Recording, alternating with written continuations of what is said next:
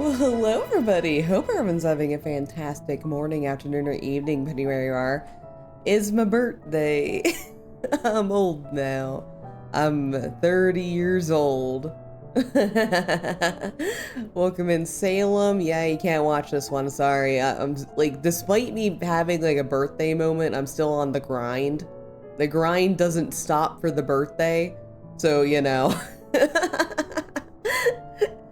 Welcome in, Joel. Thank you for being first. Welcome in, Connor. Yeah, it's birthday time. Like what I usually do with my birthday is like, basically, I do whatever the fuck I want, and I wanted to stream.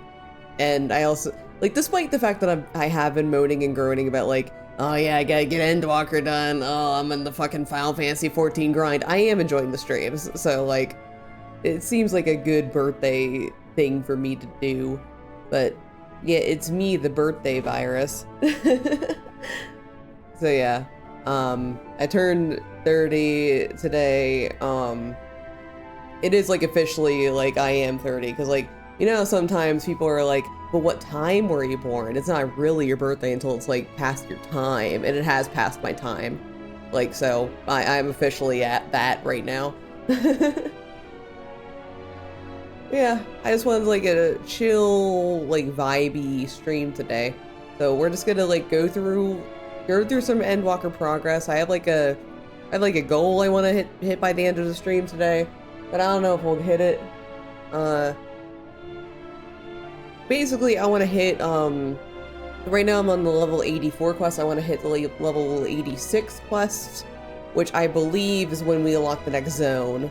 Because like right now, like through level 84 and 85 and like the beginning of level 86, like we are not unlocking any new zones. We're just gonna be exploring like the rest of Thavnair and stuff. So my goal is reaching the new zone. That's the thing for today. That's like the big thing. I'm gonna be at it for like a good chunk of the day. I'm basically just gonna stop because me and my partner are probably gonna go out for dinner tonight, and also Bear__7 apparently is gonna stream tonight, so I want to raid into Bear. So if anyone sees Bear, tell him to stream. Tell him to not chicken out and do it, because I got plans. I gotta raid that guy. But yeah, not much to say. Like, I'm still kind of recovering from the post-off-Kai celebrations and stuff. Like, still, like, a little bit eepy. Like, I did get some good, I did get, like, some good rest last night. Like, yesterday, during my, like, weekly co-op with Matcha, I was, like, fading the entire time. So, I did, like, go to bed a little early and get some good rest. Welcome to Old Age Nerd. Oh my god, hi, Rize. How you doing? Hope everything has gone. We're just doing some Final Fantasy today. God, you got your rest. Thank you. like, like the whole time I was just like zoning the fuck out. It was rough. I was in the trenches last night. I don't even know why. Cause like I was fine. I was like kind of fine for Tuesday, because it was a shorter stream. Now that you're elderly, you're gonna need it. Ah, yeah. I gotta get my old lady rest now. You gotta escort me to bed every night like a little granny now. That's what happens, right? When you turn 30, your bones break. You need more rest. You like Werther's Originals. That's what's gonna happen to me. I mean, it's what already happened. The transformation's underway as we speak. Let's go. They must be the Lopperits mentioned in the Watcher's records. Hey, Werther's are delicious. Oh no, it's already hit Rize. Not what I expected, but the Watcher did bid us heed their counsel. I assume the one who gave that rousing speech is their leader, though we might have to ask about in order to track them down. Come on then, let's be about it. So last Final Fantasy stream, we finally found the Lopperits. So that's where we're at right now in the replay. Yeah, also it is very long jump if you jump.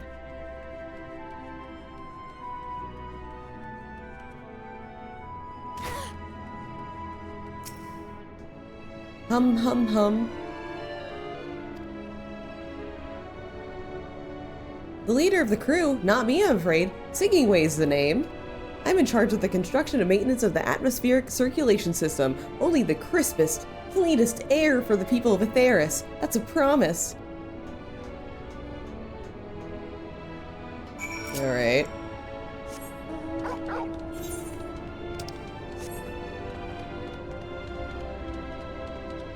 By the way, like, I was going to start stream earlier, but then I found out that Dragon Age had a new, the new Dragon Age game had a new title, so I had to, like, run over to Val's stream and just be like, Val! If I have this information in my brain, you have to have it too.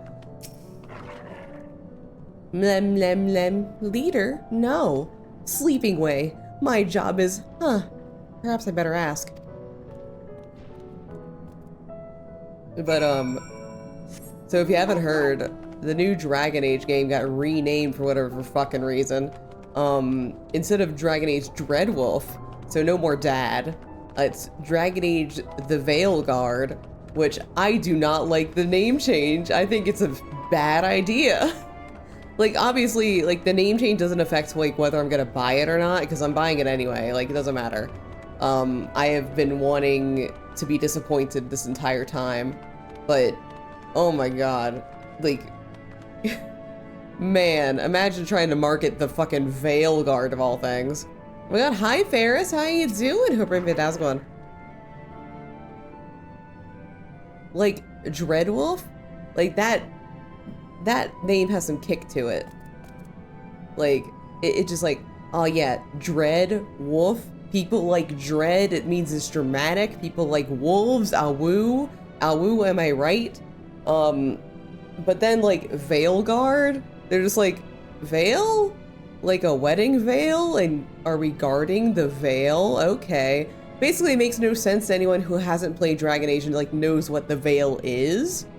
And it's just like, how the fuck are you supposed to like get a new audience into this unless you're also planning on unless they're also going to be announcing like remasters, because holy shit, like Dragon Age Origins has aged like milk. It's terrible to get into nowadays. Like it desperately like needs a remaster of some kind. And also like the PC versions of Dragon Age Origins and 2 are bad.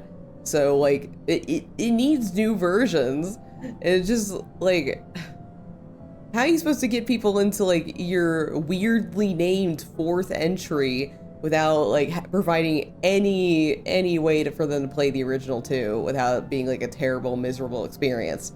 Ugh. What? How in the... When did you get here? Who let you in? Why wasn't I told? Hum, hum, hum, hum, hum.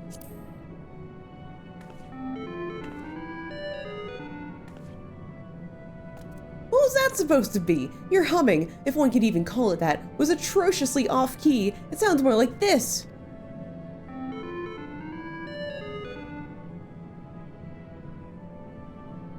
As leader of the Loporrits, I cannot allow substandard attempts at musicality to go unremarked, even if you are a guest. But being magnanimous sort that I am, I'll forgive you this once.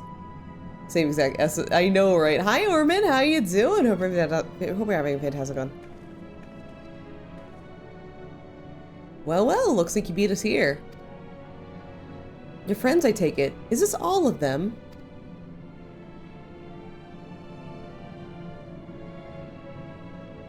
A group comprised entirely of children. What must their parents be thinking? This isn't a nursery, after all. Though perhaps we should build one. Or did we build one already? No matter. You needn't worry your pretty little heads. All will be well, I promise. Happy birthday. Thank you. But goodness me. We shouldn't be standing around gawping. I must take you to meet the others.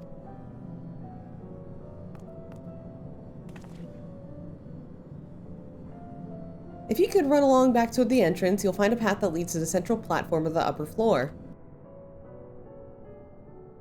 There's no wrong way to reach it, but it's a large glowing ball at the center, if you should find yourselves lost.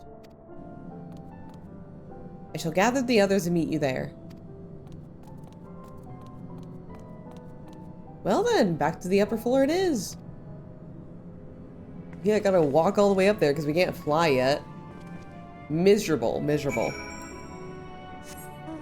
Again, I'm not, like, because of how Endwalker is organized, there actually is not a point of me, like, actively going out and getting all the, Aether Currents at this point.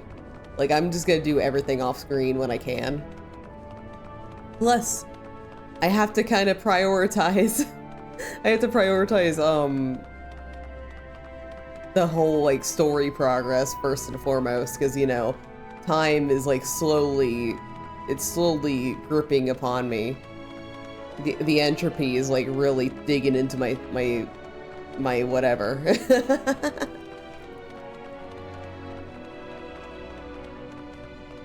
As we can see, as I have already grown a year older, and Endwalker is still not done yet. But anyway, Veilguard. Terrible name. I'm still going to buy it. Dawn Trail so soon. I still need to pre-order it. Like, just cause like last month I was like, last month was like all off-Kai. So like I need to like have my money like squirreled away for off-Kai, and now I'm like, oh yeah, Dawn Trail this month. I gotta pre-order it now.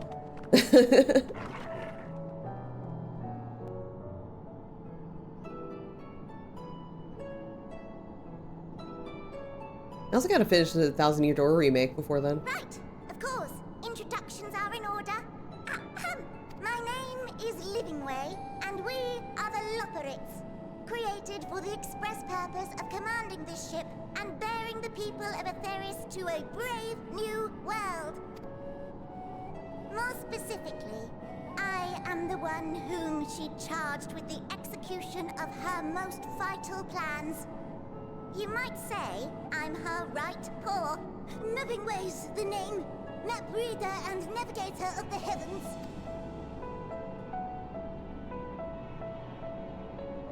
Pleasure to meet you all, but I'm still trying to make sense of this.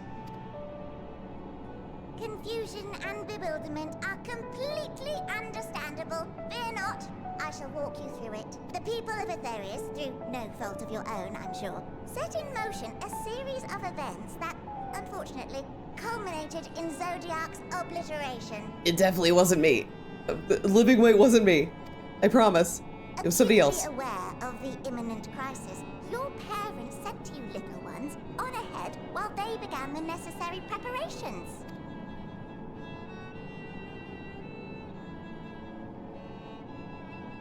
Still not following? No? Very well, I shall elaborate further.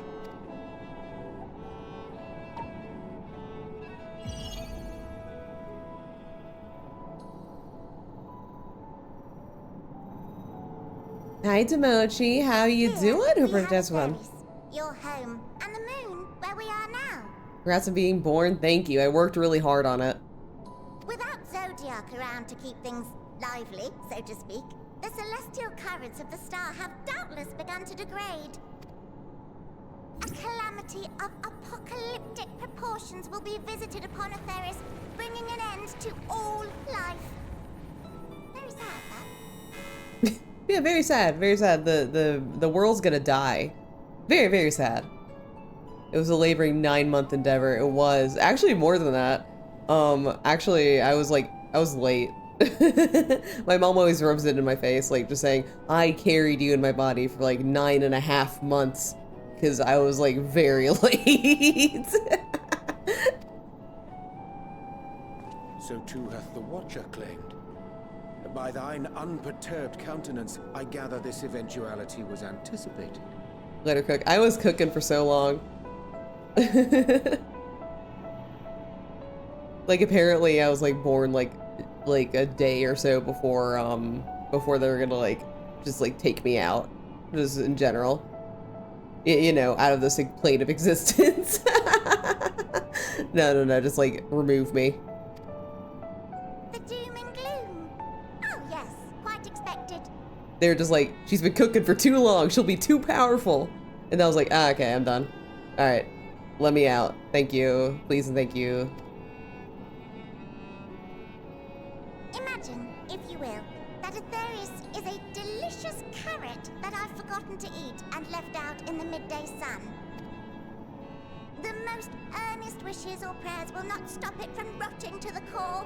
So sadly, there's nothing to be done but to abandon said carrot, Atheris, in case the metaphor is lost on you, to its grisly fate. And this moon will serve as the vessel to deliver us to a new home. Just so! We will gather up as many people, supplies, and resources as our stores will hold. And then, once everyone is aboard, it's off to another star. Easier said than done, admittedly, for one does not simply hop from star to star on a whim. Which is precisely why we've spent countless years constructing the most propulsive of propulsion systems. We ought to make it to our destination in 2 shakes of a rabbit's tail.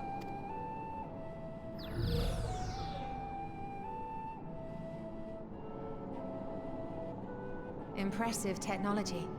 I dare say it is beyond anything we have ever seen. No need to shower us with praise. All we've done is faithfully carry out the instructions left to us by Heidelin back in the old days, when she was still just Venar. Venar? She was dedicated to the study of the world and its inner workings. And the Watcher, the real one, not the simulacrum you met, was one of her fellow researchers. We and this wondrous vessel masquerading as a moon are products of their knowledge and know-how. There's certainly more to you all than meets the eye. Might I ask where exactly you intend to take us? We identified a few promising candidates for resettlement some time ago, but we cannot guarantee that they are fit for habitation. Hi, Ukanuth, welcome in. Thank you. Yeah, I was born. Yeah. Moreover, the ship can only travel in short bursts. We intend to go down our list, hopping from star to star, until we find one suitable for resettlement. No need to worry, though. The vessel is being refurbished with accommodation for an extended stay as we speak. While we did have to rely upon outside help to determine what amenities were essential, I dare say we have risen to the challenge. Hags are in demand. Hi, Soot. How you doing? Hope you're having a fantastic one. Yeah, I'm joining the Legion of the Hags, which are apparently in demand now. I mean, everyone's talking about how hags are in demand. What about old men? Hey, nobody's serving my needs over here. Like, I don't care if I'm now in demand. What about the old guys? We need more old men VTubers stat. Wait, I have a picture of that. Wait, if I'm 30, does that mean I'm older than her by a few months? Yes, it does. I just turned 30 today, so that means you're older than me. It's rare in this online space. Well, I shared it's birthday near. Hi, Mimi, how you doing? Hope I'm fantastic one. Are you ready? I'm not ready. I'm not. I'm a little scared, actually. Are you DMing it to me? Okay. Alright. My avatar is white hair, close enough. Yeah! What the fuck did you just send me, Soot? There's your one about the old man pic. What the fuck did you just send me? What the fuck is this? I'm just gonna like describe this image to everybody. It's just a picture of the ground. There's an abandoned set of dentures there and a used condom just on the mucky, muddy ground. Obviously an old man had a good time. So good his dentures fell out? What the fuck? I can watch I can watch a stream since it's not past my current Endwalker point. Yeah. Yeah, so can you send a sex candle? How dare you? That was fine. No, I already have a sex candle. I already have one. Like, I have the getting railed by a Starian one. I don't need any more. That's the only one I need. Wait up, but she keeps sucking your dentures pop out. Goodness, Gladys. Margaret the throat goat. Oh man, oh, what the fuck? This is gonna be me in the nursing home. I'll finally be among my people, just being surrounded by old men. But getting railed by skydiving by Leiford.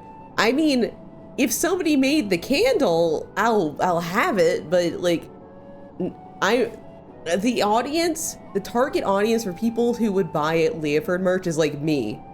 It's only me. So like, if someone wants to make a candle that is specifically crafted for me, then I'll gladly take it, but I don't think I could find one. Honestly, I was tempted to like, you know the candle maker that made all the Baldur's Gate candles?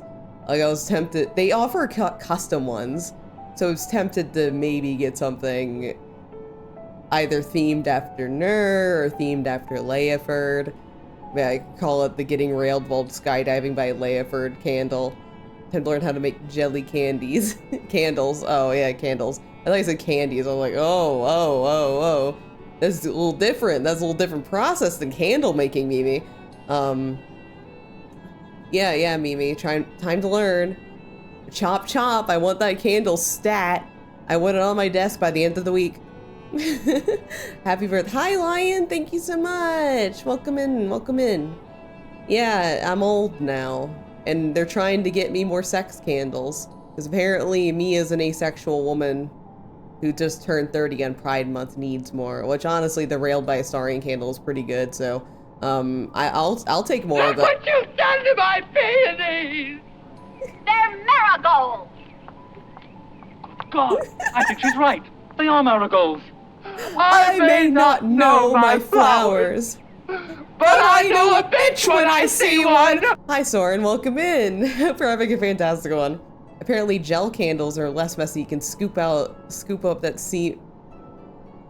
Wait, sorry, let me start over. Let me start over. Mimi, I'm gonna read your message really carefully with the time and care it needs. Apparently gel candles are less messy, so you can scoop up that semen-looking spill of candle without making a mess. Yeah, I never thought that was a sentence that could be said, but we sure have that in chat right now. Happy birthday, Nerd. Thank you, Soren. Sorry I had to walk in on that chat read I had to do. I didn't have to do it, I just wanted to. Right now we're playing Final Fantasy. Help? From who? From you and yours! Who else? Each time we worked to perform regularly scheduled maintenance, we were greeted by the resources you sent us. What better way to learn about preferences and proclivities of our present-day charges? Is your boy toy a fucking bottle of Elmer's glue? Candles and incense sticks. They putting me through it. Oh god. I don't even have like incense anything, like not even like a little holder for, because like you have to like get something to hold up the sticks, and I don't have any of those. Mana's whole TikTok slime ASMR video. No. Oh. Like what the hell's going, like Mimi just like dropped that sentence in chat and left. Like Mimi Mimi's really being like doing some cryptid energy over there today. Ah, but you're still adorable little children. Perhaps your elders were responsible Power for move, the honestly. It delivery. really is. I'm not sure what led you to conclude otherwise. I can assure you that we are all grown men and women, and I very much doubt my elders know this place exists, much less how to send you so much as a starlight missive. Refuse to allow. Oh, okay, Meme, you're just smiling at me.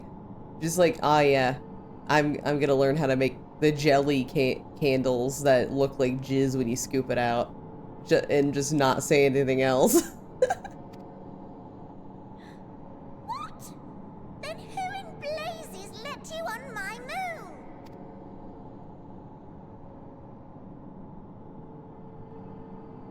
Idolin herself led you here. You don't say. Well, that's really not children. Then why are you so small and stunted? Like little baby carrot people. Well, Amarotines were a great deal taller. In the present day, persons of such prodigious size are exceedingly rare. That's like what half the people probably thought when they saw me at Offkai. Just like, why aren't you taller? Why are you a little baby carrot person? That'd be fun if it'd be to share a room with Soot so I could beg him to not leave me to fart alone in the dark listening to my name. What the fuck? What the fuck's going on over there? Good lord, what is happening over there? So, you're saying everyone's not like the Watcher? Oh, confound it all! Someone could have at least scribbled a note about your profound miniaturization. That tome in thy possession. Oh, this? One of the first books sent to us. A compendium of the people of Aetheris, with a few blank pages at the back for minor corrections and updates as needed. The sum total of our knowledge of your kind is contained in these pages. I thought it was abridged and made small for our benefit, but this isn't a regular-sized book, is it?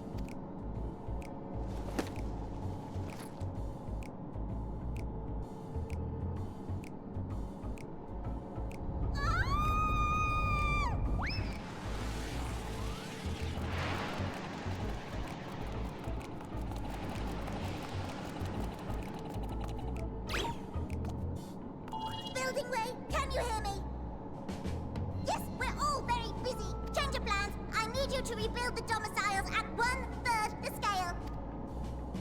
All of them. Yes, all of them, and but me no buts. See to it with all speed. Perhaps you could tell us a bit more about your terrestrial collaborators. Yes, in due time. But first, I'd like to hear more about you, if it's all the same. I'd rather not risk any other complications due to outdated knowledge of our passengers-to-be. Who could be the one transferring a lot of knowledge? Could it be the country that's known for gathering knowledge from all over the world and storing it somewhere? I don't think so. It's probably Garlemald. It's really obvious. It's really obvious. Right then, now that you're here, we need you to teach us all you can about your people, and quickly. It won't be long before the final days are upon us with all their terrible grandeur, so it's imperative that we prepare to receive our passengers to be. If there's anything at all that may displease them, it must be addressed post-haste. And address it we shall. Here at Beastway's Burrow, we have assembled everything required to offer our guests the best way forward. Ahem, we have produced myriad amenities we understand to be essential for day-to-day living, and wish to hear your opinions on them. I'm sure you've worked up an appetite, so why don't we start with the foodstuffs? Meet me at the Caratorium, and I'll see about filling your bellies.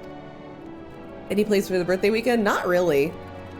Like, my only, birthday thing was today. My partner is, planning on doing something, and there's, a local event that's happening that I was thinking of going to. But otherwise, it's just, playing Paper Mario and, maybe streaming more Final Fantasy. That's, it. Tonight, I have plans, we're gonna see if we can try out, a local Asian place.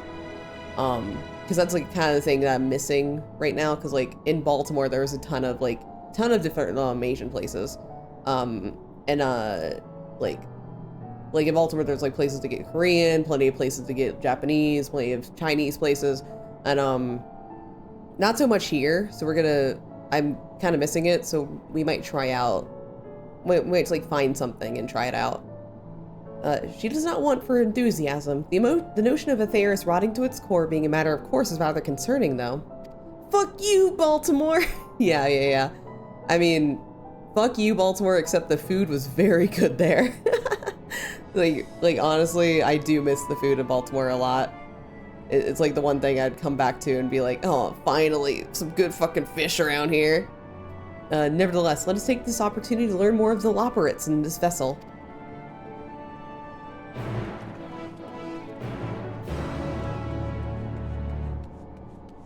Alright, so let's go down here.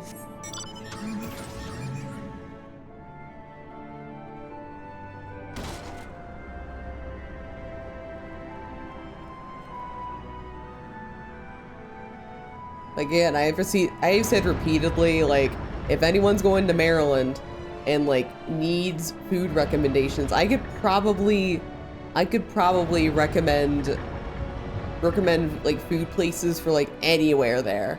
As in, like, if you go into Baltimore, I got you. I got some stuff. You're going outside Baltimore, I also got you. You going to DC, I also got you. You going to Southern Maryland, I got you.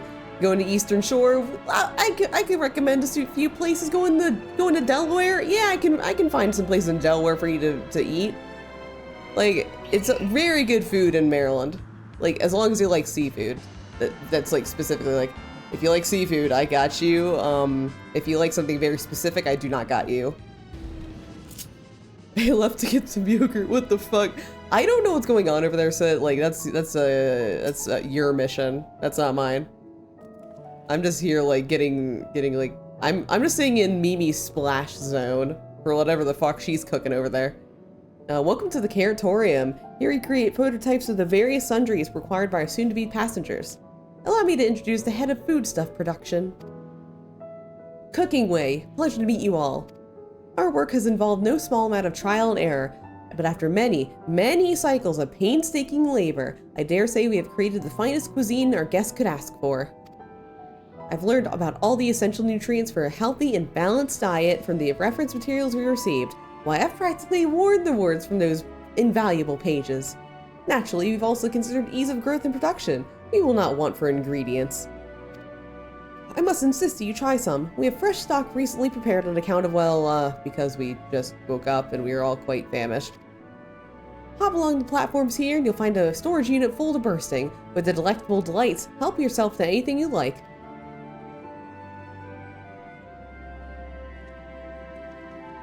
What? Mimi, you just keep smiling. You just keep smiling. It's frightening.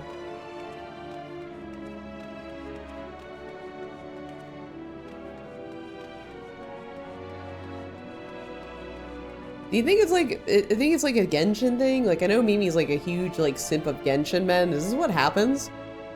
Like, I was kind of like I did have some brain rottage when I was really into Tartaglia, but is this like what happens in the end game of it? Now you open the storage unit and find a rainbow-colored assortment of carrots. I'm gonna take the ominous crimson carrot. The soft texture and redolent aroma of this crimson creation belly its staggering weight. The excessive length and girth only compound the mystery, leaving you perplexed as to the nature of this carrot. Are you certain you want to wish this carrot? Eat this carrot. On second thought, you'd like to simply take an obscenely large carrot for now. Due to the bizarre qualities, it would be prudent to ask Cooking Way whether it's safe to eat first. So we got a big, long, lengthy, girthy carrot that's red. Well, let's ask if it's safe to eat first, if you know what I mean. So did any of our selections set your mouth to watering? Sensing a theme with today's stream. It's been a theme with a lot of my streams recently. and to be fair, this is Mimi's fault. I was not intending for the stream to go this direction, but then she like comes out swinging with the weird candle talk. Ah, yes, a fine choice. One of my personal favorites, actually. Please dig in. I'm eager to hear what you think. Okay, so I have to eat the obscenely large carrot. With great trepidation, you take a bite out of the carrot. The carrot is oddly tender, but as you begin to chew, a rich aroma fills your nostrils. A newfound vigor begins welling within you. The rumbling of your stomach, however, suggests it may simply be indigestion.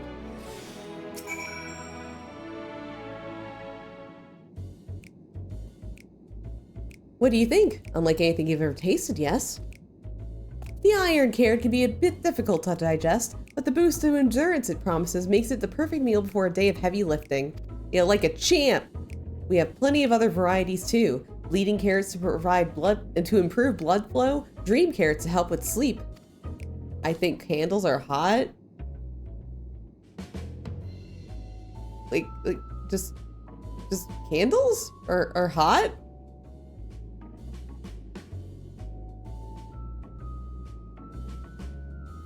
Man, people who like sex are weird. Y'all are freaks over there. So you see, we have a carrot for every occasion. But what if I don't like carrots?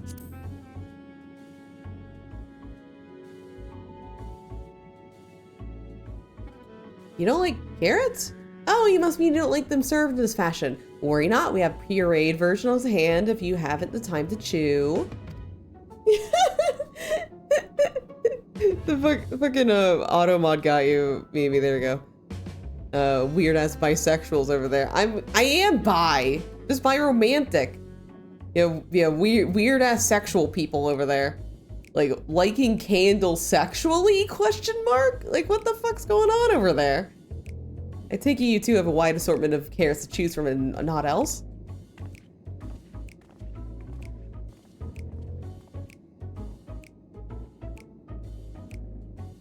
If I may ask, what exactly did these collaborators share with you about cuisine on the Theris? Surely you are aware we have an abundance of dishes and food you can emulate? Of course we are, but well, it was only quite recently that we established contact. Even holding a conversation was a struggle at first, so imagine our surprise when they sent a mountain of books and documents with no clear instructions. The sheer amount of information was overwhelming. If it wasn't for that encyclopedia I found, we might have been lost where to begin. So we decided, rather than divide our resources to prepare a variety of middling and potentially unsatisfying meals, it would be more efficient to devote our efforts to the production of a single perfect food. That's all well and good, but man cannot live on raw carrots alone. Have you considered cooking them? You mean steaming, boiling, roasting, and the like? I suppose we could prepare the carrots in other ways. But our primary concern was efficiency. And what's more efficient than sinking your teeth into a carrot fresh from production? The sexually active disaster bi versus the Chad sexually dejected bi.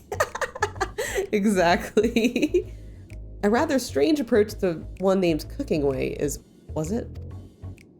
Well, technically speaking, Cooking Way isn't my given name. When we were first created, we all named in the old tongue. You know, that otherwise impenetrable parlance the Watcher speaks. After we received the great tome of words, a dictionary that is, from our collaborators, we learned your language. Adverbs, gerunds, present continuous verb conjugations, the basics. Then we found terms related to our given tasks and used them to form new names. Aren't they helpful? No, not really, but it does explain a great deal. Where didst thy kind deem such a change necessary? When the rest of your people arrive, they'll want to be certain they understand immediately what each of us does. You'd never be able to pronounce our original names anyway. I see. I hope our critiques, as such as they are, were helpful to you. Though if you should decide to preserve flora and fauna from Atheris as well, you would be able to offer the passengers a more balanced diet. Until such a day, one I pray comes sooner than later, it would appear there is naught but carrots on the menu. Huh. Well, I hope you guys like carrots. That's all we're eating because we're fleeing the apocalypse, baby! Hungry for more carrots? Fear not. You can eat to your heart's content after you see the rest of Beastway's burrows. I think we've had our fill of carrots for now. Let's move on to other necessities, shall we? Our clothing production is sure to impress. This way. Oh no, not the clothing production.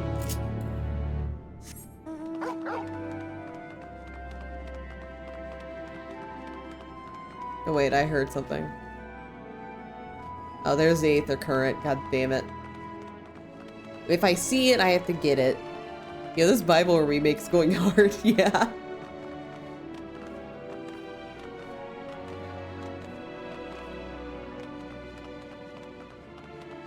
Yeah, it was kind of a bold move for Yoshi P to like completely do an expansion about the Bible. But like, you know, kind of fucks.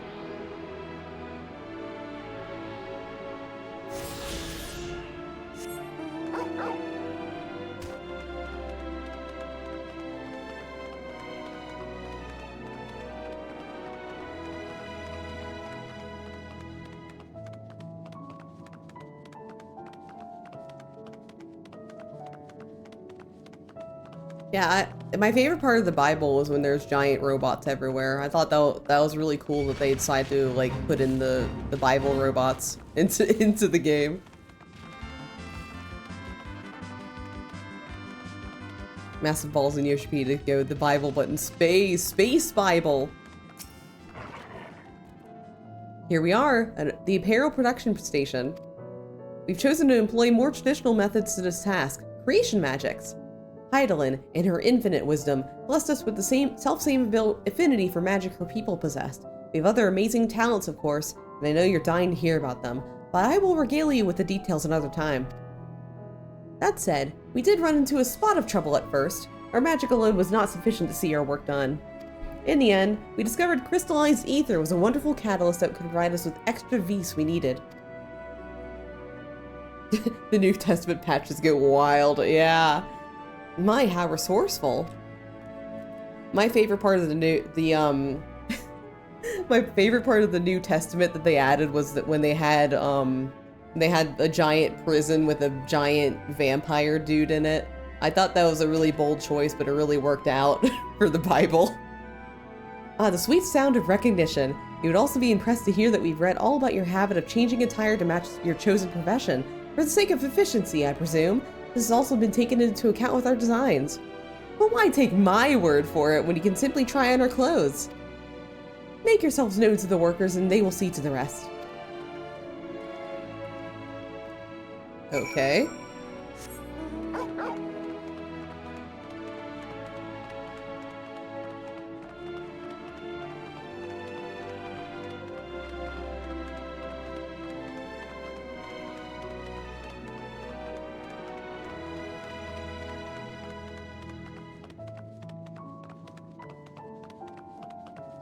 There you go.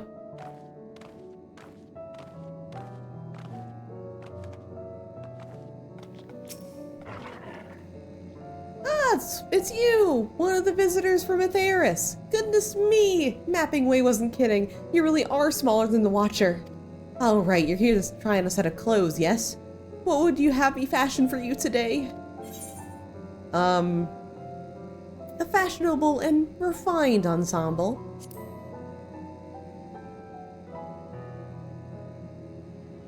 Fashionable. Right.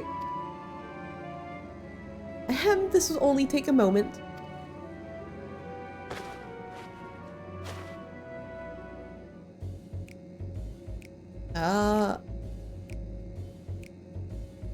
Very fashionable. There we are, all finished. A perfect fit, if I do say so myself. Did you know Genshin Impact's Rai also has an arc built to escape the flooded Oh no. Wait, they put the Bible into Genshin too? Whoa. I'll be honest, I know nothing of fashion, let alone fashion on Atheris. But I'd wager no one down there has ever worn anything like this fine ensemble. Perhaps he started a new trend.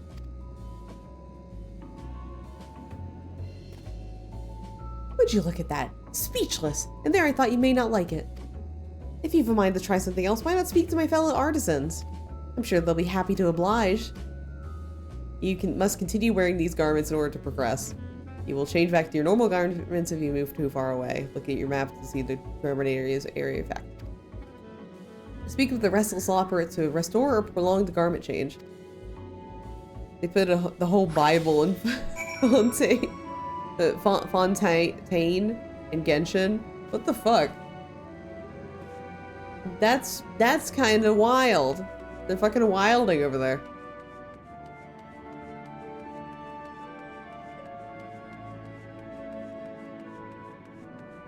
I don't know, guys. These clothes are the best glam I've ever had. Am I right? Best glam ever. The first Hydro character, Jesus Christ. Yeah.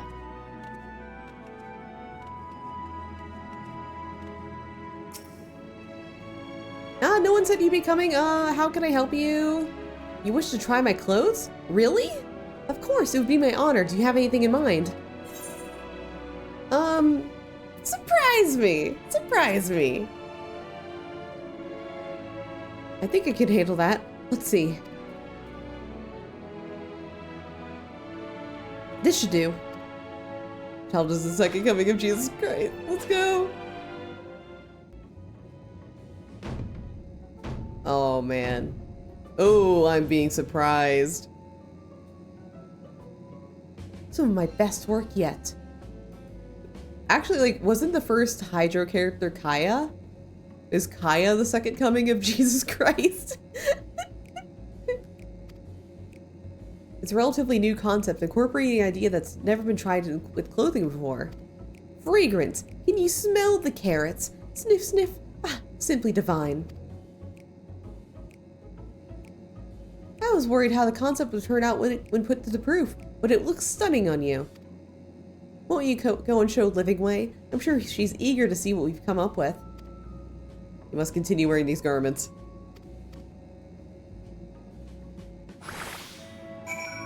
Well, I think my fashion has even improved, even more.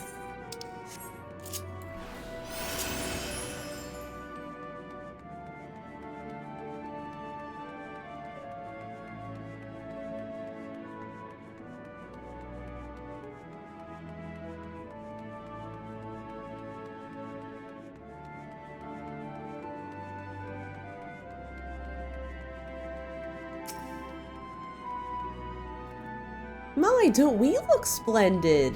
The result of much trial and error, but I know how quality work when I see it. Shh, you needn't speak. I can see your adoration for the moon and we operates in your eyes. No doubt your friends feel the same, having sampled our creations. Yeah, we love everything you're doing here. Oh, Urianger, you look so good! You got the flashy gloves and boots? Sorry to have kept you waiting. They insisted we sample all of the concept ere we returned. Verily, it's an ensemble most becoming.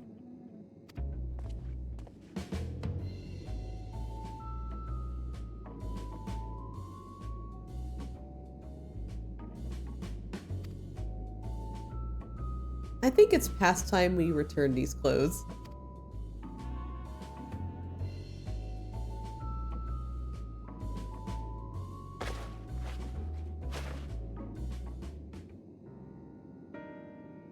I was so confident our garments would meet with your approval. Whatever are we doing wrong? The Watcher taught us that, in his time, everyone wore the same robes. To do otherwise was against social etiquette. We thought we could appeal to modern taste by tailoring the robes to specific professions, but... Please, you mustn't be so hard on yourself. Should we resort to evacuating the people of Atheris, they'll most certainly have need of your attire. It is clear you spared no effort in addressing our needs, but you must understand that we are not so homogeneous. Speaking for myself, that I now wear better suits my tastes, even if it is of inferior make. But there are others whose choices may be influenced by traditions or personal experience. Rather than make assumptions for the whole, you must consider the individual and their potential preferences. I fear we've underestimated the complexity and diversity of your people. Even if we memorized every tome we received, I doubt we'd have fared much better. Maybe we're doing you a disservice by trying to shower you with baubles and frippery, thinking it was for your benefit when you'd better off on your own. There's some who might agree. People who prefer keep others at an arm's length, even when they know they shouldn't. As one such formal fool, I'd like to ask you a question. This plan to evacuate and escape the final days, did it account for the reflections of the source as well? Not that I'm aware of. We were born of Heidelin's love for Atheris, and the salvation of the people on that star, and that star alone has ever been our aim.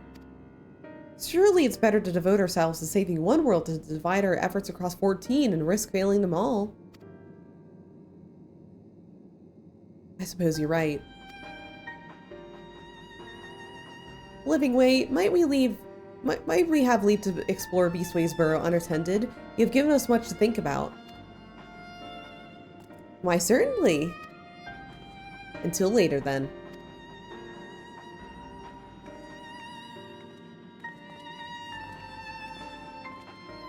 If I may, I would like to accompany thee a while longer. Really? I mean, you're more than welcome to. There's actually something I wish to speak with you about. Shall we be off then? Let's be off then, shall we?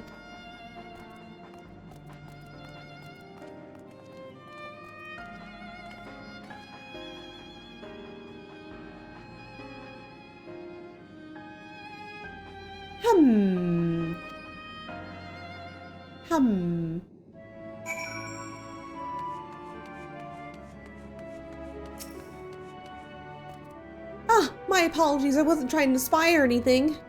Everyone's been talking about the visitors come from Atheris, and I wanted to see what all the fuss was about. I was excited at first, but now I'm worried. What if the people of Atheris refuse to come? What if we can't save them? It's clear we've made a mess of things.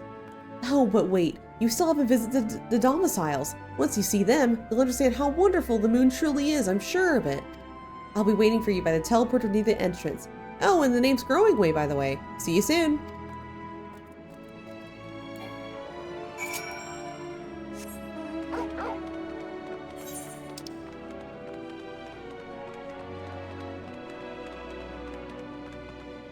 I was gonna teleport over. Like, the Beastway's burrow is like so huge and large. That's kind of a pain to navigate without flight.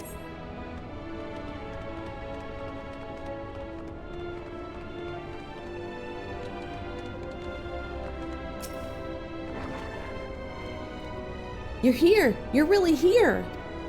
Thank you. Thank you so much. Sorry, what should I call you?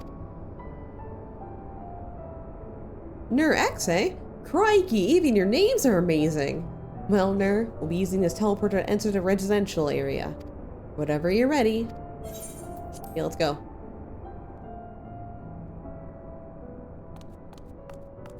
Ready in the teleporter. Your voice was so much deeper than I thought it would be.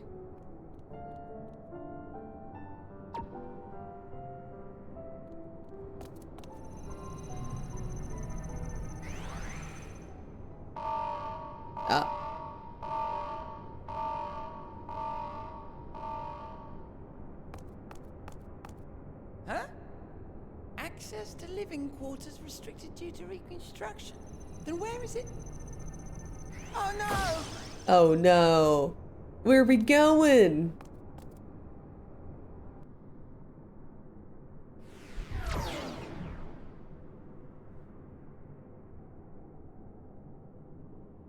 A private audience, as thou didst request, for reasons I know not. Huh. Just caution. Soren, thank you so much! I don't ask the question at all, but I take my responsibilities very, very seriously. Soren, thank you so much for the Astarian wax melt. Thank you. Once it comes in, I will enjoy it heavily.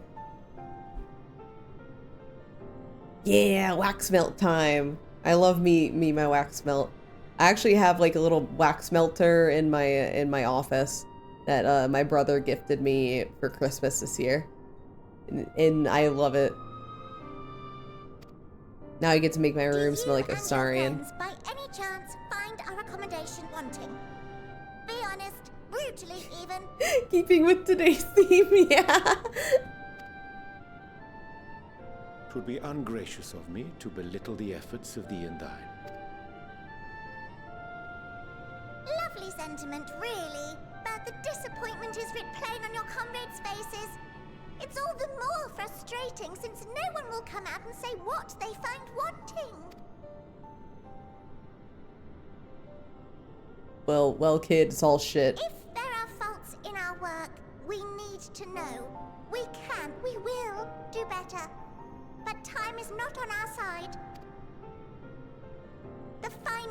days will wait for no one.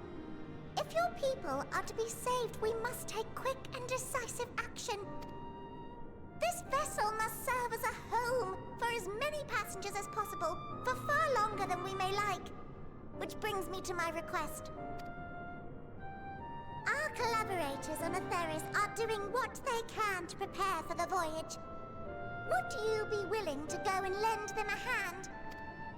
Having seen the moon for yourself, you could speak to its many splendors, learn what else they might require, and assuage whatever concerns they have.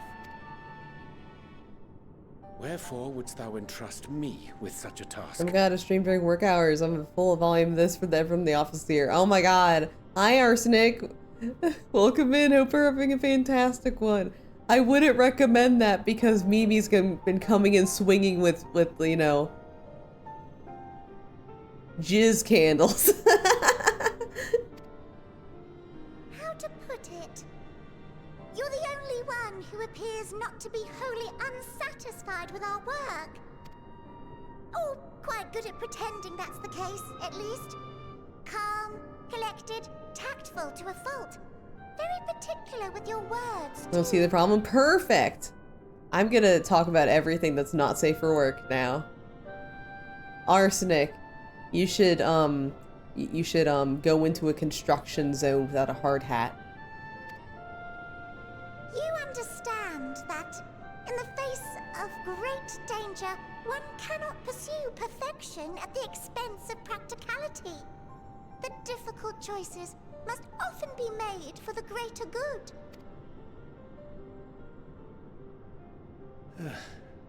And so fate doth conspire to set my feet upon this path Time to mix more. bleach and ammonia. No!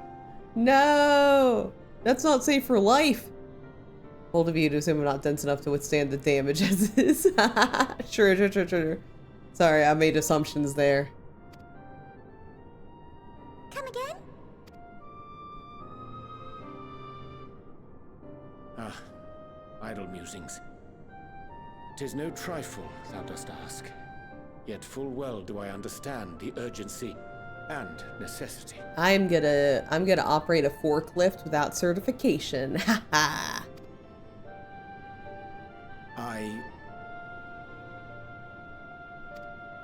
Oh, dear me!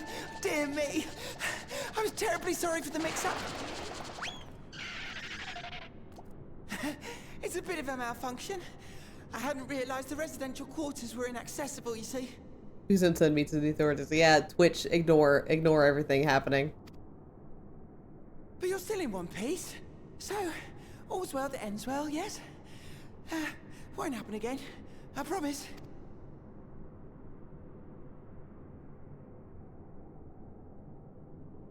Yeah, bye, Ariange.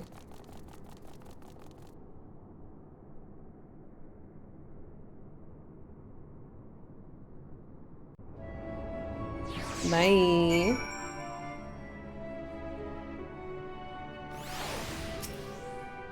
Gosh, that was embarrassing. I promise to be more careful from now on.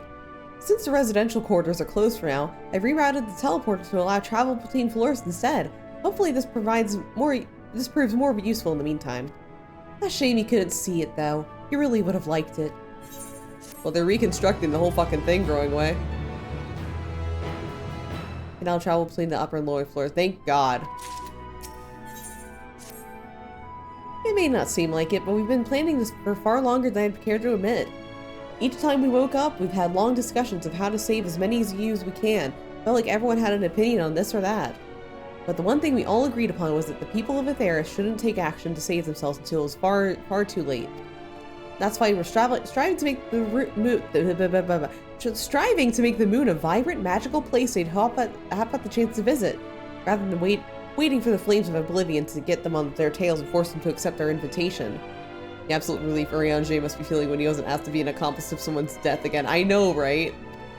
You're just like, oh, thank God, it's something minor. The residential quarters may not be up to the standards just yet, but there are plenty of other places worth seeing.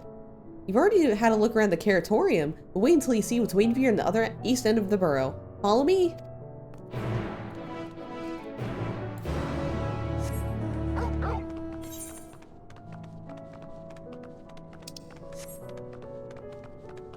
Yeah, like Urianger has been doing like all of the the suspicious planning in the background, like all the sneaky stuff that somebody always dies at, and finally he has a chance to just, you know, help some little bunnies with their little thing. Though, like, technically this does kind of this could inadvertently lead to somebody's death. Because, you know, if Urianger gives them the wrong recommendation and someone's like, I don't want to live on the moon. These clothes are not good. This food is gross, icky. I'm staying on a Theris. And then somebody dies. So, like, Urianger could roundabout call somebody's death again. He's planning a surprise birthday of death. Oh no. Good, you're here. Through this door is the greatest End's Veil. It was named as such because it's a veil to end all veils, the most beautiful forest you'll ever see. We understand the people of Atheris enjoy taking leisurely walks through natural spaces and the like, so I hope you'll enjoy it. How about we start with a nice stroll to the fountain? This way. Okay, night forest. I like forests. The forests are always really pretty. Let's see what natural scenery they have over here.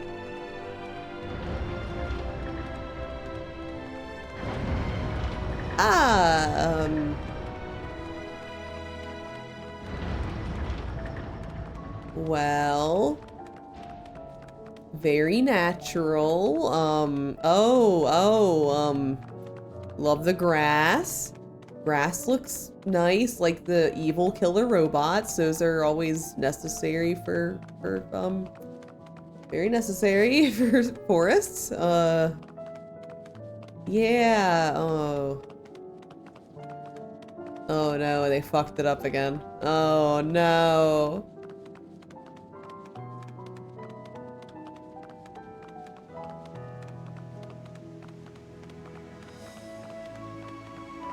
Okay, let's give them the review. Well, at least the fountain's an actual fountain. That's GoFundMe roads that turned out to be a scam. I call this an improvement. This is like any failed Kickstarter. It's like the mighty number 9 of forests. So what did you think of the forest? Isn't it positively pleasant? Simply sublime? 'Tis as transient as burying your face into a chocobo's plumage and taking a good long whiff. You really think so? Truly? Hearing you say that means more to me than you know. Personally, I'd say this place is the pride of the borough. Building this place was a challenge, let me tell you. Since we were born here, you'd never seen trees in person before, let alone a forest. I took damage at the mention of mighty number 9. I remember the pizza explosions. I love the pizza explosions. The information sent by your collaborators was quite enlightening, but after much deliberation, we decided to use crystalline constructs in place of living trees. And thanks to the atmospheric circulation system, this place produces air as clean as you'd find in a forest on Atheris. The fountain there behind us, powered by a large crystal adorning its top, plays a vital role in supplying us with fresh water. Much time and effort was spent making it the most spherical of spheres, and I dare say that unparalleled roundness speaks for itself. I enjoy nothing more than a nice long stretch and a spot of relaxation whenever I come here. It looks like you could use with a stretch yourself. Okay, do a nice big stretch. I don't feel like typing it. I gotta find it through all this. Okay, stretch.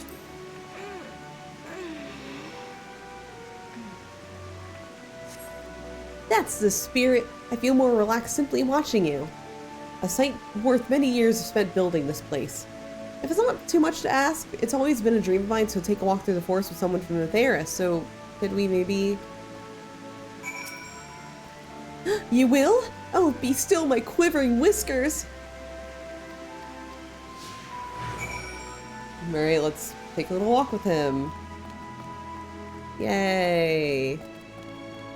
Oh my god, like, so a couple days ago, because for Otome Tuesday, Moji and Brevi could not make it, so usually whenever somebody cannot make it, I like pull up like a backup game. So I was looking through itch.io for like different demos and shit, and I encountered this one Otome game demo that looks like pretty interesting.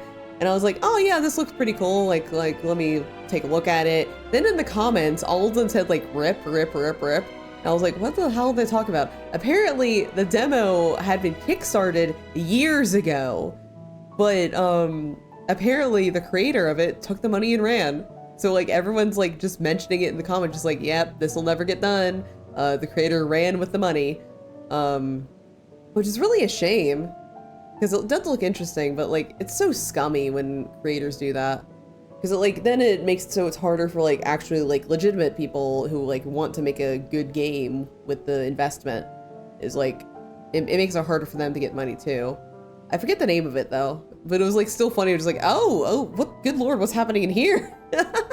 Just stepping into like a disaster zone without even knowing it. I was thinking, Nur, that I could be more helpful to you by teaching you a little about the moon and what it is we do. When we were first created, the moon's sole purpose was to hold Zodiark. There's absolutely nothing to be found here. Eventually, Heidelin gave us our first task, furnish the moon with propulsion systems capable of facilitating travel to other stars. The Golden Girls RPG being cancelled was harping. There was a Golden Girls RPG? Oh my god. It sounds impressive. I suppose in some respects it is, but it was only possible thanks to all the knowledge Heidelin shared with us. We also had a lot of time to get it done. 6,000 years, give or take. But anyway, let's keep going. Is Persona 3 themed? No! Oh, that sounds great. Oh, that's a shame.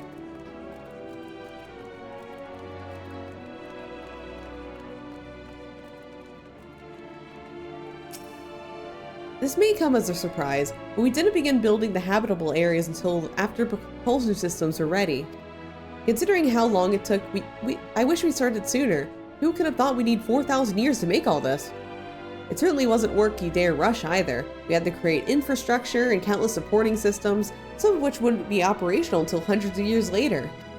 And then there was that brief period where productivity came to a screeching halt, when that bizarre red satellite was sent up from Aetheris, the Alkin's mischief, I think. We thought maybe some new nefarious actor was colluding with Zodiark. All we could do was stand by and brace ourselves for the worst. I can't tell you how relieved we were when Heidelin informed us of its destruction. Oh yes, there was much joyous humming that day. Oh, you were celebrating when Dalamud was destroyed? Oh, how interesting.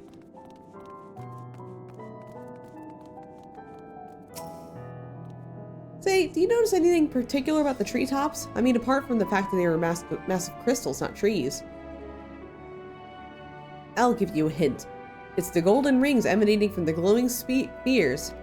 Along with the device fixed near the ceiling, they fulfill a role similar to our sun, and do so better even. The sun and similar celestial objects in the great expanse radiate energy that is harmful for your bodies. These rings shield you from that energy while allowing you to bathe in the perfect amount of sunlight, or rather, a close approximation of it. Pretty impressive, wouldn't you say? Oh, if you look closely, you'll see different types of trees have ever so different curvature. Yes, indeed, this forest truly is the greatest. Like, I forget if there's any like games I've known that are canceled, like confirmed canceled.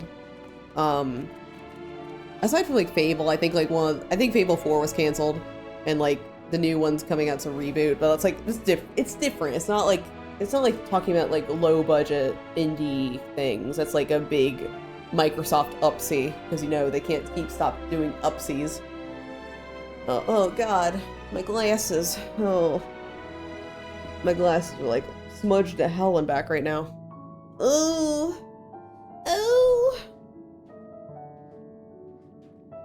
Just a sec, I gotta fix this, or else I'll be driven up a fucking wall. But like, as far as Kickstarter goes, like I am actually kind of new to the Kickstarter thing, because like back when I was in college, Omori was being kickstarted, and I wanted to back it, but then like eventually, like, if you don't know the development history of Omori, it was really rough. So like I was kind of watching it like, oh, maybe it was a good idea I didn't back it and stuff. But then eventually came out, it's one of my favorite games of all time, so it ended up working well. But the thing is, they had a huge problem with like with communication, because like there'd be like no news for years, and then to be like, we're still working on it, guys, I promise. So like their communication was like absolutely trash, that entire Kickstarter thing. I am like kickstarting a few like mainly Atome games right now, but all of them seem to be on track. There's like one of them that like is kind of giving me red flags right now, just because like we haven't gotten updates on it in a while, and it's kind of like, I don't know, even if they don't have any progress to necessarily report, it still feels better. It feels better when they at least say like, hey, we're still alive. Like even like a little like howdy is good enough for me, you know?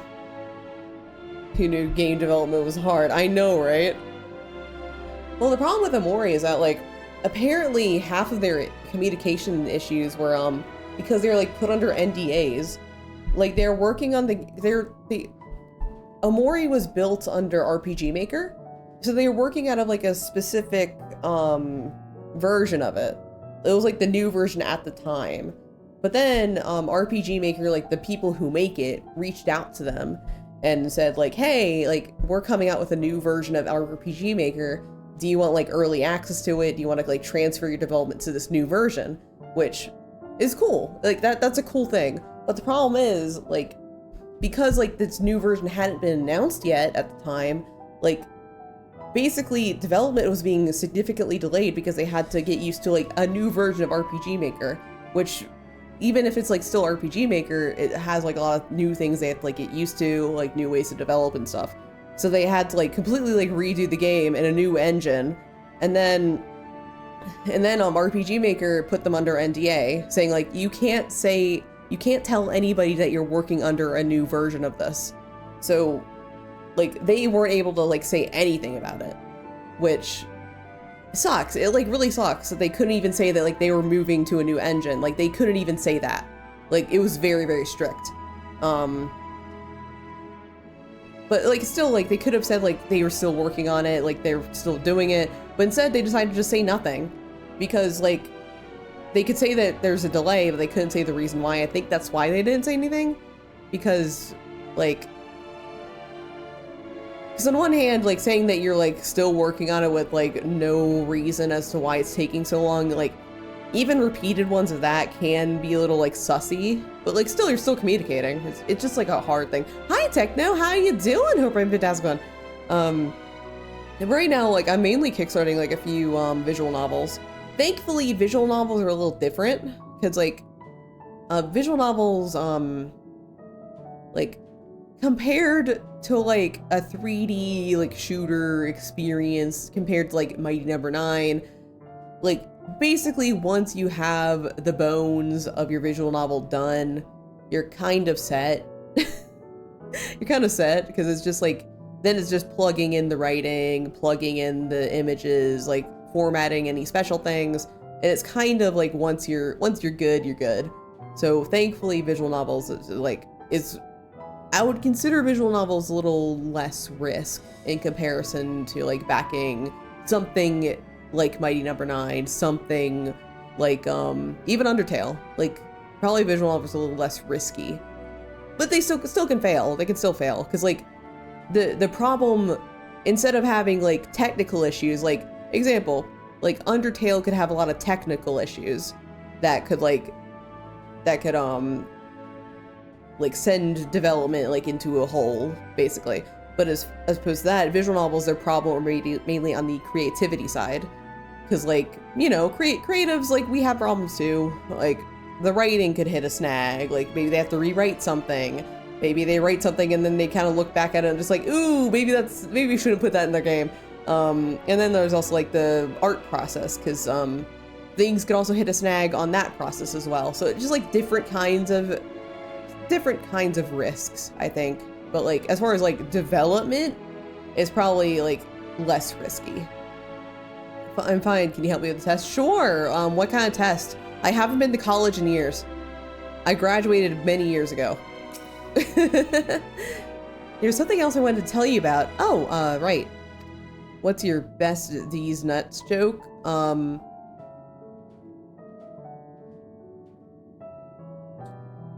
It's a very simple test to test if your reflexes. Oh no!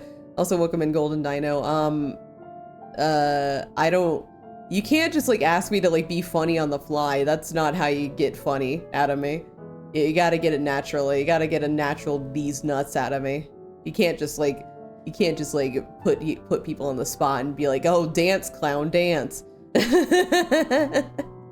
That's not how you get comedy here. It gotta flow naturally.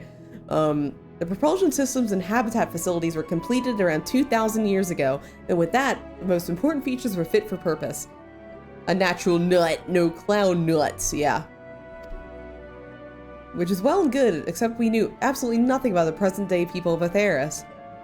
Why not go and visit Atheris yourself, you might ask? Strictly forbidden. Were our technology or knowledge of the moon's true purpose exploited for evil deeds, the results would be disastrous. Then there are a few more joinings, and it became increasingly difficult to converse with Heidelin.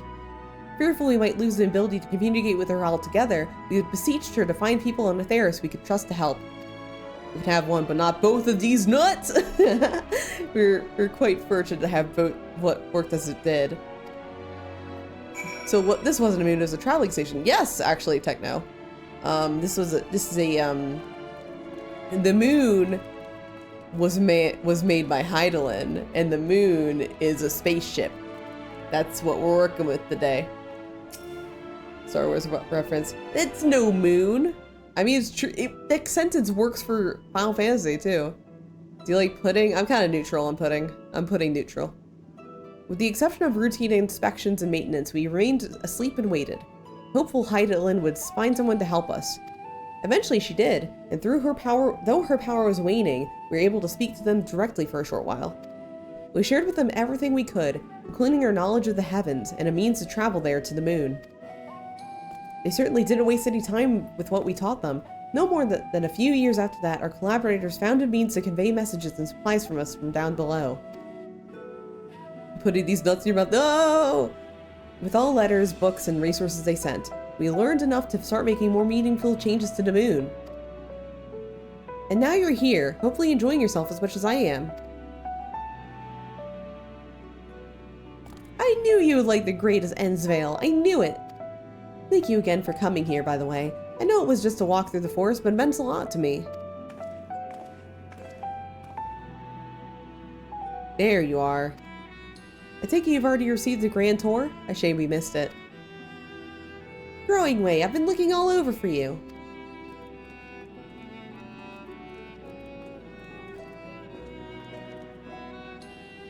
Oh, is it just about the teleporter to the residential area? No, never mind that. We have more pressing matters at hand. I'll be calling an emergency meeting shortly, and your attendance is required.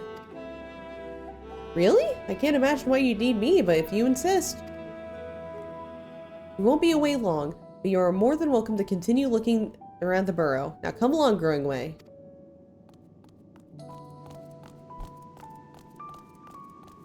Before you arrived, you seemed to be in the midst of a rousing conversation with your guide. Did you learn anything of import?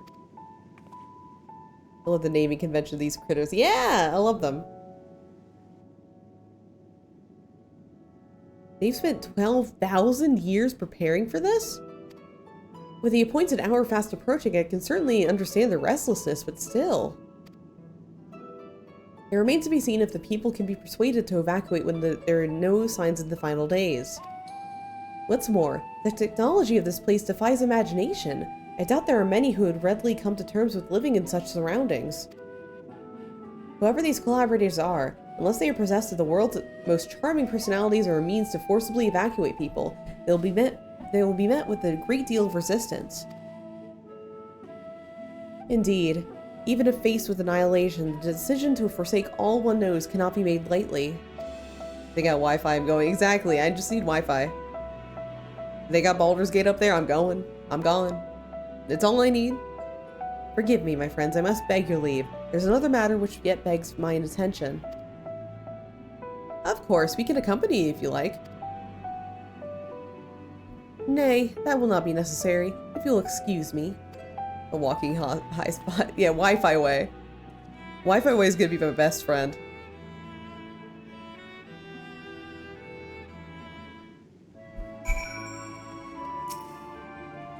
It is clear now that a difficult decision lies ahead of us. Preparations for the evacuation of Atheris is indeed crucial, but I am not yet willing to forsake our world and its reflections, and I trust I am not alone in my resonance.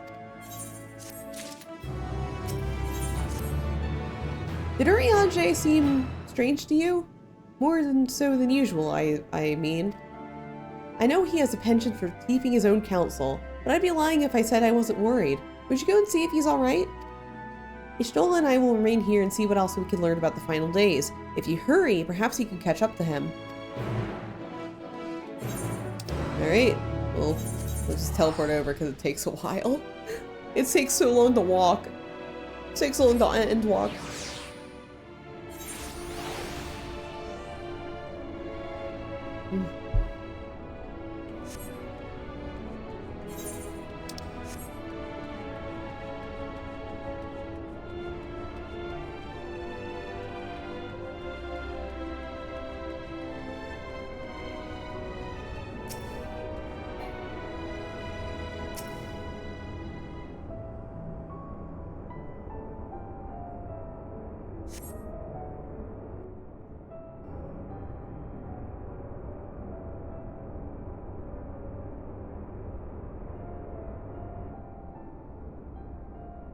Oh, there goes Urianger. Where are you going, buddy? Come on, buddy, where are you going? Urianger appears to be heading towards the entrance to Beastway's burrows.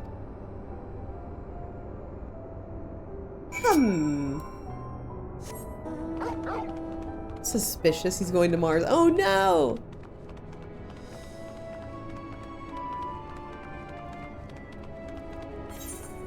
Don't do it, Urianger.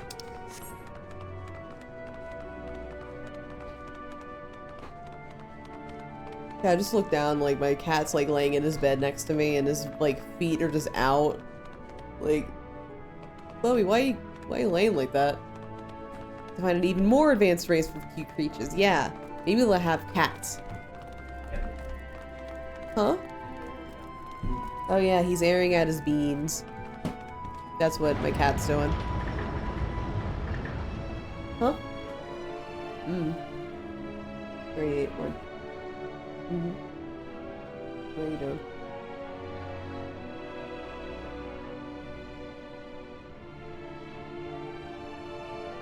In a second.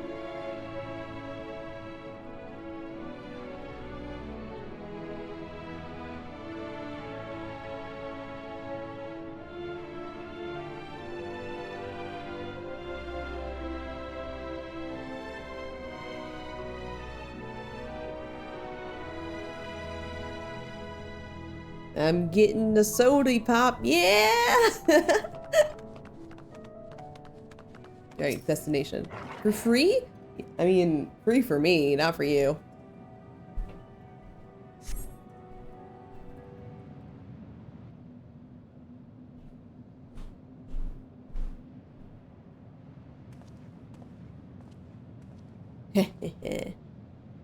Gotta pay extra to get the cat toe beans.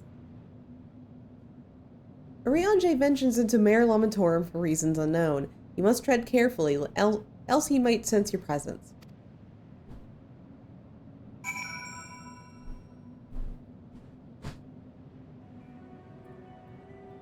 I'm just like, I'm gonna ask my partner for something else.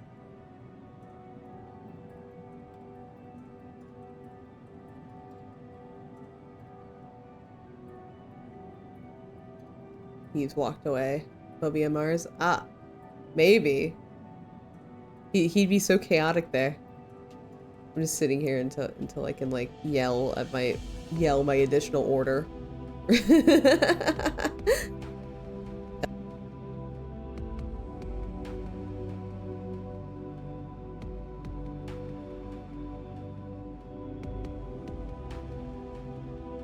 Alright, got it. Following Urianger from a safe distance. The objective will end to failure if you are noticed or if you fall too far behind. Waiter! Waiter! I need a sody pop.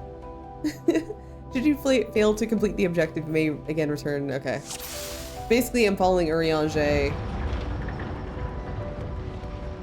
Just need to keep hidden from him. From he.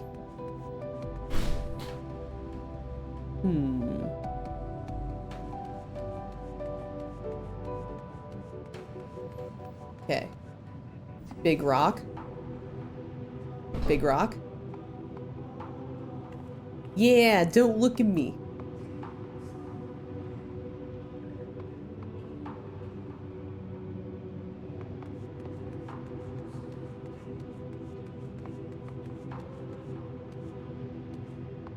Oh no, you noticed me! No! That was too quick. That was too quick. I was too impatient. That's my problem. I just want to like walk up and say howdy so badly. Okay. There he goes.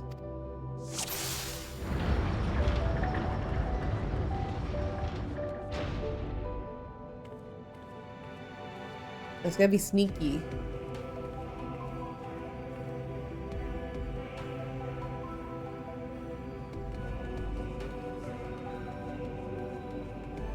Alright. Gotta wait for him to turn around. And then we continue following. Maybe.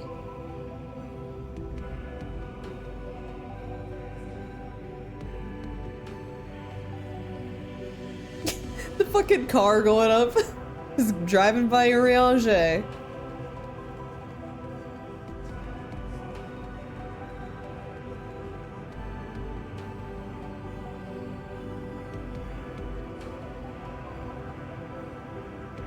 He's gonna turn around, I know it. I have a feeling. Or not? Okay.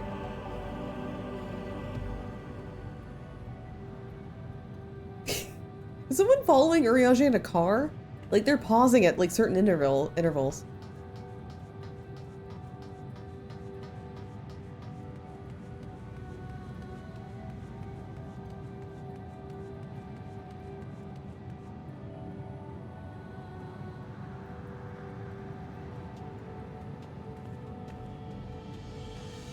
Sneakiest way to follow someone by car. It's true though. I mean, clearly they're winning. They're winning.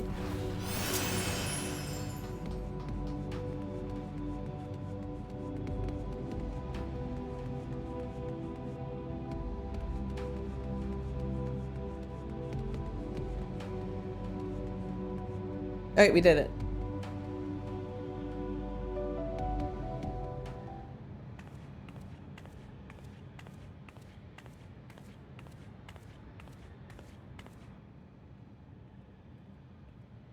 Okay, we did. Thine arrival is timely as ever. Okay, we did this whole thing. We're like, okay, we gotta sneak up on Urianger and not lose him. Only to fucking just like pop out at the end, just like, hi Urianger. I mean, we do have a little date moment here. I like it. Thou didst chance to overhear my conversation with Living Way, I presume?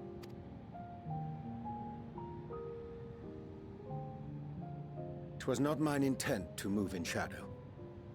Nevertheless, I have been asked to do that and more yet again. Is it so plain that these strangers could intuit it at a glance? My capacity for silence and secrecy and duplicity.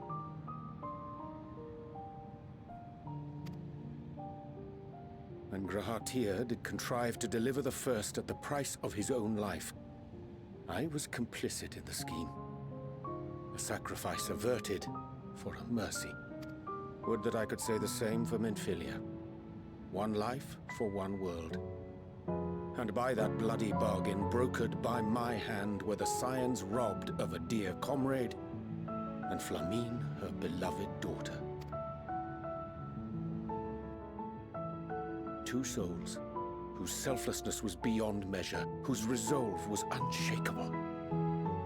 They would not be moved even had I thought to protest, but protest I did not. Far from it. I pushed them forward. No effort did I make to seek out alternatives, ones that would not demand such terrible costs. That resignation weigheth heavy on my mind, as does the memory of another lost to mine inaction. Dearest Moonbringer, who did face death unflinching, that we might secure a means to bring low the Ascians. In her hour of need, I did naught. Dutiful disciple of Louisoix, ever looking to the greater good. Had I shut mine eyes and bid her live instead, mayhap she would be with us today.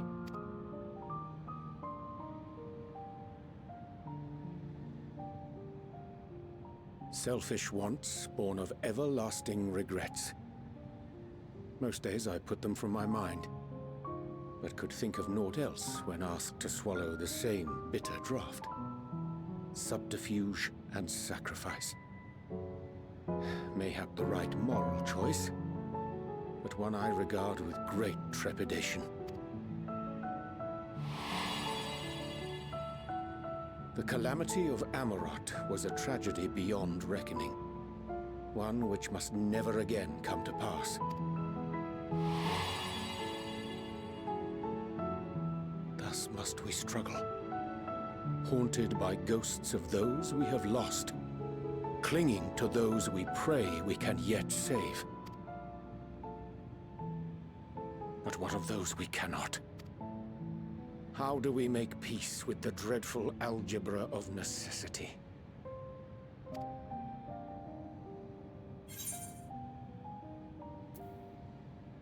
Have faith in yourself and your decisions. Take heart and protect well those you can. Not math, yeah, not algebra. No. Sage counsel indeed. I haven't done algebra in years.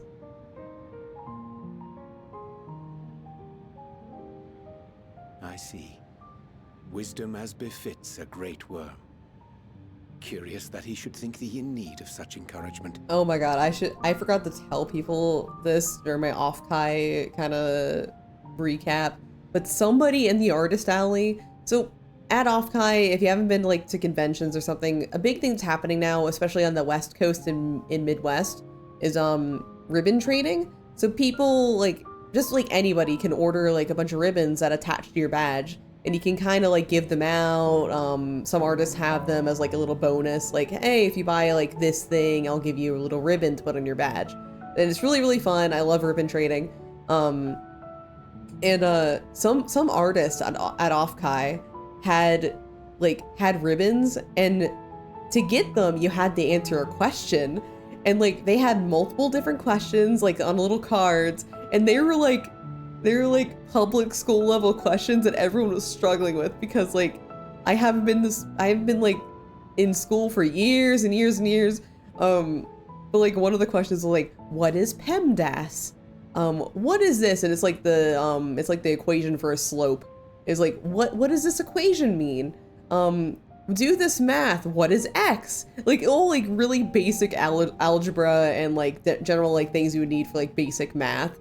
And I went there first with it was me, Vel, and Soot, and we were like, oh yeah, we'll answer questions for a ribbon. I love ribbons. And so like I get the question of what is PEMDAS. I'm like, fuck. I know it's like, I got like some of them, but I didn't get all of them. And then like Soot just like comes up just like, I know this whole thing. Fucking answered it perfectly, no hesitation. And then like Vel gets her question, and hers is like, what is this equation? It's like the equation for a slope. And she just like, oh fuck, I haven't done math in so long. And Soot just like, it's the equation for a slope. I know what that is. So like Soot like is the only one out of us who's like maintained his public school knowledge of like basic math and stuff. And I think like Soot personally got the easiest question that like I think any of us would have gotten. We were asked what is an organ that a human could live without? Which had multiple answers. So it was like, which you are looking for a particular answer, and they're like, nah, there's multiple answers that could work for this one. And he was like, yeah, the appendix. And again, we don't need an appendix to live. So like, it was just like a lot of that basic shit that like was stumping all of us, because, you know, I'm 30 now and I haven't been to public school in over 10 years. I don't know this shit anymore. It was so funny. It was hilarious even. Strange.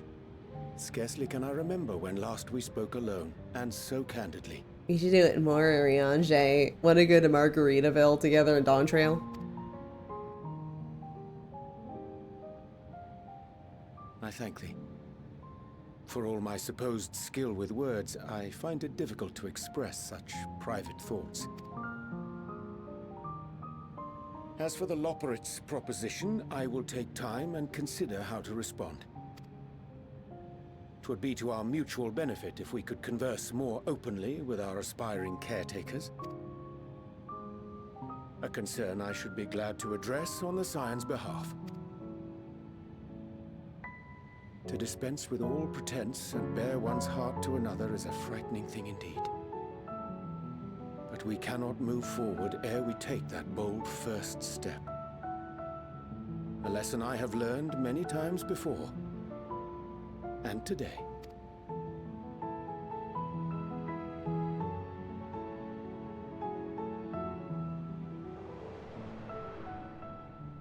What are they saying? Curse these ears! I've heard bugger all! No matter. We've got our plans. Oh?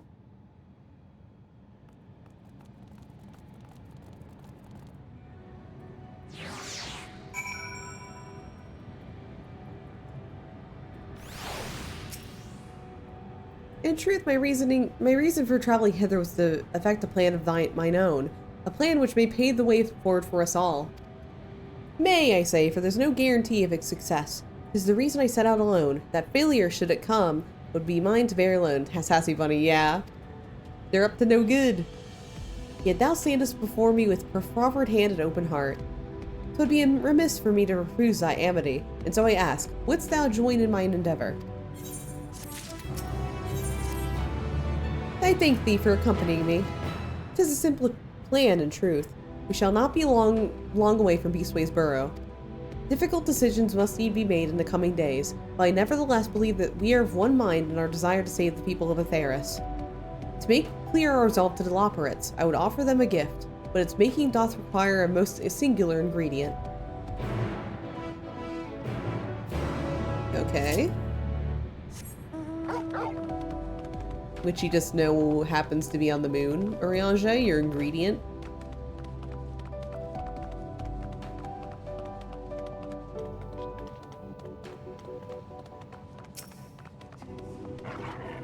Ah, an abundance of spongoy. Excellent. I chanced to spy this aggregation when crossing Zodiark's erstwhile prison. Using a spell taught of me by the Numo, I believe these shall suffice for the gift I would fashion.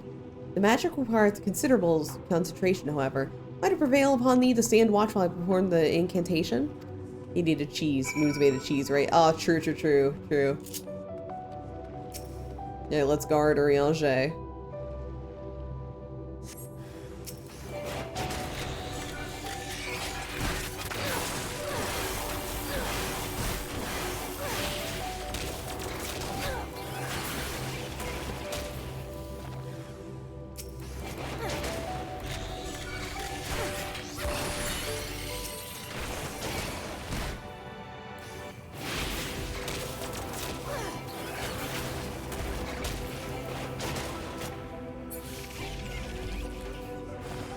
Oh, more. Okay.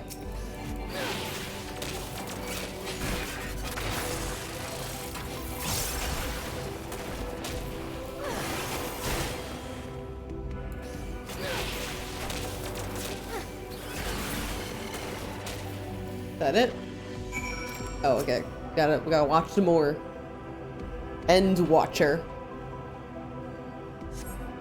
Surveying the nearby area, I see no potential sign of potential threats.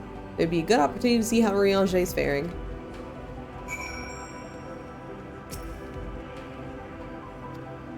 Urianger remains fixated on his work.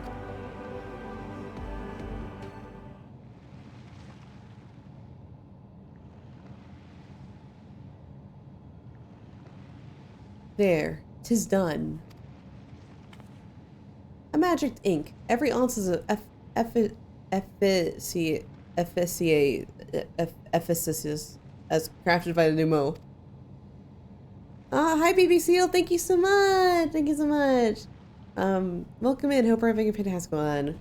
Where is the occasion I would conjure mine own, but it's nevertheless a most useful skill.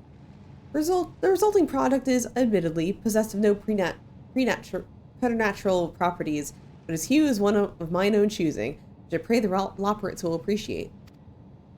Ner, Urianger. Oh, thank goodness, I thought you'd been eaten. Oh, and perhaps fallen into a crater.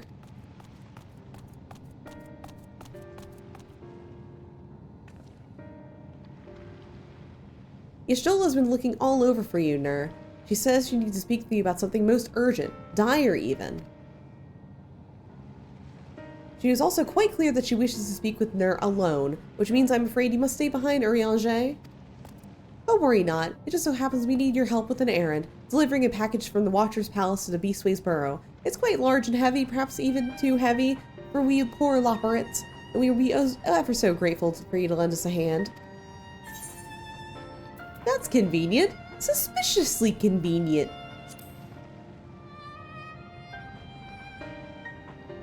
Are you insinuating you betrayed the trust of Highland's chosen, or worse, do anything to risk getting on Y'shtola's bad side? She's clearly not the one to be crossed or made to wait. Now off with you. Bunny, yeah, Bunny. Worry not, Ner, I shan't be long.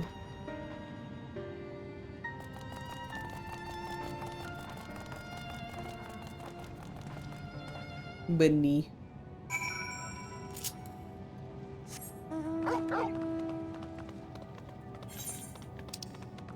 I'm just gonna teleport over again. It's miserable to like travel here without flying.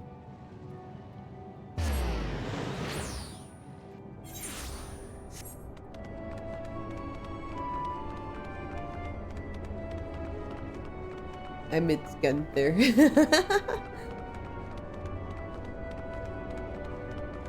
My D&D character. Oh no!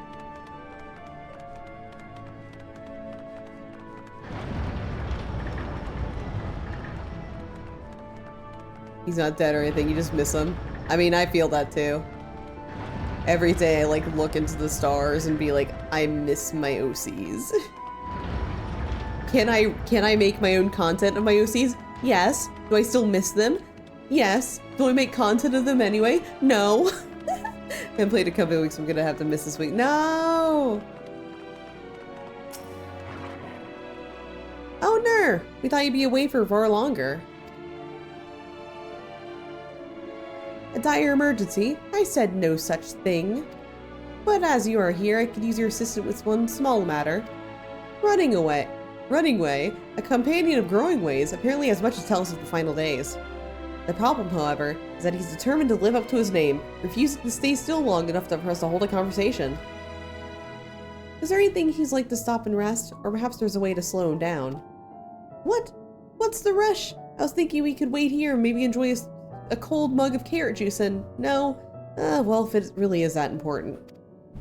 He's have a time right now, so I really want to play it already. Yeah! You can try using these balls of moose flesh. Not to be confused with the other thing. Well, no, thank you. Oh God, it's raining. Thank you. Ooh. Mmm.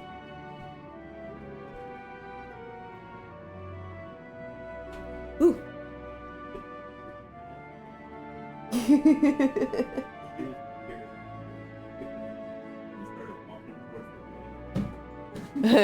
Apparently, I don't think you guys heard that, but apparently, Like, Bubby sometimes gets really curious about the door now.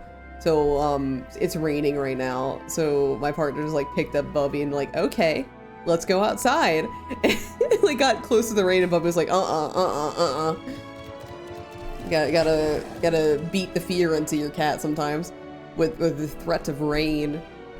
Ahem, Running Away's other notable features is incessant chatter, so you'll have no trouble finding him in a crowd. But when you do, try lobbing your balls at him. Crude, but it proves effective. He was here in greatest Endsvale when last I saw him. Let's split up and find him. Yeah, balls.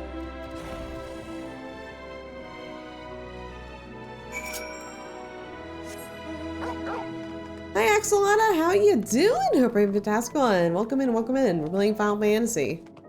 We're doing our end walkies. Okay, so I gotta look for Running Away. Oh, there he is. Heh. Are you going to TwitchCon? I'm not. Just because like Offkai was this year and like Offkai like Offkai costs money, and TwitchCon is a lot more money than that, so I'm not. There's definitely no chance of me going. Ow, that's smart. If this is meant to be a joke that isn't funny. Are you going to TwitchCon? It does seem like a fun time. I heard it's a lot of networking that happens at TwitchCon. You want to go for some end walkies? Yeah. Yes, I'm Running Away. Do you mind explaining why you hit me in the face with your balls of moose flesh? Got a star selling. Oh, fun! Awesome. That's gonna be busy. I wish you luck on that. I'm highly knowledgeable at the final days. Ah, that's the most ridiculous thing I've heard since I woke up. Who told you that joke? As if I've got time to look into the final days when there's so much to do before the great voyage. I see he's going because I have gifts for people. Ah, okay. It's true that Heidelin did impart upon us some knowledge of the event, but I know as much as any other Loperate around here. Yes, probably.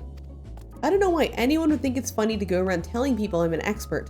They better hope I don't get their paws on them. Sorry I couldn't be of any more help, but if there's nothing else, I've work to do. And I'm off.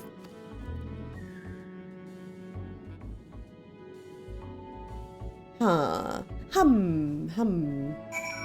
Interesting.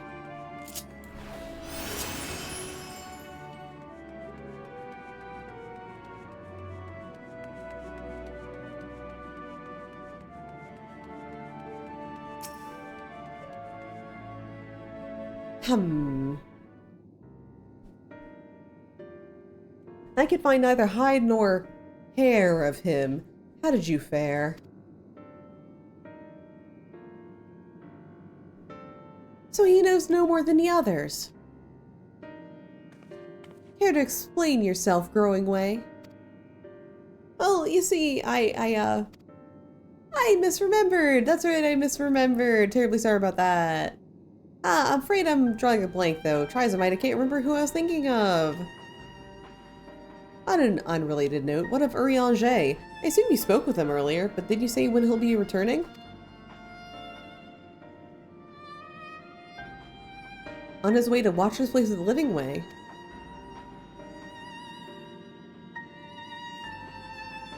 Between Growing Way's sudden lapse in memory and our lack of other leads, maybe our time would be better spent lending Urianger a hand. What? Now, hold on a moment. It's all coming back to me. Yes, I remember.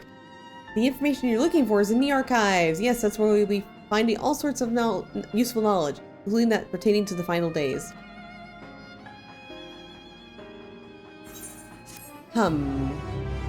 How interesting.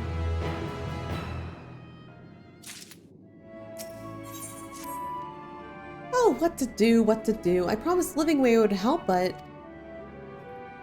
No, I promised I'd help, so that's what I'll do. The archives are on the second floor of the main plaza, the eastern wing. Follow me. I suspect the Loperates are up to something, but there's ought to be learned of the final days. It's best we play along.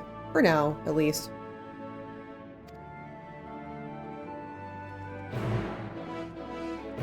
Alright, it's like the end of the world or something. Yes, it is. It's the end of the world, and we kind of have to figure out what to do about that, you know? That's cool. Yeah, it is cool. It's apocalypse time. You know, like, technically nothing has happened for the apocalypse yet. So what's happened in the story right now is that we killed Zodiark on the moon, and then right afterwards, like, we heard a mysterious voice start laughing in the distance, and then the Loporrit started telling us, like, hey, the apocalypse going to start happening soon, so we gotta book it. We gotta escape from this area before the apocalypse kills us all. It's cool, as you do, yeah. So right now we're kind of trying to learn about this, kind of like, because nothing's happened yet, and we don't know how the apocalypse is going to play out. So we're just trying to learn, like, how does the apocalypse even happen and stuff, because, like, nothing's happened yet. You know, everyday normal stuff. You know, the world ending, as you do, as it does. But that's, like, what currently going on in the story. We're just kind of trying to gather information and, like, see what's actually going to happen. Because right now, nothing's happened. We just killed a god, and then apparently that was bad. Apparently.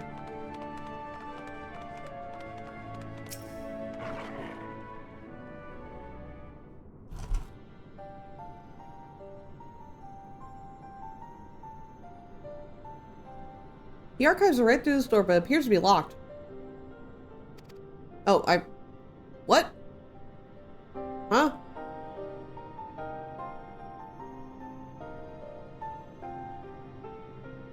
Fucked up that killing gods is apocalyptic consequences. I know, right?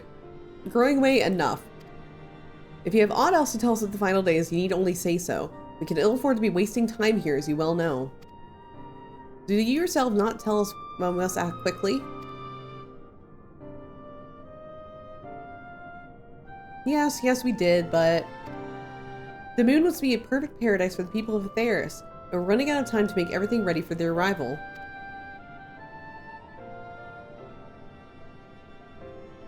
We'd hope you see wonders that we'd have to offer, but you found nothing but faults and flaws in our work. Only one of you saw in our potential, so you others must be kept here. Ah, so that's the Living Ways game. Run us about in circles and, failing that, lock us away so they can't put the plan in risk. Everyone except Urianger.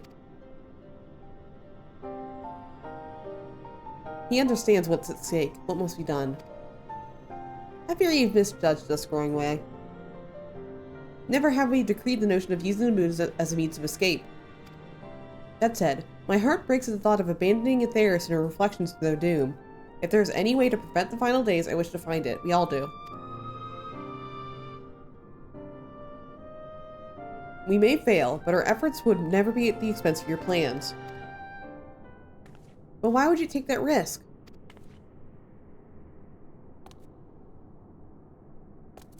There's no room for ifs and maybes now. The people of Aetheris will escape here to the moon. They'll be safe, and we'll finally get to see their happy, smiling faces. I'm sorry, but we can't let you leave. We just can't.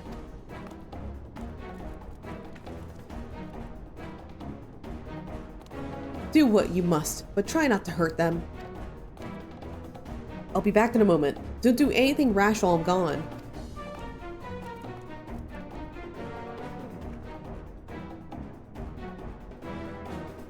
If we dally, they'll overwhelm us with their sheer numbers. I say we knock these ones out, split up, and find our way to the exit.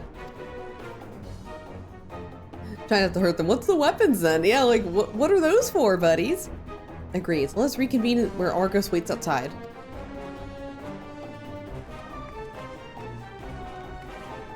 Alright, let's kill some rabbits.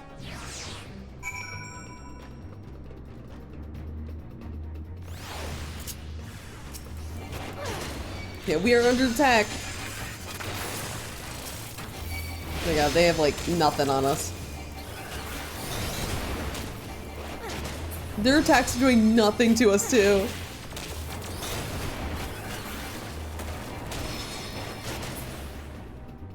None of them are attacking away. They aren't.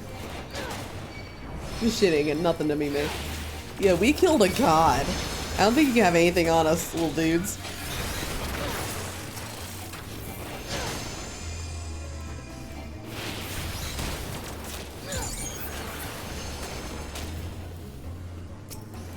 Oh, growing way, no! Yeah, I'm gonna call the queen in. Feel bad for them, honestly, yeah.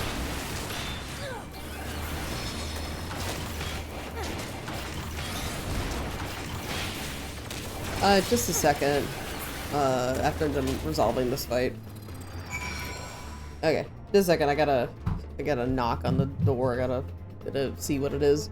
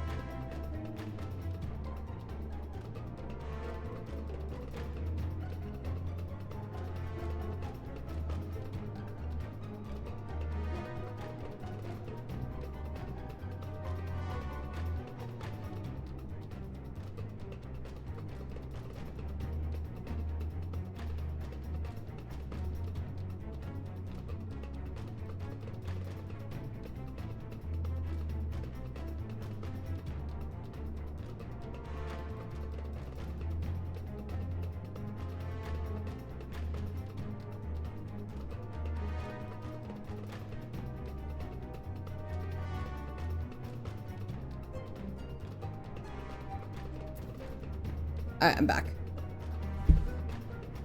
Our neighbor dropped some stuff off. Let's take it in. Time for her to stare directly into what would be my soul. I mean, that's what I have. Wait. Okay. Just seeing where I need to go first before I start running off. Wooba. Yeah, let's get out of here. We gotta escape from this place.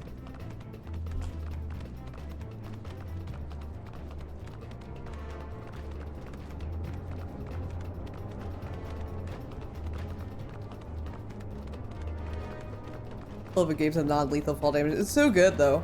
It's funny. You're just like, oh yeah, let me break my ankles real quick so I can get to this place.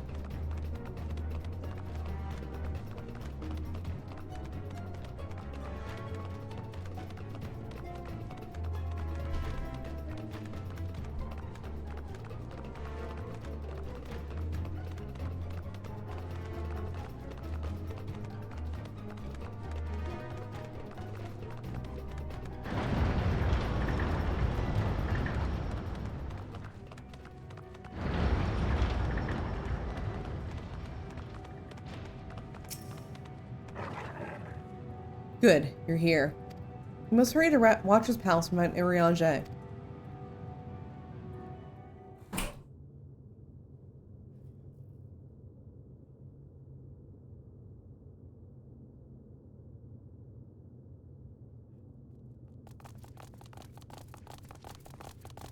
And what, pray tell, do we seek at the Watcher's Palace?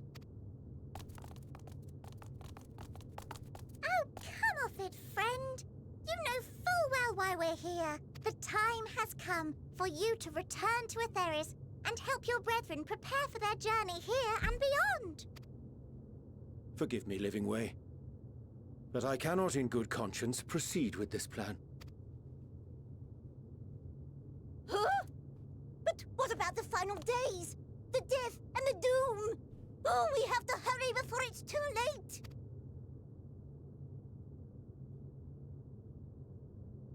Your unflagging commitment to your duty is endearing, to say the least.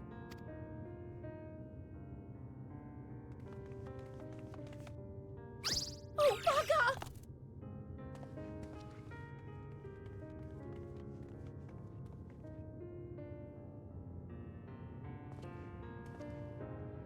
Be at ease.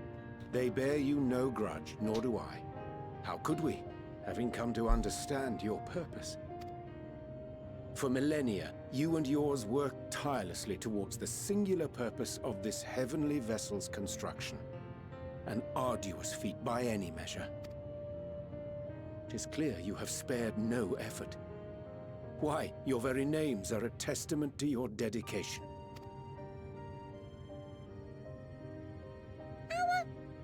Our names? I'm not sure I understand what you're getting at.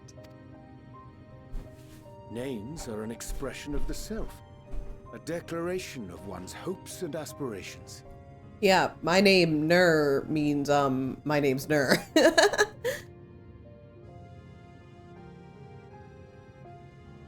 Your use of contemporary, uncomplicated nomenclature doth ensure clarity of purpose. There can be no doubt that your love for the people of Aetheris is boundless and pure. Or from Murderway. Yeah, we only keep Murderway in like the wings for an emergency.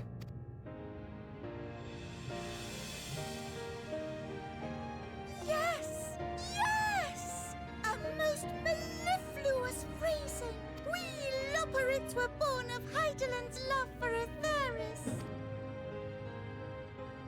That shining, shimmering blue jewel, brightest star in the sky, brimming with life and possibilities. For as long as I can remember, I've toiled in anticipation of the day when this vessel might be needed. All I've ever wanted was to meet those she cherished so dearly, to serve and serve well. That goes for all of us, don't you see? So help us help them. Lead them here where we can keep them safe. If there's anything wrong with what we've built, we'll fix it. We'll make it right.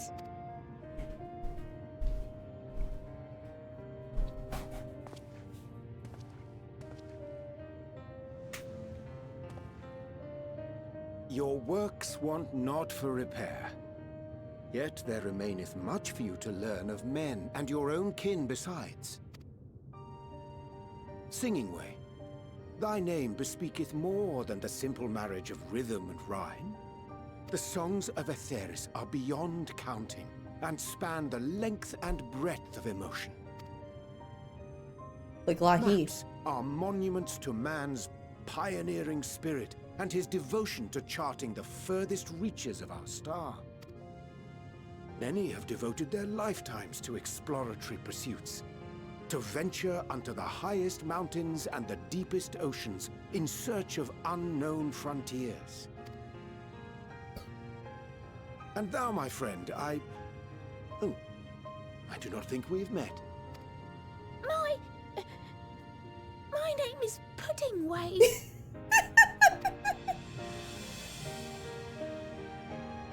Puddingway? Yes, indeed. A name of deep and abiding significance, I'm sure. But one perhaps better communicated through delicious deeds than tasteless words. I love Puddingway. A judicious application of fey magics at a later juncture may be appropriate. And Living Way. 'Tis no easy feat to convey the significance of thy moniker. When I was a bookish boy, a dear friend of mine was fond of peppering me with questions as I read, to my occasional annoyance. One day, I posed to her a question of mine own. What doth it mean to live? After much contemplation, she proffered this answer, the anticipation of a half-read story's conclusion. The hope today's mistake may serve as tomorrow's lesson. The wish that a new acquaintance may one day call thee friend. She believed it to be all these moments and more. I want to understand, but... I, too, still labor to find mine own answer. 'Twould be my pleasure to assist you and yours in embarking on a journey of self-discovery and enlightenment. For thee.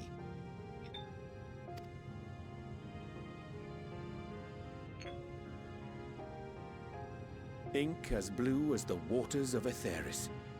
Made in haste, though I assure thee, the quality has not suffered for it. The people need not be persuaded by honeyed words. Nay, I have faith they shall do what is right in due course. Until they do, I beg your patience, friends. And with that ink, let us fill the empty pages of Livingway's compendium. An open exchange of ideas will surely afford you all a better understanding of modern man, and with it, ideas for improvements and renovations. But more importantly, it shall empower us to together find a way forward.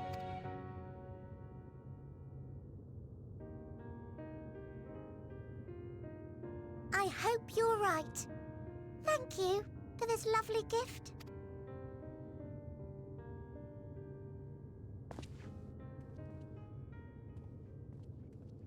There you have it. I shall remain with the Loporrits to ensure that all is in order.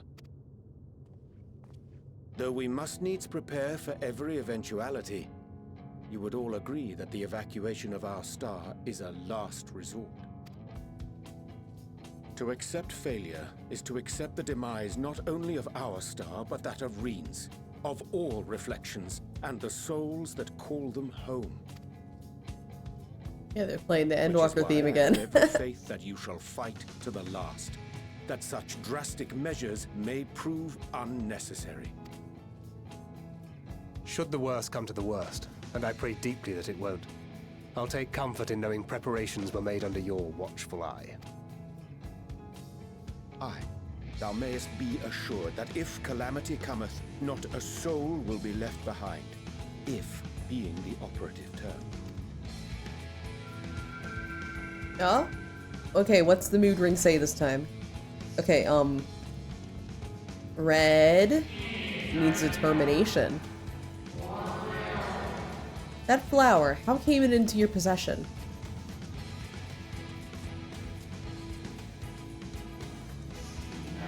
How very like her.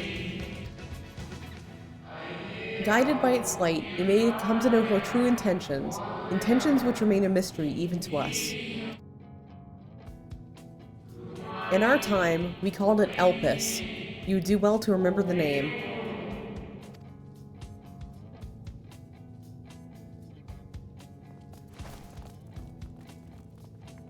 I hate to interrupt, but I feel like I need to make amends for all the secrecy.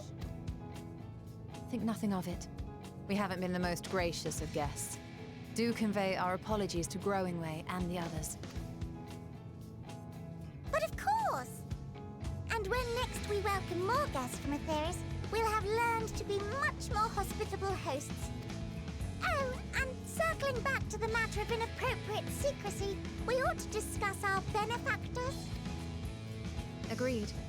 The Charlayan Forum, yes? Yeah, Yashtola's smart. What? How did you know? The more I heard, the more obvious it became. The Forum's aims align closely with those of your anonymous patrons. A telling coincidence would be an understatement. Though had we not taken it upon ourselves to peruse certain restricted tones in Labyrinthos, we might still be unaware of their plans. But let us continue this discussion upon our return. I dare say we have kept Alphino and the others waiting long enough. Oh, we have so much to tell Alpha now. We're just like, oh yeah, we killed Zodiark. The apocalypse is happening. There's rabbits on the moon. They can take us to safety in an emergency. The moon was made by Hydaelyn. It was a prison and an ark. 'Twas a relief to see Livingway was pleased with my gift of ink. To serve and serve well. Though their knowledge may be lacking, their boundless love is is blessing without peer.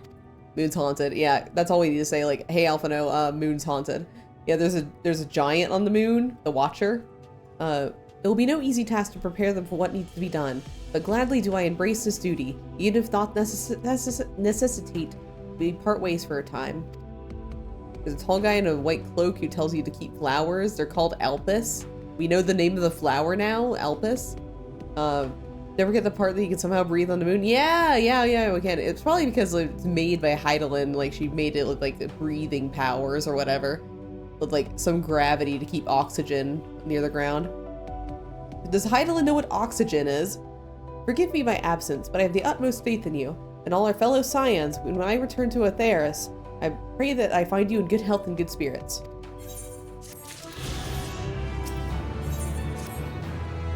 With the Loporrit's and Urianger's capable hands, we needn't worry about affairs here in our absence. Knowing now the face of their earthly collaborators, there's much to discuss with Alphino and the others. Let us return to the Tower of Babel. Our battle for the star will soon begin in earnest. We must be prepared.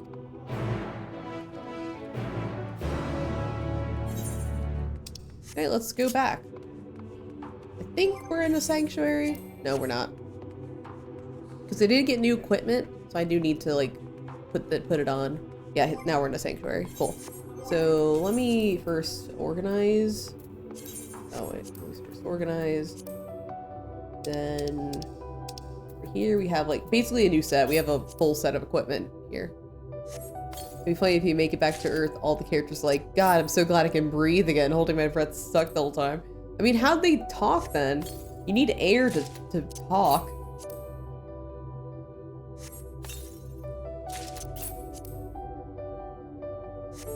Yeah, we basically have a full fucking set right here. Skill issue, okay. I mean, skill. Just skill.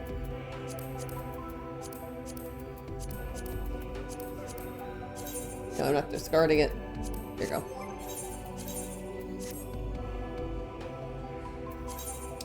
It's just a reused glam set, so there we go. There we go. Cool. We're set.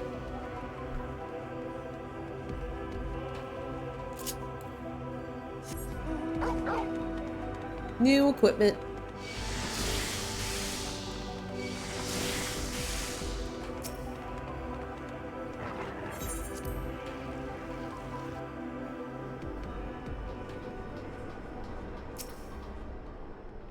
Gods, I can scarcely believe we went to the moon and back and killed Zodiark.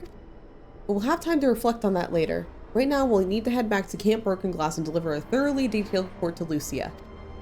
I'd like to very much know how everyone is getting on here as well. They'd only just begun to treat the tempered prisoners when we left. I share your curiosity, but warning our allies in the final days is of greater importance.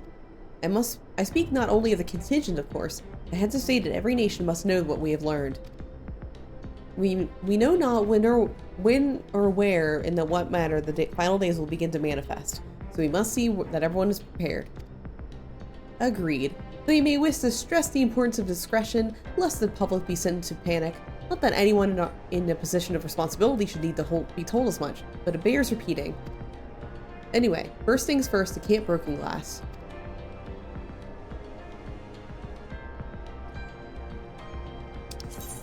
Alright.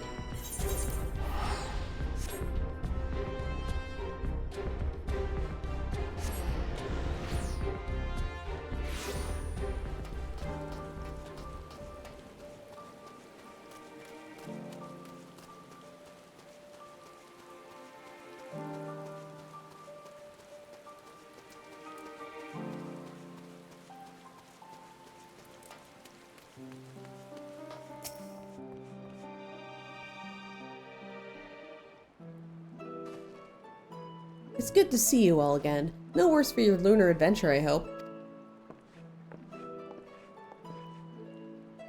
We've done all we can for now, and believe me, we intend to tell you all about it. But before we do, what you tell us what's become of Garlemald in our absence. We succeeded in subduing the Tempered inside the Tower of Babel.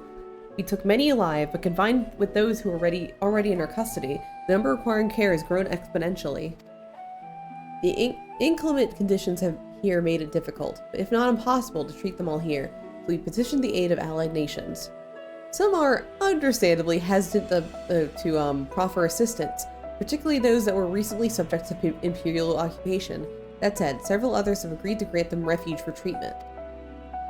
With the assistance of your fellow scions, we endeavor to see them safely transported and subsequently cured of their tempering. Will all the Tempered be relocated? Not at all, no. We have sufficient shelter to attend to those whose treatment has begun, and enough healers have volunteered to remain until their patients have recovered.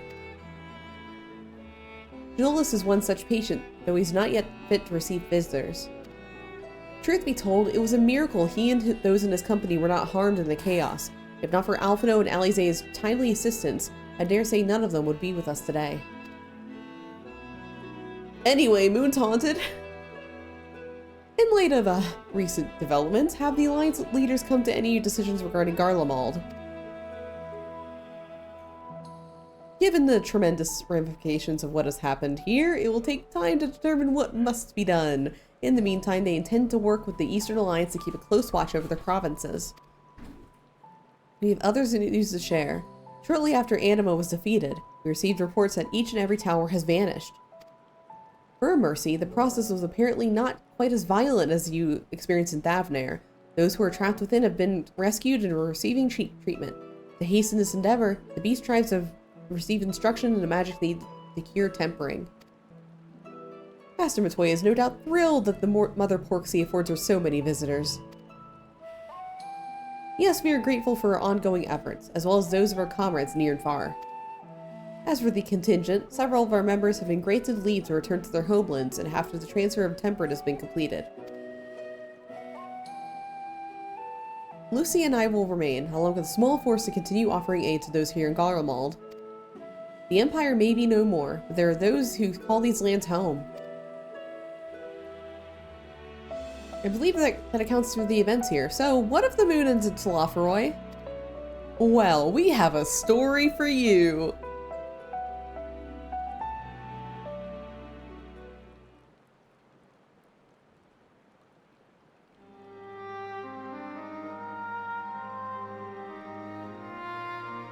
The final days.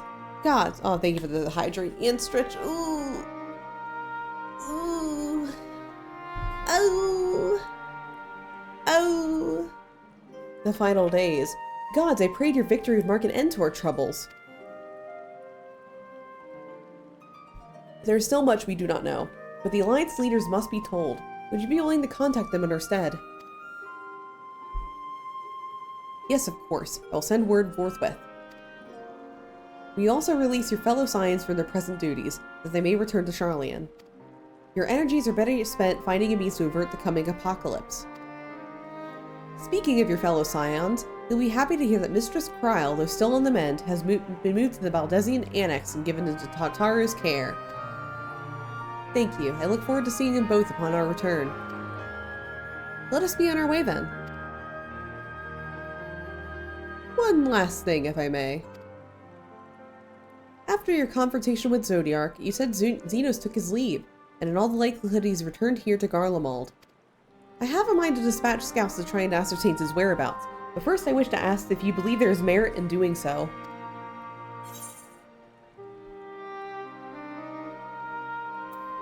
An admirable but futile endeavor.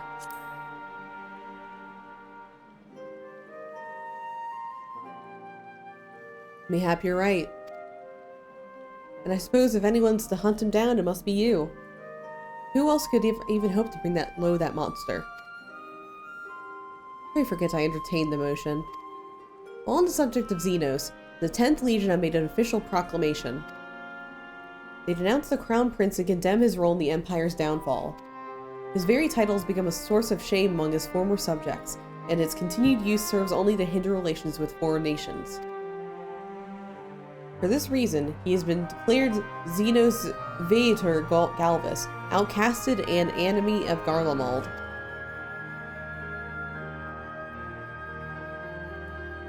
Fandango is no more, now that his own people turn against him. It seems he's not but his bloodlust to keep him company.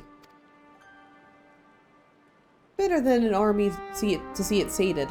At any rate, I will not keep you longer. I pray you safe passage back to Charlian.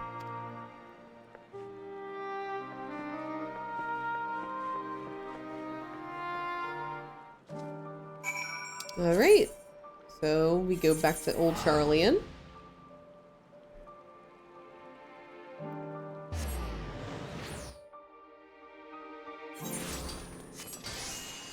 And then we head over to the annex.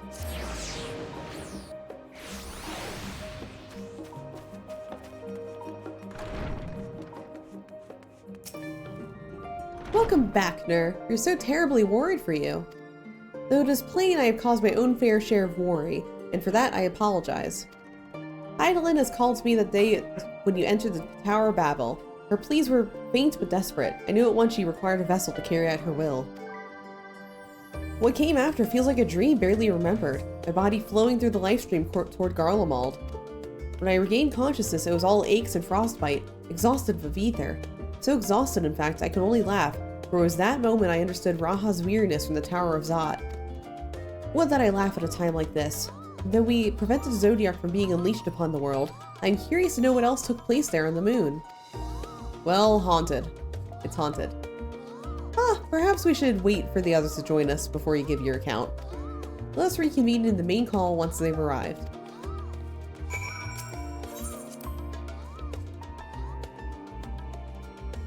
Alright, let's wait.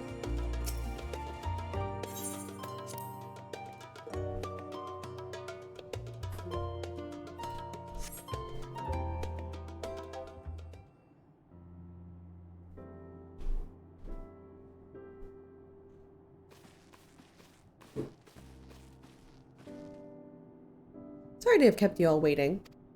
Not at all. I understand you've been quite busy. Will Urianger be joining us? Duty keeps him away, I'm afraid. Though Nur can explain better than I. Moon's haunted. Moon's haunted. That's all I need to say. There's bunnies there too.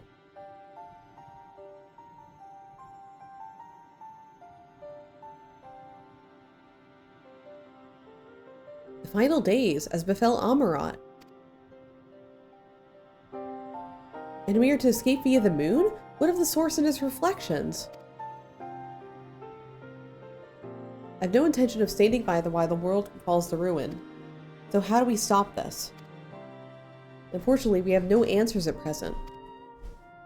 If the celestial currents have grown stagnant, as well as the case in the time of Amarat, the solution would be to alter the flow of ether throughout the entirety of the star.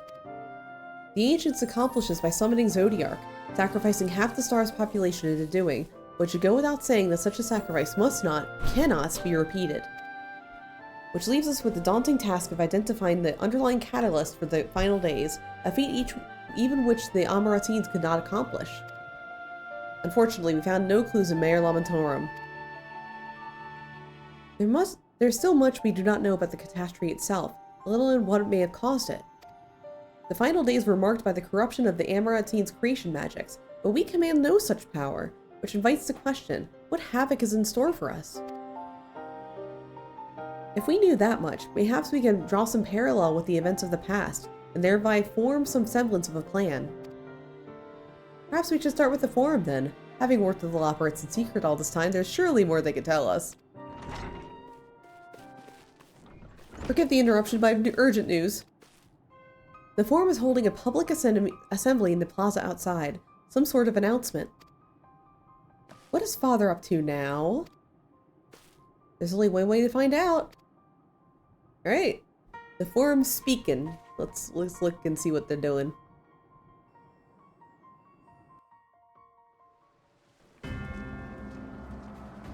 Of course, they're using. Okay. I have thoughts about the use of this song in the context of Endwalker, but I will hold my tongue for now.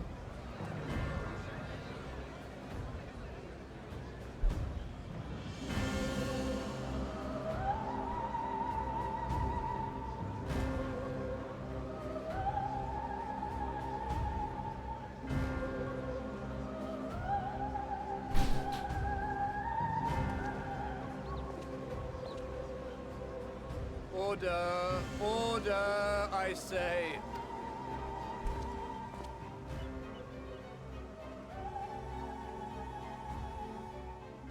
I thank you all for gathering here on such short notice. This day we must speak of grave affairs and their implications for the future of Sharlayan, nay, of this very star. Said affairs concern all citizens, and so we have called for a public assembly.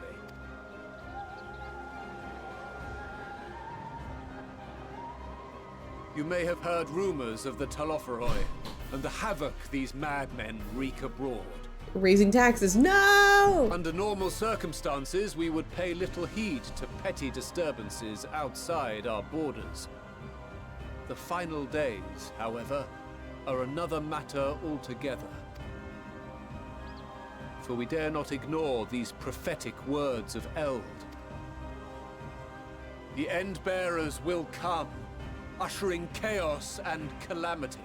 The final days descend and devour the very star. I've never heard this prophecy. Is it true? Will all that really happen? Calm yourselves. The time has come to speak of the Forum's most sacred duties. But first...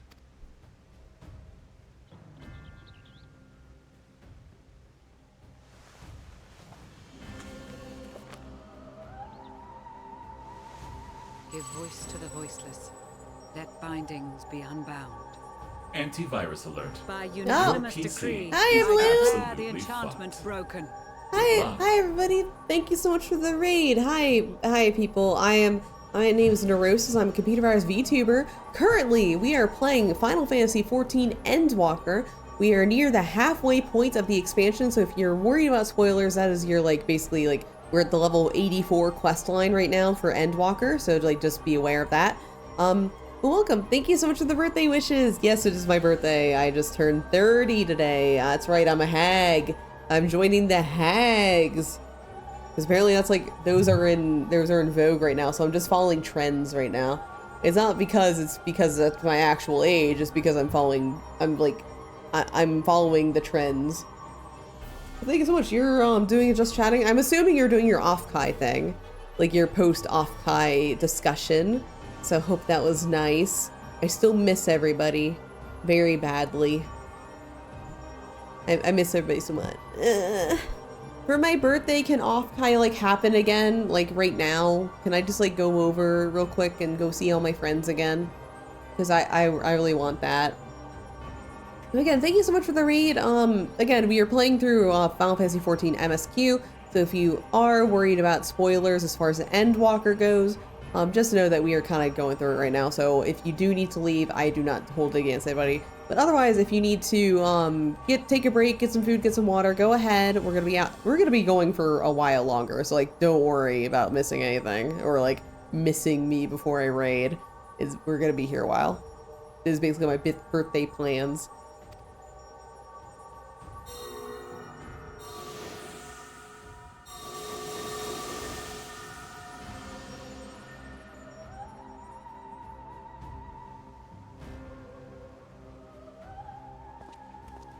Master Leveilleur, if you would.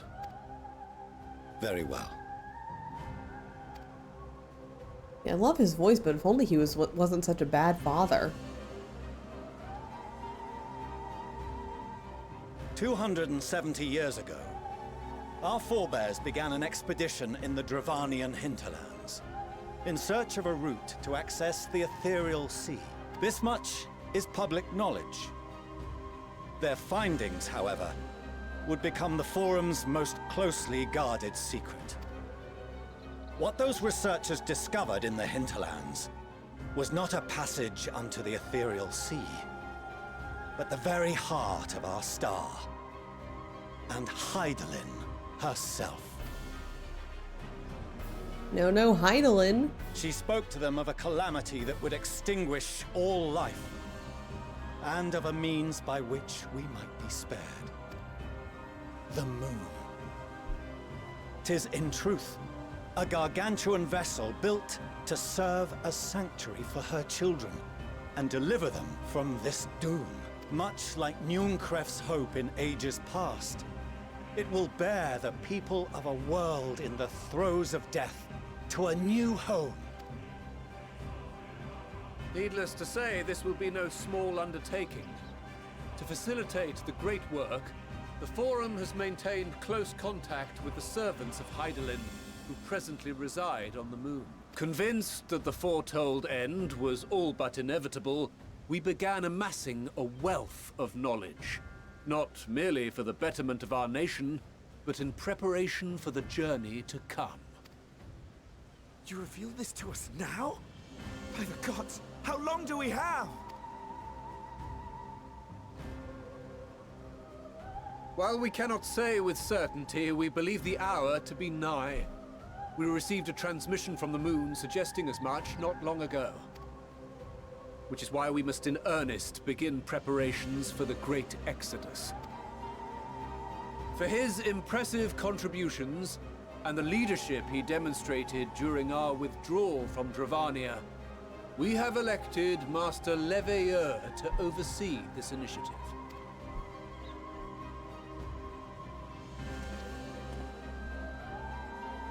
Fellow scribes and scholars, my countrymen, we face a threat of unprecedented scale. We must challenge the trials before us with composure and conviction if we are to find salvation. The wisdom of Sharlayan has ever been a shining beacon in the darkness, and so it shall continue to be.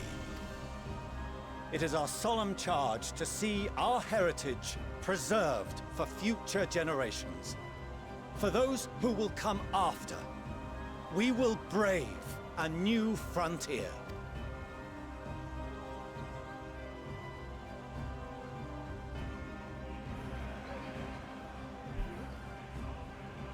Administrative edicts will be relayed to all major institutions ere long. In the meantime, carry on with your duties. With that, I hereby call this assembly to a close.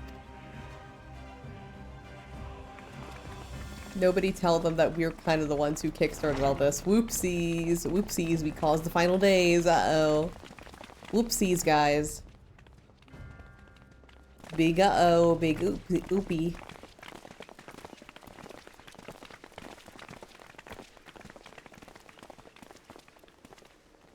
Do you remember what Mother told us when we visited home? That it wasn't until after we were born that Father seemed to lose himself in his work.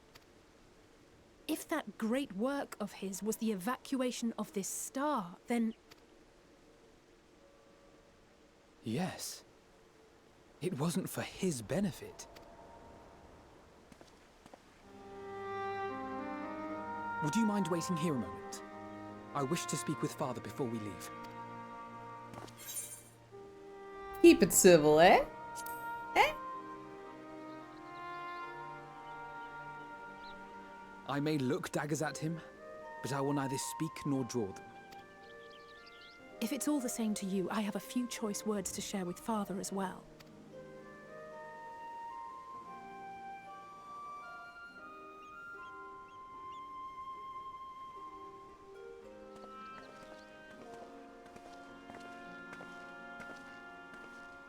So, come to call us cowards and bid us join your fruitless battle against the inevitable.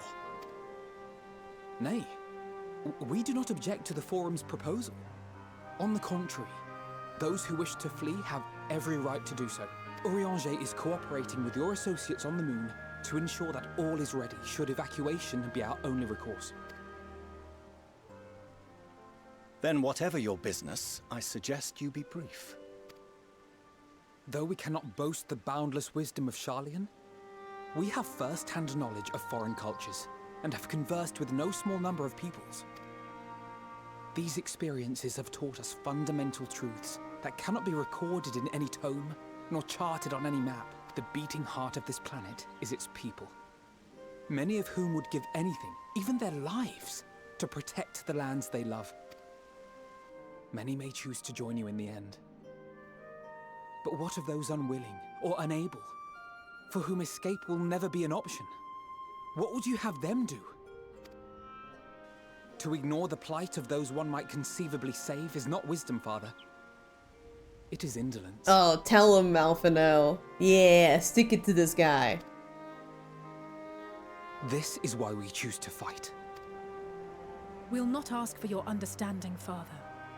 Only that you don't turn a blind eye to the good we have done, that we can still do.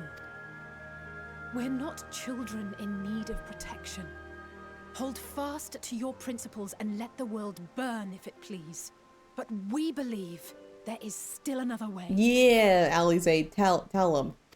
Fucking get him. Get his ass. And if there is, we will find it. You see if we don't.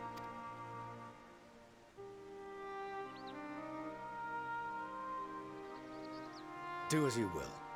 Just stay out of our way. Alright, bye, bitch. Bye, bitch.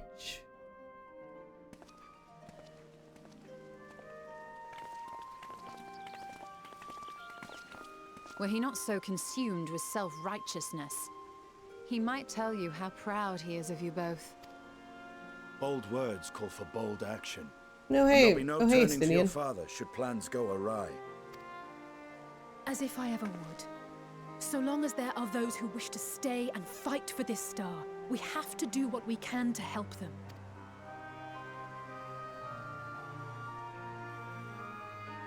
And if we're to do that, we'll need to be well rested. Wouldn't you agree? And having triumphed over what we once thought to be the source of all evil, I can think of no one in greater need of at least a dozen winks.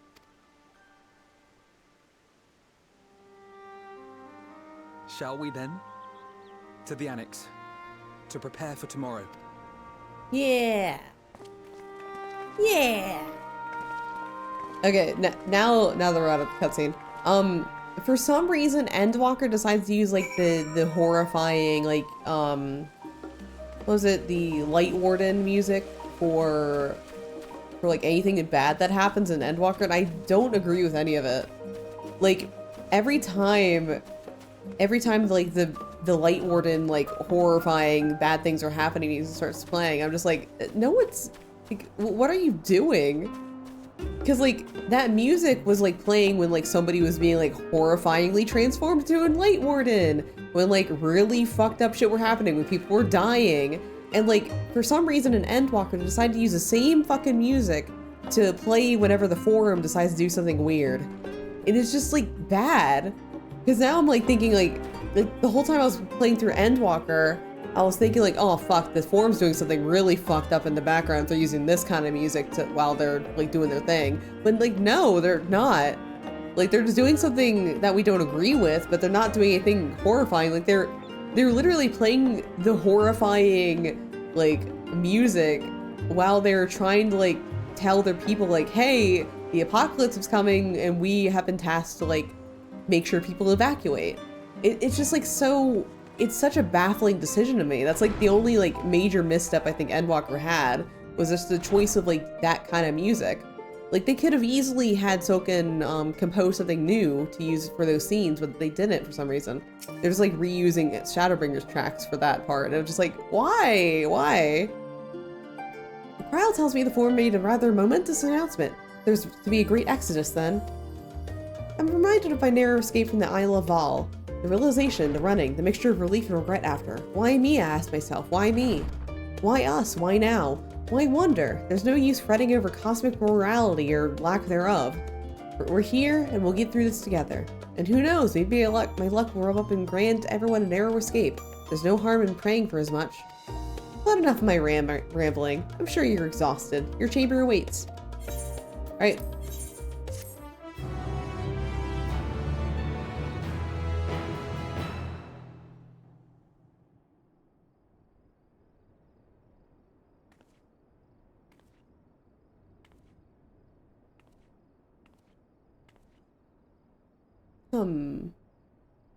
Moon. Haunted. Zodiark's dead.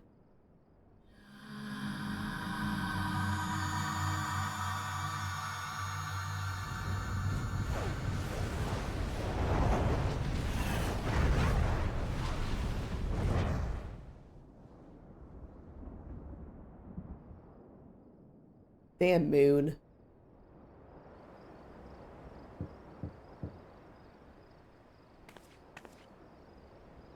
A visitor's come knocking at your door. Whoever could it be?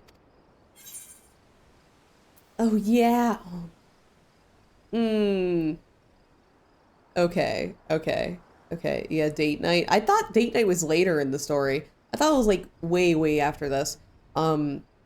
So when I first played, so this scene's kind of infamous for being kind of like a date night kind of thing where it just like teases on some like really cool things. So when I first played through this, I chose Thancred. Thancred has the worst scene, and it was very disappointing. Like everyone was screaming about the scene, just like, oh my god, guess what Estinian did? Guess what Y'shtola did? Guess what Gwaha did? And then I was just kind of like, what are you talking about? Like it was kind of like a regular, like kind of boring scene because I just got it with Thancred, and it was just such a disappointment. So anyway, we're gonna do Thancred today. Just so I can show you exactly what I mean. But apparently, like everyone and their mother has seen Estinian's scene. So Estinian like runs in like with his shirt partially off and then jumps out the window. It's great.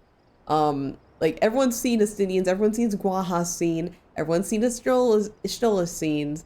I don't know about the twins, but Thancred sucks. Let's go experience it together.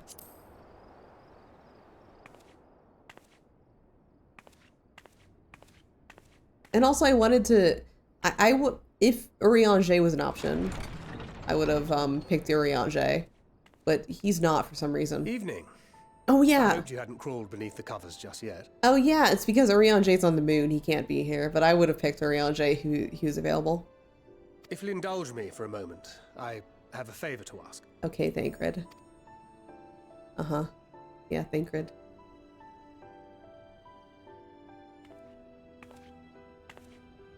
Don't worry. Nothing desperate or dire, if that's what you were wondering. Not yet.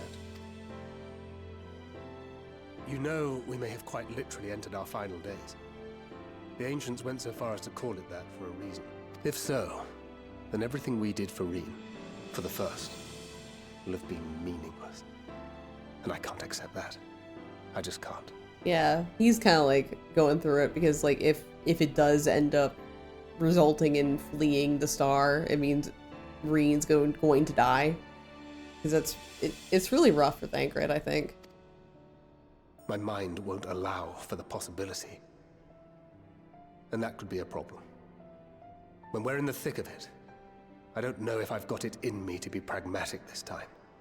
To run, even if running's the right choice.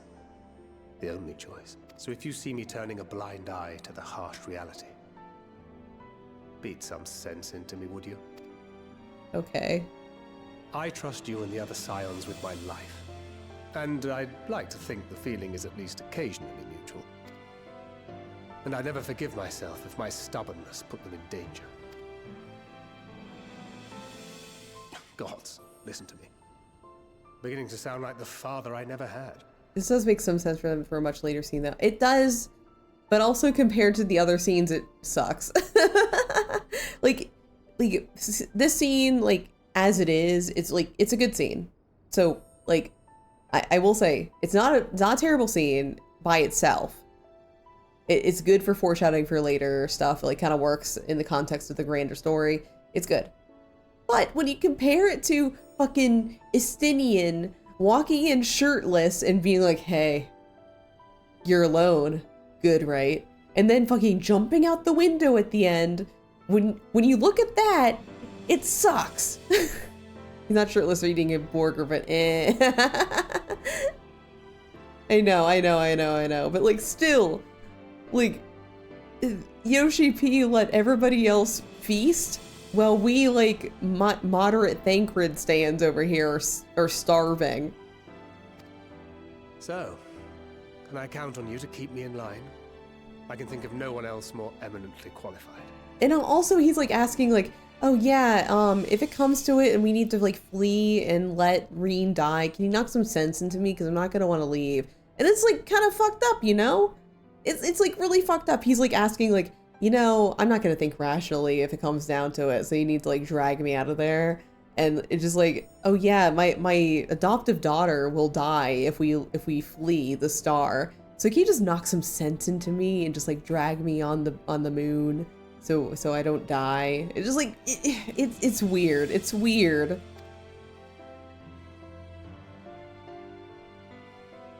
Excellent. Now I can breathe a bit easier. Which isn't to say that I will, given what we're up against. Let's keep this little chat our secret. I'd rather not have anyone scolding us for burning the And Thancred doesn't even walk into the room. He just does it at the front. Doesn't even walk into the room and like give me a little hope that something will happen. Or let me imagine that, like, I don't know, they fucking or something. No, he's completely like a gentleman, waiting outside in the door frame, not even walking in. What the fuck, dude? Okay, bye, Thancred, I guess. Anyway, I would have gone with Urianger if I had the chance, but we can't. He's on the moon.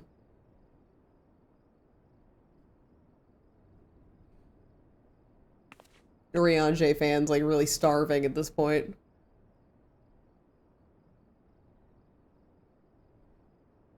Again, not a bad scene. Like I do have parts. Okay, short while early in the Alamegan Quarter. Okay, he's dedicated to his Kamiyoshi. Gotta respect.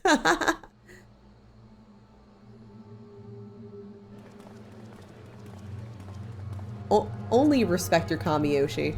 I respect Vel every day of my life. Thank the gods that tower is gone. The sight of it was enough to make me sick. Thank the Ilsebar contingent, more like. Word is, they fought their way into Garlemald and toppled the bloody thing themselves. Not just the one, neither. All the towers have up and vanished. Aye, I heard the same. Commander Aldin and his troops helped keep casualties to a minimum, too. Okay, I can clearly hear that these voice actors are Y'shtolas and Uriangers. It's so funny. But is it true? They brought back tempered Garlean soldiers. As Commander Aldin tells it, they've a treatment for that now. But don't you worry. Cured or not, they've no plans to bring them into the city proper. I see. Well, that's a relief then. I know we've brothers and sisters among the lot, but I can't say I'm eager to welcome them home. Wanted to think about it for a while yet. But to be looked after in Alagana for the time being. Who's that?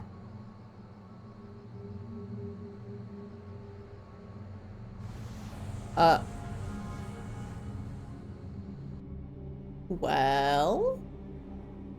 Meanwhile, in Ishgard... Uh-oh. Uh-oh. Not Ishgard.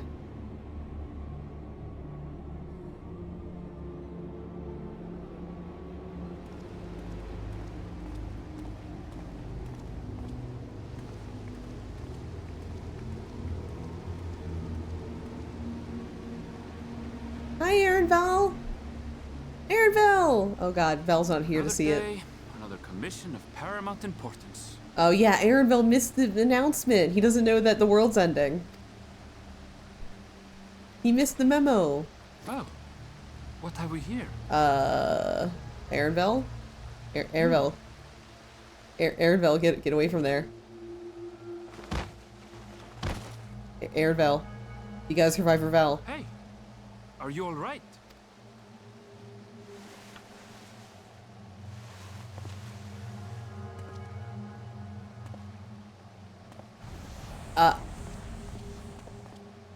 Was that? No. The shadows play tricks, nothing more.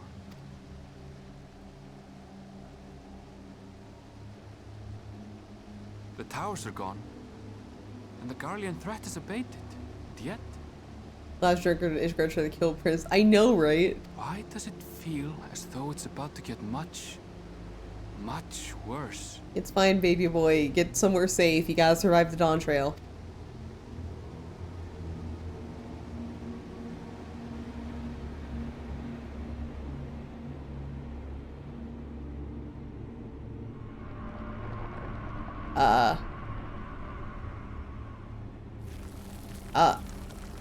Well, something's happening in Bavner. Uh-oh, boysies. Uh-oh. Anyway. Oh, Nero, I was just about to call for you. I'm afraid that we've received another call for assistance. This one comes from Radzat Han. The others have assembled in the main hall to discuss the situation. We must join them at once.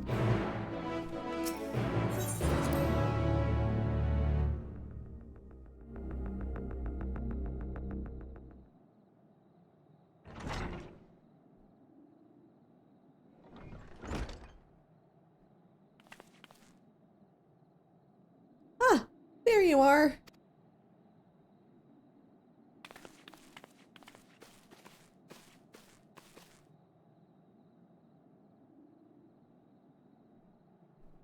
Our worst fears have come to pass, but moments ago we received grim tidings from our contact in Radzat Han. Vile beasts have appeared as if out of nowhere, claiming one victim after the next. What's more, they say the very sky burns above them.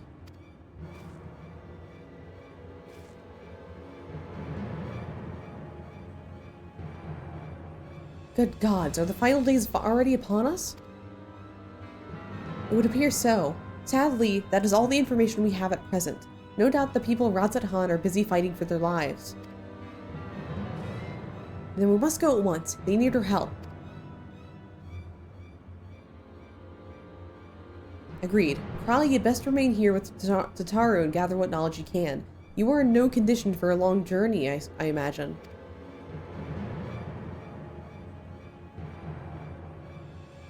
Very well. Similar phenomena may have been observed elsewhere, and if so, we must know about it at once.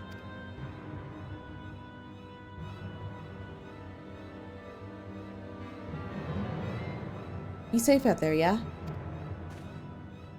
Let us make first for Gedalmad. We must prepare ourselves for what may lie ahead.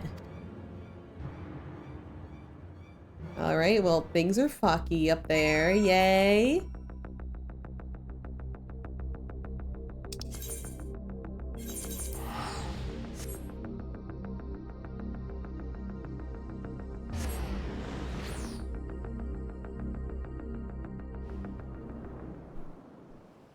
And lo, vile beasts did rise.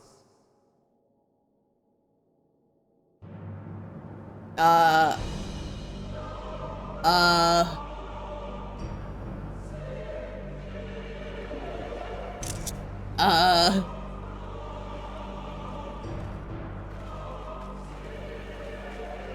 doesn't look safe. It sure don't.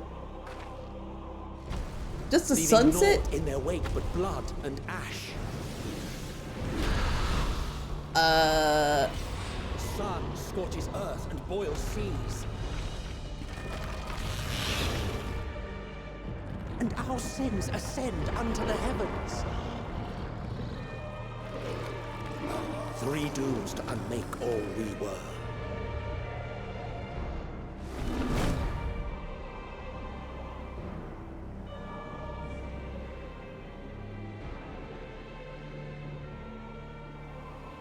The sky burns. The final days are truly upon us. My friends, I trust you have heard the news. We have. What can you tell us of the situation, Your Excellency?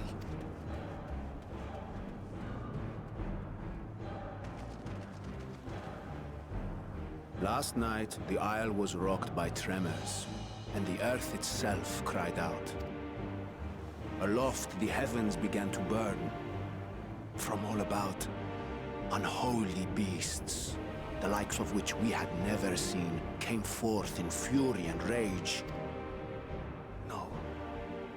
To say they came forth would be inexact. The people of Radzat-Han themselves transformed into these baleful fiends.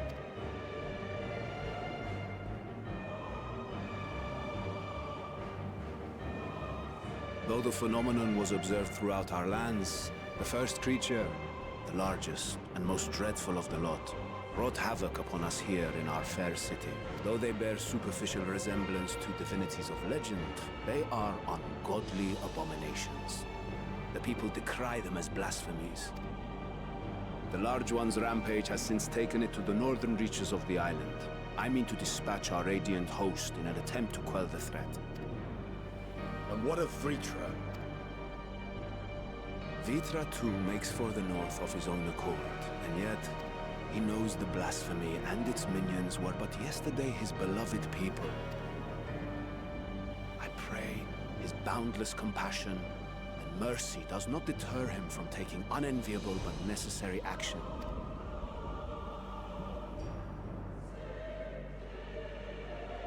Understood. I ask that you allow us to aid you in quelling this threat. You would risk your lives to help us yet again? I have no words to express my gratitude. Our regiments approach the north from several directions, with a number of units set to depart from the docks of Yedlima. They will make landfall in an area of dense jungle, where one can expect to encounter dangers even beyond the fell beasts we hunt. I leave you to your preparation. You will find me at the docks when you are ready to depart.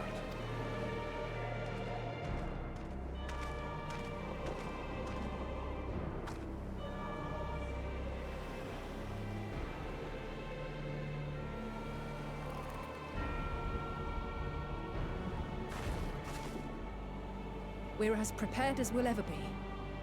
Let's go.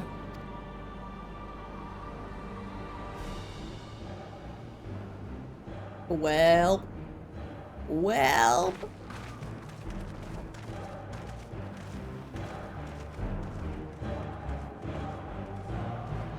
A new user has logged in. Oh, Willow Body Pillow. Thank you so much for the follow. Really appreciate it. Thank you.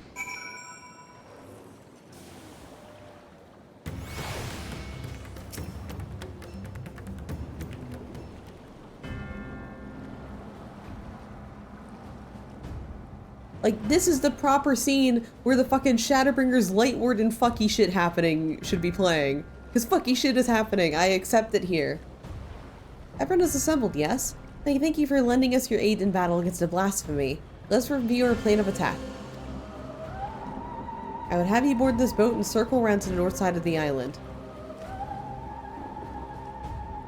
There you'll find a dense jungle we call Vanaspati. It's a sacred wood, home to many temples and a number of villages. Vritra and the Radiant Hosts have already gone there ahead of us. I ask that you join them and do all in your power to destroy this blasphemy.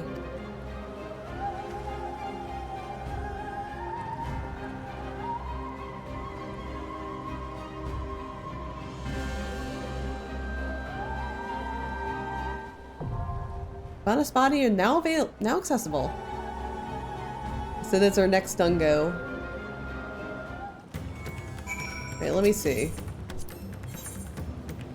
Alright, so I think this is an level 85 quest. I am going to, real quick, I'm going to take a short break and then I'll be back in probably like less than 5 minutes. But BRB real quick.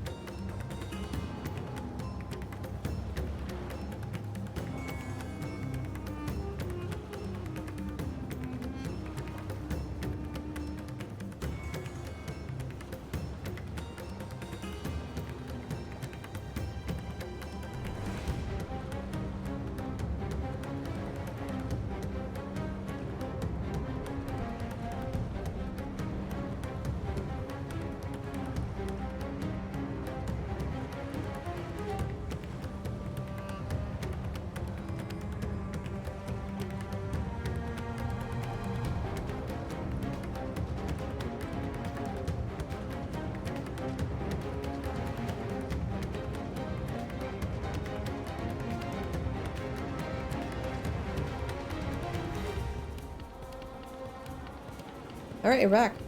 Let's get this show on the road. Alright. So, for this one, we are going to be bringing, so, Thancred, Estinian, and Grahatia. I stand ever ready. Right, let's go.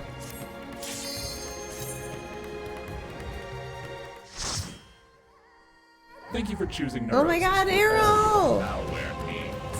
I missed you. Welcome in, Errol. Hope you're having a fantastic one, because there sure isn't. Look at this fire. Look at these elephant people suffering. Dad team, exactly. Gotta bring my fathers with me everywhere.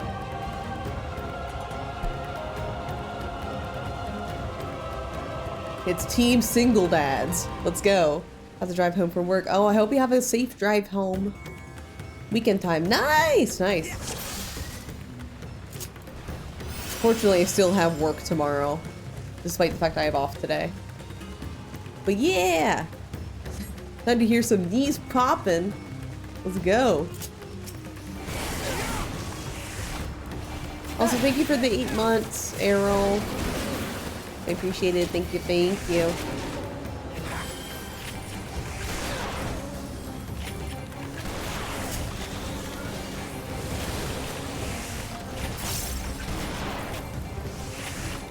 Let's get some Werther's Originals in here.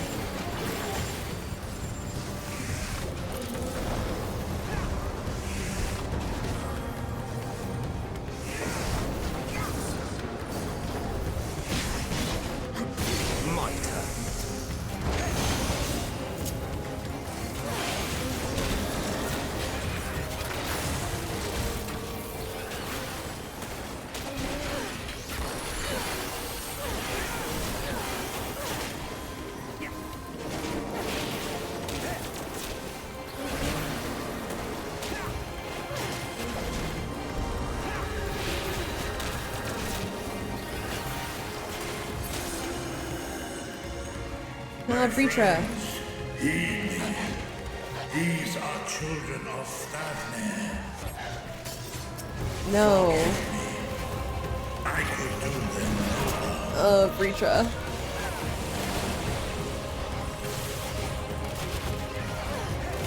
This will hurt.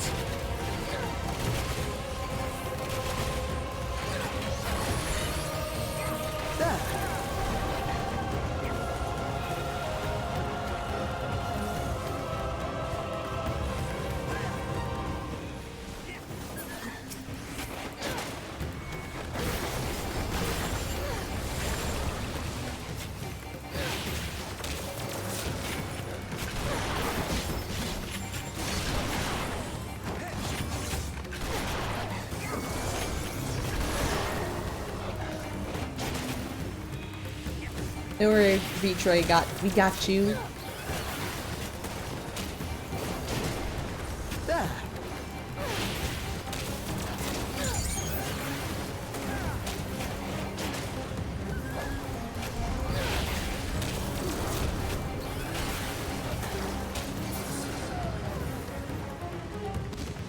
If this is the only way, I shall silence the beasts of the air.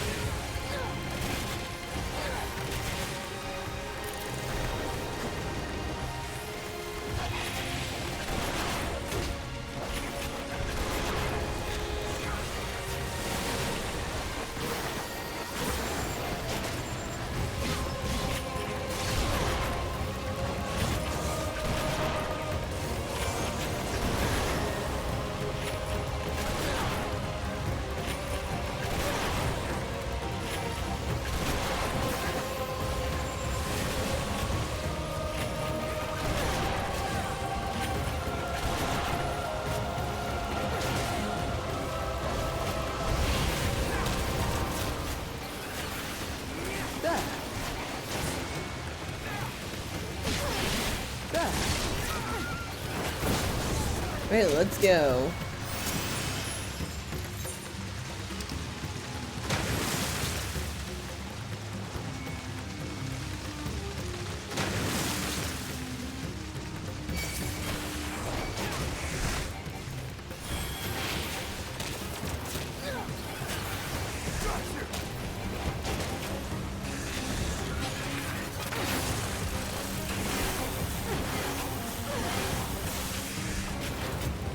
Allow me.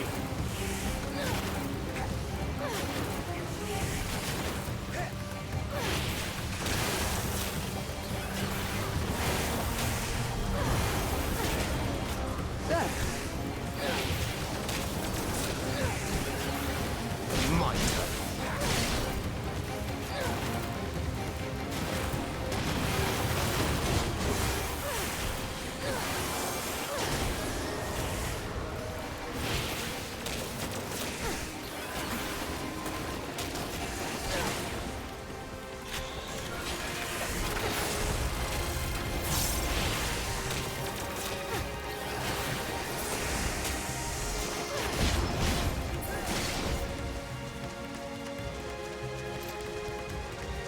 Should be the first boss. These are one of the dungeons I rarely go to myself. Okay, yeah, first boss.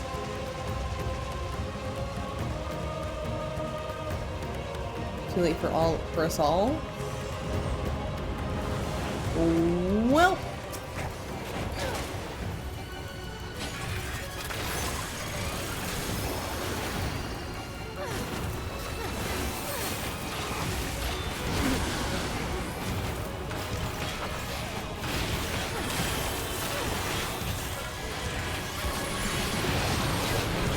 There's too many times for chest clips I don't use anymore. Oh no!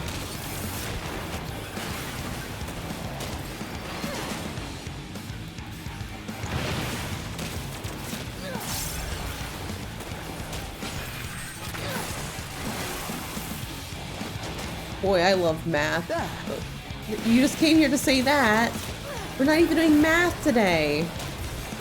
This dungeon doesn't have any math. You need to go to the fucking Ivolus raids if you want math.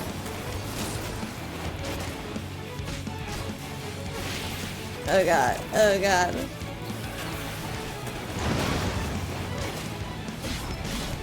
No math as much as I love candles. Yeah, gift one to me then, coward. You're all like, oh yeah, I love candles so much. Do I have a candle from Mimi? No, I don't. Oh my god, hi Check, how you doing? Hope everything's going. Welcome, welcome, welcome. Yeah, it's my birthday, thank you.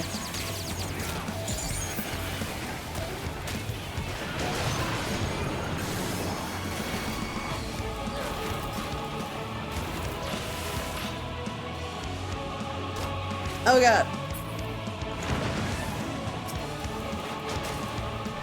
You sweet idiot, I miss you. I miss you too! How are you having a good birthday? Yeah, I am. The apocalypse is happening. Always a great thing to see on a birthday. Fucking fine. I'm on my way to Baltimore's candle orgy immediately. I'm not even in Baltimore anymore.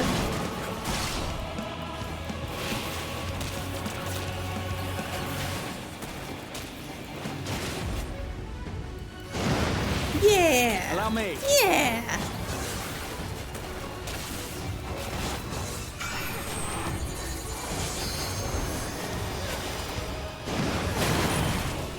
Fine. Opens the virus. Oh my god.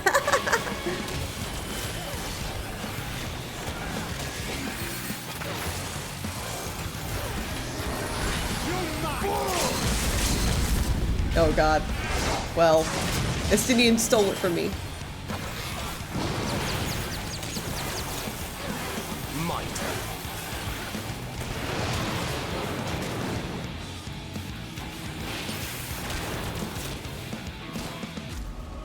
Ooh.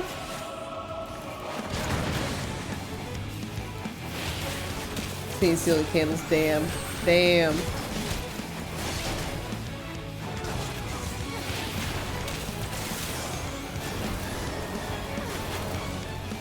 Well, you didn't recognize the Dunko at first? But I was clenching through my heart butt so hard at that. What the fuck are you talking about?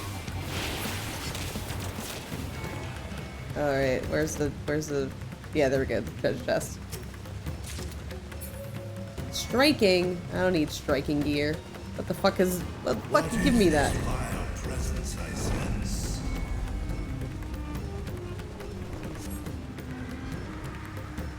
Not being hinged. Yeah, the final days, okay.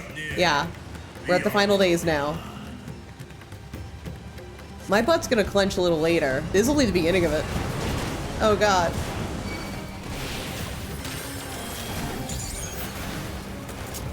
Are you ready to clench your asses, guys?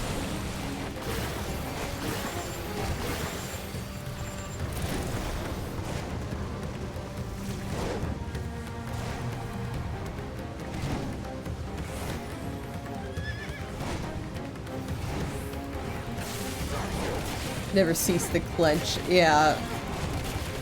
We're like master clenchers over here.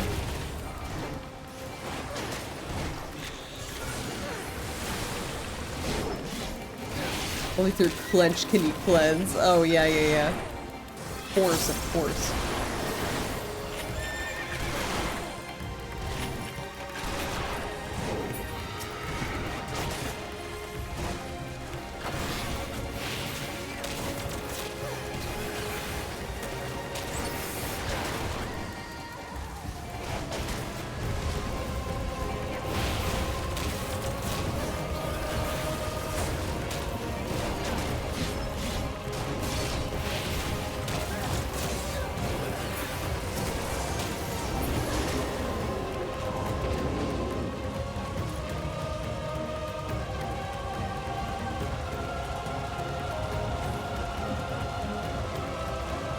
Oh no, not this one's kind of fucked up.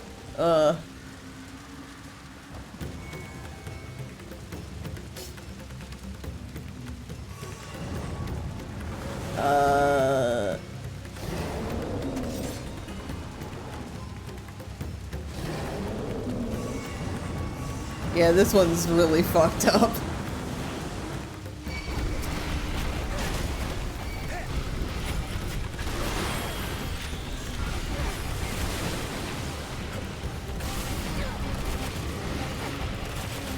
Yeah, this is the part of Endwalker where it gets like dark, like exponentially dark.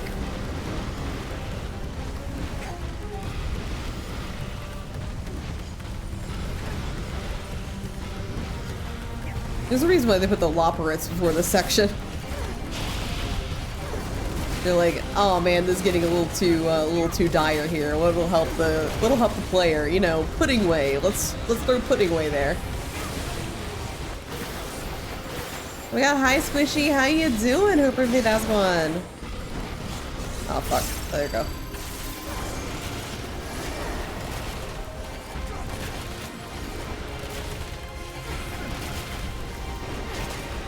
Oh, we need to think of it now. Yeah, horrifying shit happening. Endwalker has a perfect roller coaster of traumatic events. Yeah, it does. Yeah, pudding way. Yeah, they're just like, man, we're gonna have to like watch. The player's gonna have to watch so many horrible things in the middle of Endwalker. We gotta put pudding way somewhere. Just if things are getting too dark, just put pudding way there. Everyone loves pudding way. It's nice and pretty, Charlene. That's Garlemald. That's the moon. That's the fucking final days. I know. Like you have to like. Again, like. I spend half of these streams talking about how much I like praise the writing of Final Fantasy XIV ever since Shadowbringers, but like they really did like they did kind of do like a really good decision there where there's like, oh yeah, so Garlemald was kind of dour, kind of deep. There was like a really dramatic scene in Garlemald, so it's a lot. Then Zodiark, that's a lot. Let's put Puddingway there. Let's put the Loporits. It'll like lighten up the mood a little bit, like give the player some kind of break from all of the horrible things, and then we'll throw them into the final days. Fuck it, let's just do that. Oh my god, hi Pinata. Oh my god, is that Grillmaster Pinata in my chat? Oh my god. Hi, how you doing? Hope you're having a fantastic one.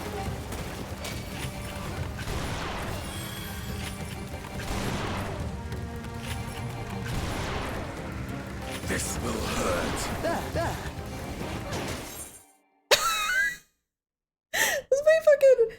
connection lost? I mean, clearly it's not my internet because the stream's still going. Well, let's see what's going on. The final days won. Get oh yeah, the DDoS. That's probably what it is. Damn it, guys, can you stop DDoSing? I gotta finish this. I gotta finish streaming this before Dawn Trail. I'm on a timer. I'm slapping my wrist with my non-existent watch on it. Like, look at the time, look at the time. Come on, come on, let me in, let me in. Get DDoS, idiot, I know. Well, guys, that was the finale of Endwalker. Oh, yeah. This was definitely, like, the server issue, because, like, look, you never see that fucking queue right now. If it's a queue of 100, that means, like, we all got booted.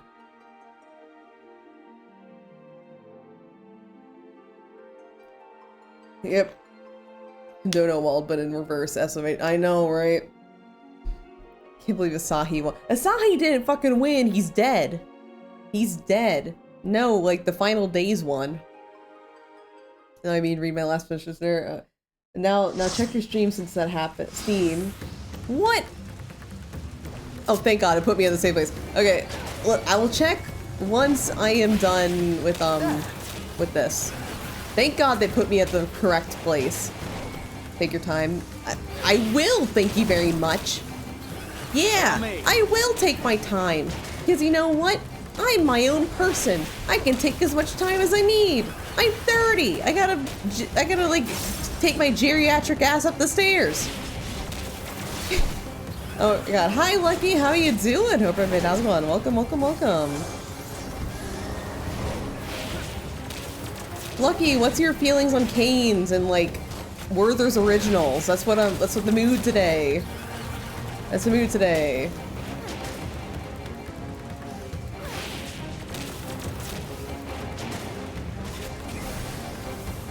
The DDoS is like happening in real time. Did you see that delay? And I'm in a trust. I'm not even like playing with people. Mitre. Canes.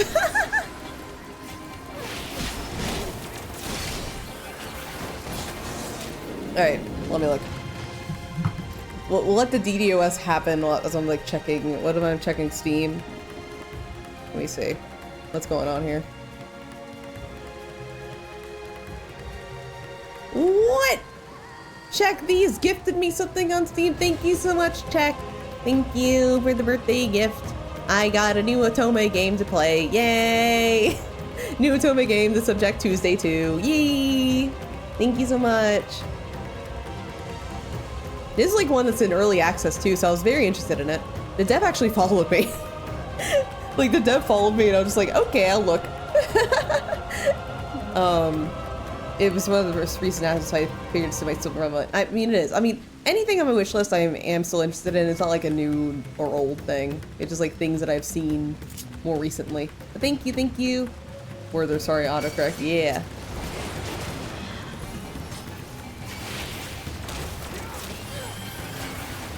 Because I know my wish list is bloated. I mean, I regularly go through my wish list, like, purge anything I'm no longer interested in. Because, you know, we gotta kind of keep active on it. So smart. I am.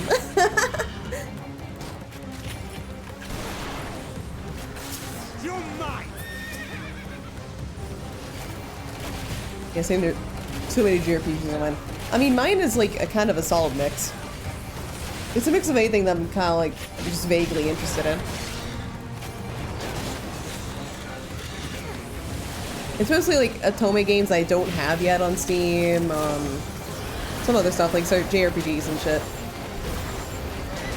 By the way, if you ever see something on my Steam wishlist and has a really bad review, it's on purpose. I want to play it because it's a bad game. Can't even get back on Steam to finish Berseria, sad day. No! Berseria is such a good experience. I love Berseria.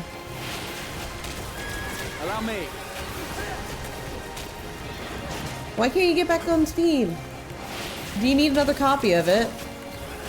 Mimi, I will buy you Berseria. It's such a good game. Mailing Mimi like 20 copies of Tales of Berseria. No, thank you. Okay, fine. fine. You have the steam bug though? What's, there's a steam bug? I've got to buy 3 candles of each. I already have a sex candle. What else are you gonna give me? I don't think I have a candle on my throne right now. What are you gonna do? Like say you will? Can't make me shut up. God damn.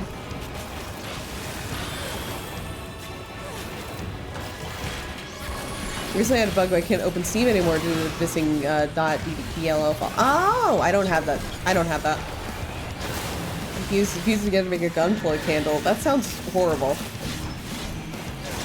A city candle. They can have a Sex in the City. Allow me. My mom used to watch that show. Apparently it's 26 years old. Like, imagine. It's so old for a television show. I never watched it. I've never watched it either. Like, I just know my mom used to watch it, and it was like, I was too young to experience it, because, like, you know, they talk about sex. That's the name of the show. It's called Sex in the City. So I never got to watch it whenever she was, I never got to be in the living room when she was doing it.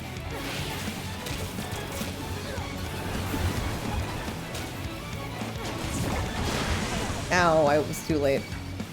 That show's as old as me. Oh my god, a baby. Baby on board in chat. And they talk about the city, can't be having that. I know! Yo, I grew up in the fucking boondocks. Like, not the boondocks, the boonies. The boonies. I grew up in the boonies. Like, the city's scary. It's so scary.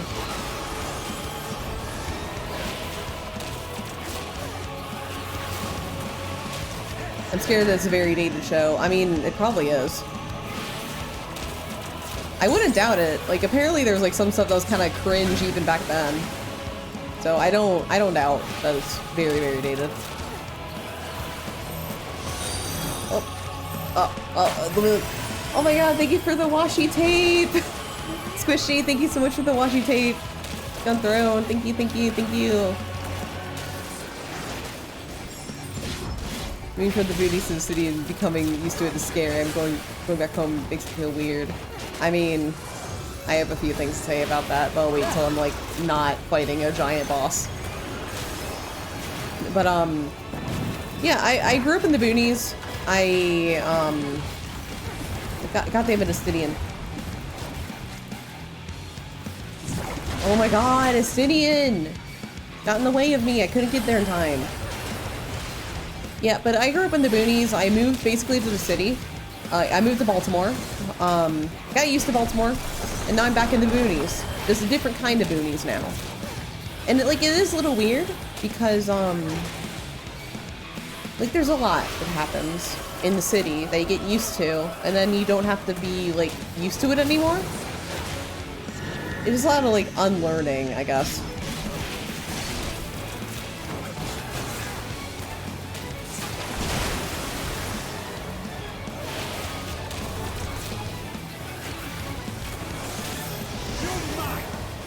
Because I remember, well, one of the funniest things that we've experienced now that I moved out of Baltimore, is that I'm almost done with the sponsor. There we go, there we go. So like in this like boonies area that I now live in, they're like, okay, this is like a great town. Welcome to the town. Just be aware that over there is like the bad side of town. Like there's bad things that happen over there.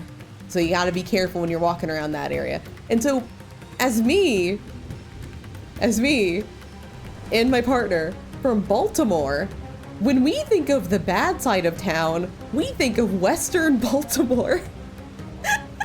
And if you don't know Baltimore, Western Baltimore is like really bad. It is like, you don't go there. Like people disappear there, let's just say. They disappear. And also, if you're not from Western Baltimore, just know that you'll be being watched the entire time because you're not from the area. Doesn't matter, it doesn't matter your skin color or anything. Like, if you are not from Western Baltimore, you were seen as an outsider and you're kind of in danger because, like, there's a specific culture. Like, as long as you're from there, you can kind of get your wits about you. But if you're not, then it's bad. So like that's our thought of bad side of town, and when we actually started checking out like the bad side of town in this boonies like very rural area, the bad side of town just means that poor people live there. And we're just like, oh, this is normal. It's just like regular like living for us, because like we lived in the poor side of Baltimore, so we're just like, oh yeah, like this is like home. Basically.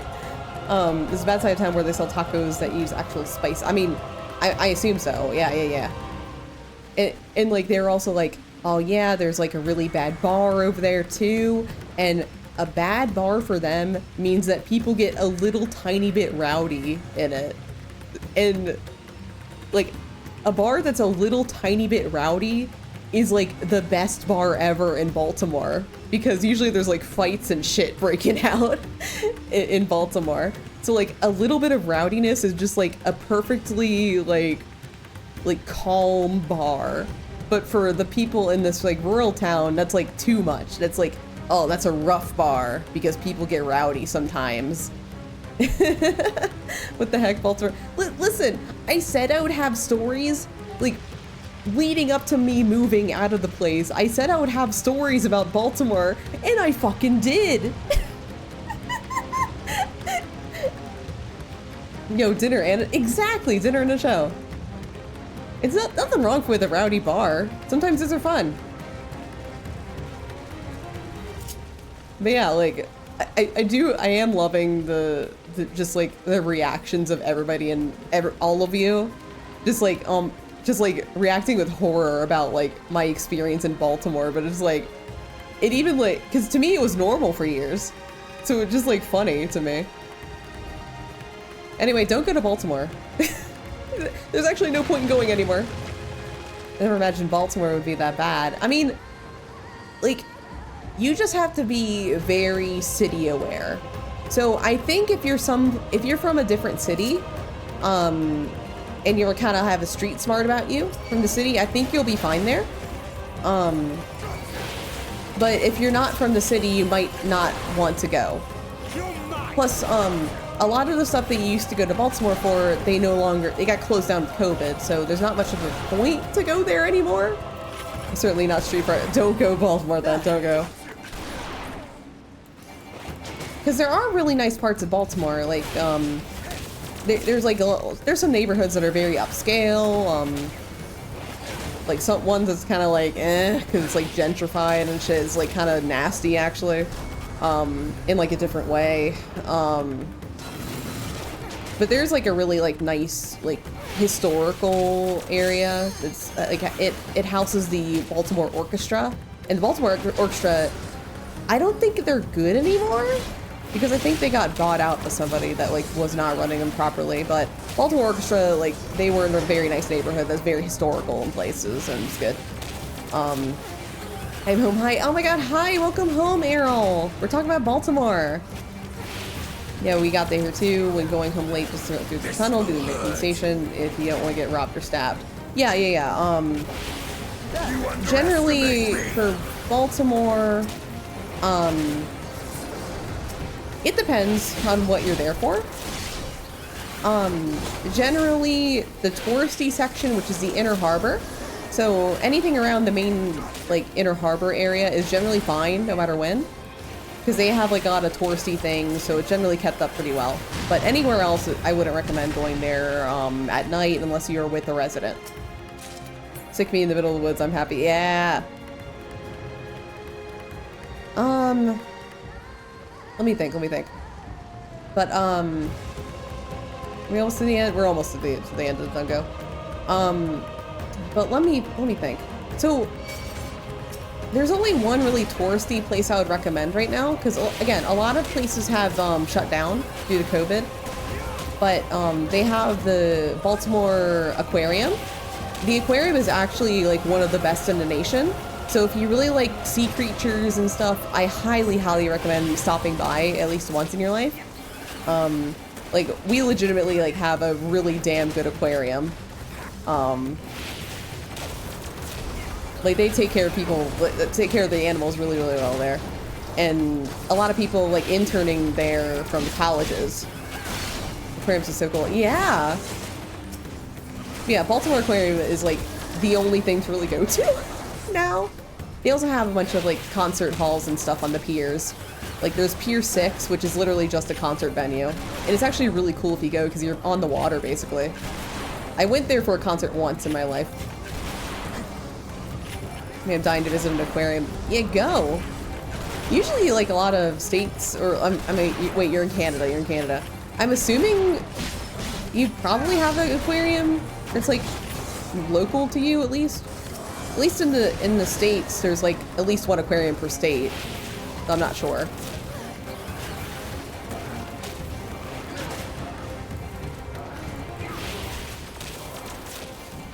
Cause in Maryland, where I used to live, there was, in Baltimore, they had both a zoo and an aquarium. The Baltimore Zoo is kind of shitty, don't go there. The aquarium is like one of the best. And then there's the DC Zoo and Aquarium. The DC Aquarium's not good in comparison to the Baltimore one, but the zoo is very nice. We have the aquarium in Montreal, but apparently it's a 30-minute visit limit since COVID. Oh no, that's shitty. That's shitty. Why would they have only a 30-minute visit? That's like, that's nothing. That is like no time at all to really enjoy it. Because people can spend like all day in an aquarium. Like just taking your time and shit. I've been to DC before, it's a weird experience. Oh, what were you doing? I've been to DC a lot. Cause like, my mom's a huge historical buff. So, but well one, my mom's a huge historical buff, so she always liked visiting the museums and stuff in DC. And also, like, I kind of grew up in the boonies where like everybody was the same. So my mom was like, we gotta get my kids out of here so they can see something other than a white person, kind of thing. So she's always very like determined to like have us travel outside of the boonies. So we went there a lot. One of my colleagues went and told me, do not bother going. It's a shame Montreal has the planetarium and the botanical garden. Those are always fun. But they rarely reopened since 2020. Oh, that's a shame. I love botanical garden. Here's what I can say about DC, is that if you want to go to like look at museums and stuff, I was there for work, so I got, that kind of sucks then. But DC has really good museums. They have a botanical garden that's really, really nice. And most of the museums and stuff in DC are free. So you can just go and leave whatever you want. You don't have to worry about paying. The zoo there is free. All you have to do is pay for parking or pay for your transportation there. But once you're in, you don't have to pay for entry or anything. They'll like check your bags, of course, but that's it. That's it. But yeah, most of the museums that are government sponsored are all free to enter. It's all, you have to go to the Smithsonian's. They're like heavily like state sponsored. I mean, government sponsored, I mean, federal stuff. But they're very, very cool. Like my personal favorites, I like going to the American History Museum, and it has a lot of pop culture stuff, and like, it's all like entertainment, kind of American entertainment history. It's really cool. And they also have, what else is there? The Natural History Museum. It's all like dinosaur bones and stuff. It's all very, very good.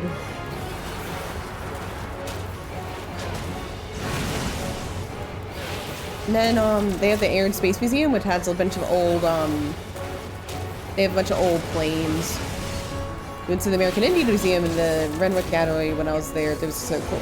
Yeah, I've been to the American Indian Museum too. It's all about like the American Indian culture. So it goes more so into their beliefs and like basically like reporting of their beliefs and stuff, and like their histories, which it's really neat if you want to go. This isn't actually a new museum in DC. I went there only briefly. I only went there once. I mean, it's because it like just came out. But they have is it curated by a nation who live there. I do not know Squishy.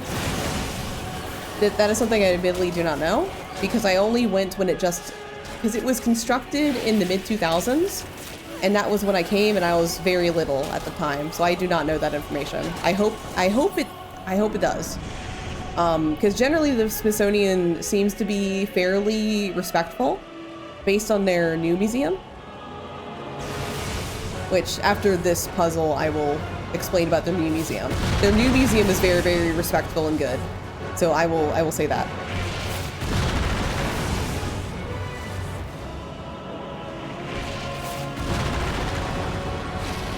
Okay, we're going back now.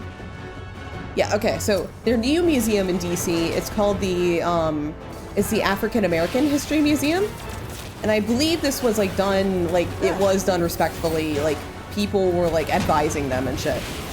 Going to this one, exactly. So the African American Museum, it actually, if you want to go to DC at all, and you want to go to the African American History Museum, you have to get tickets in advance. And the reason is because, so the Smithsonian never charges, but the African American History Museum is so popular that they have to have like specific tickets that say like you can come at this time, because otherwise it'd be swamped the entire time, like you won't be able to walk around. And it doesn't have like a time you have to leave by. It just like you can only enter after this time. So like if I have like an 11 a.m. ticket, then I have to wait till 11 a.m. to enter. The African American History Museum is phenomenal. Like I went once because a family friend had extra time tickets, and it was amazing. Like it was very, very like, parts of it were really cool because parts of it were African American culture and like the advancements in entertainment that they have contributed, and some of it was absolutely horrifying. Like there's things I did not know going in that like I was like sitting there mouth agape in shock and horror. Like it is very important if you have the opportunity to go. You learn so much there. Out of curiosity, did you guys consider visiting a museum while at Okai? No, the thing is when you're at a convention, it's kind of the only thing you do, unless you're there for additional days. So we did not consider going to a museum. I'm not sure what museums are in San Fran though.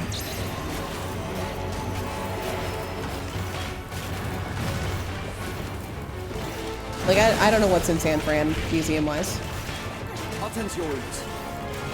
Oh yeah, I'm gonna mention this too, but in the African American History Museum, at the bottom floor, I believe, they have like a food court, and all the food is based off of different cuisines and shit. It was really cool, like different cuisines that African Americans basically developed for themselves.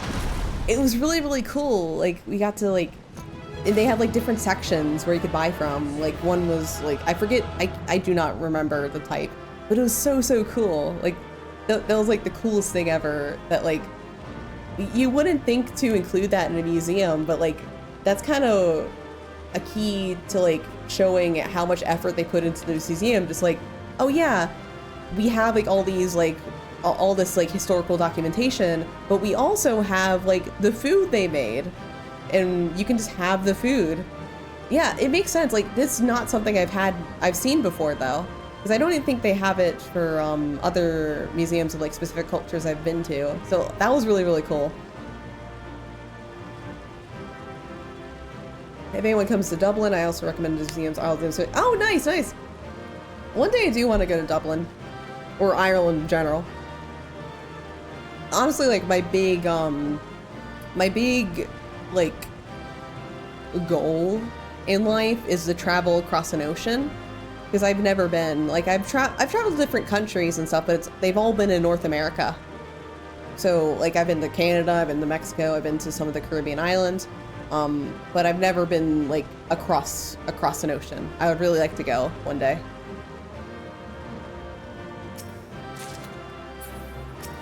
Right, now that we've done that, let's watch the cutscene. Alright, pause the museum talk. Let's just watch the horrors play out across the pond. Yeah!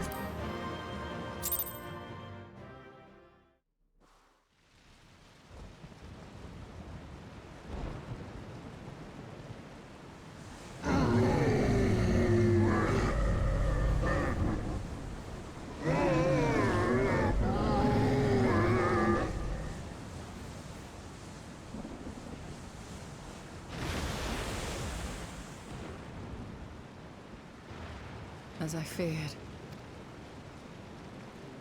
Oh. What is it? What's up, Y'shtola? The beast was there, and now it is no more. Yes? Yeah. Indeed. We saw it plain. But you didn't, did you? I saw nothing. Not the blasphemy that perished here, nor the other men turned beasts. And because of this, I now see all too well. These Endwalker dungeons are mentally draining in a good way. I mean, they're good. I like them. They're fun. There is no ether. Where the creatures should be, I saw naught but emptiness. Oh, they don't have ether anymore. That's great. Emptiness? But that would mean... Recall the words of the Watcher. 'Twas a stagnancy of ether, a cessation of flow, leading to decay and absence, that led the ancients to conclude their star was dying. Yeah, out of juice. This is the same phenomenon. The instant these people are seized by the transformation, their ether begins to rot and crumble away like dried mud. Until, from their corporeal forms to their very souls, naught remains. But the beast spoke with its dying breath. Surely at least a sliver of the man it was endured. Mayhap so.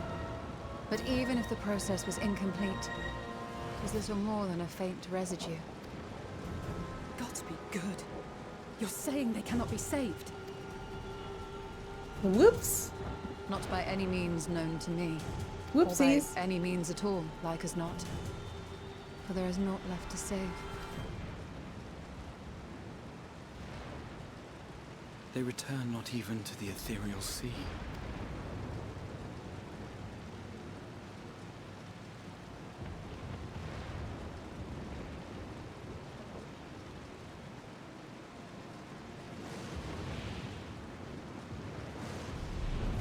Hi, Breacha.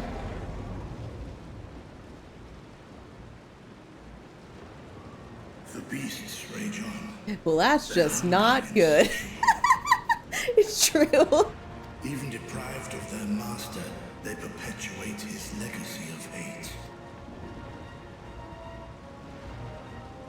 Once proud sons and daughters of Thavnir, all of them, and now I spill their blood. Whoopsies. Sorry about that, Breacha. You'll get him next.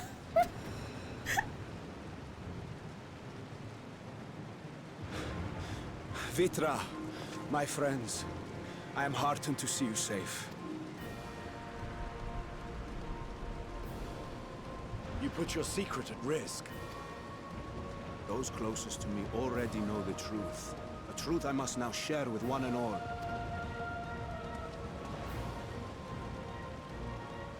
Vitra, calamity has come to Radzatan. Our fair nation is rent by screams of pain and despair. More than ever, we require a strong leader to shepherd us through the storm. Reveal your true self to our people, Vitra, and guide us to salvation. What madness is this, Iwan? I love Breacha. I know. I love Breacha too. Especially for the patch plus. Duplicity, it will do naught but foster confusion and chaos. Nay, I shall remain the Satrap's loyal ally. and do battle with the beasts. Easing hearts and leading the people to safety is thy task, and thine alone.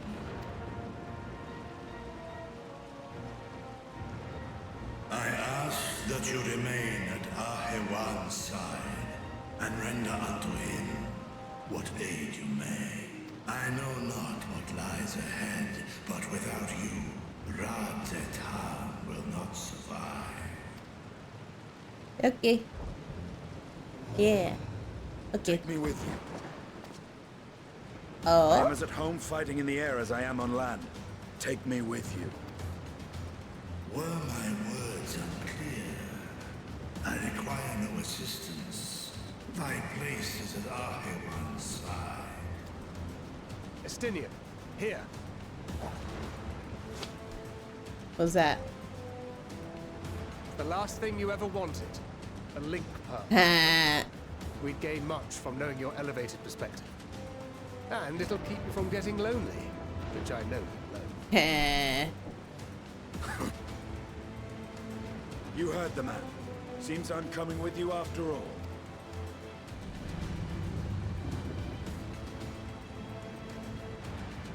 Then I pray thy grip is iron. Be it on thy head if thou dost chance to fall. Fair enough. Now, shall we? Bye, Sinian. Have fun in your dragon ride.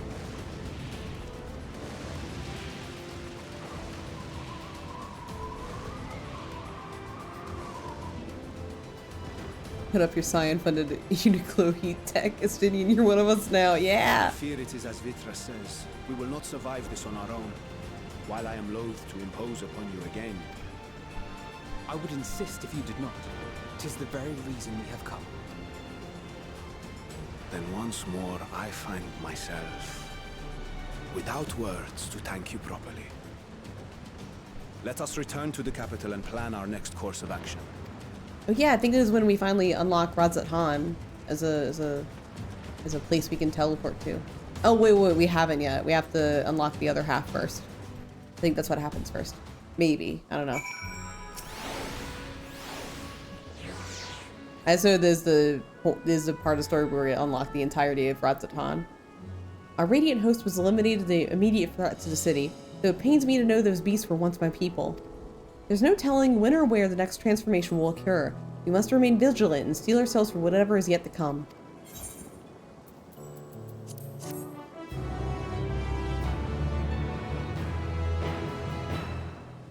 Alright. Oh boy, oh boy. Things are gonna happen. Things are gonna happen.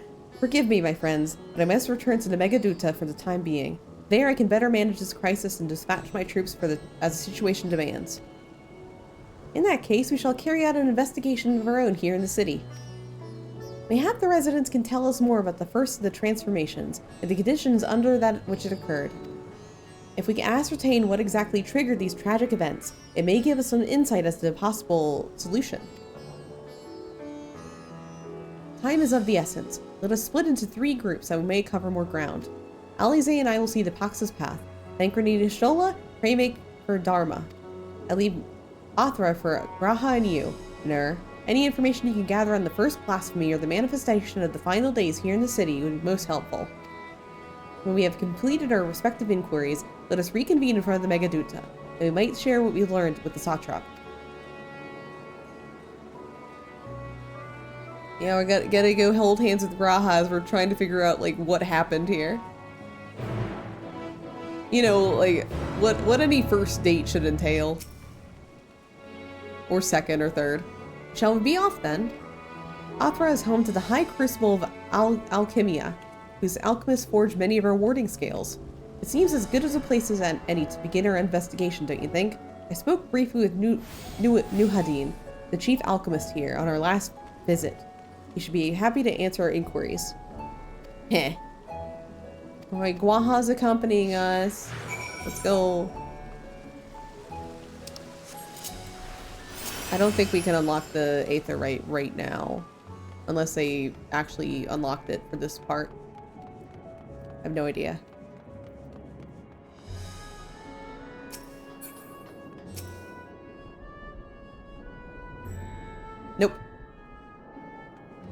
Can't do it yet.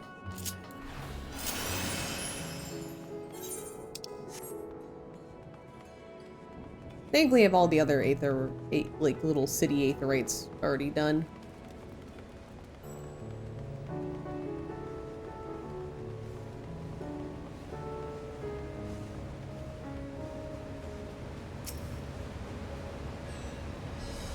Ah, I remember those red eyes. You were with those scions who commissioned the scales from us, yes?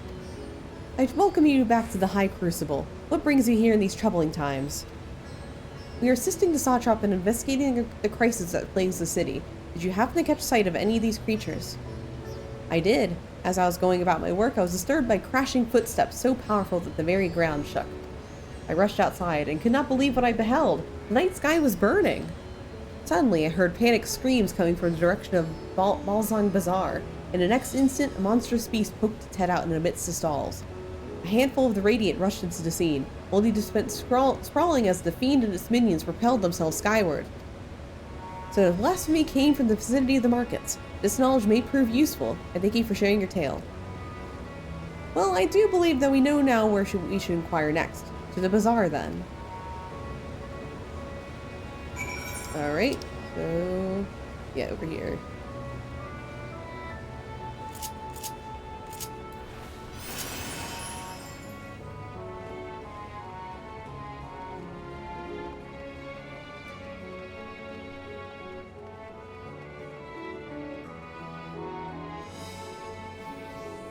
We go this way first.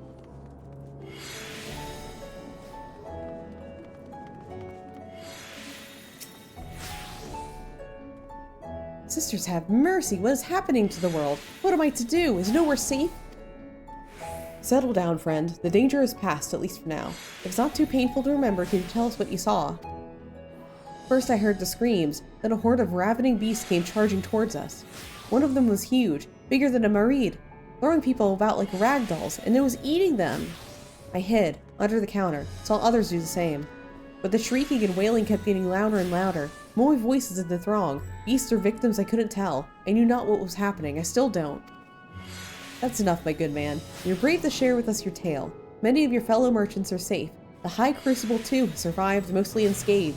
Pray stay close to your friends and loved ones, and rest your body and mind while you're able. Alright, one down.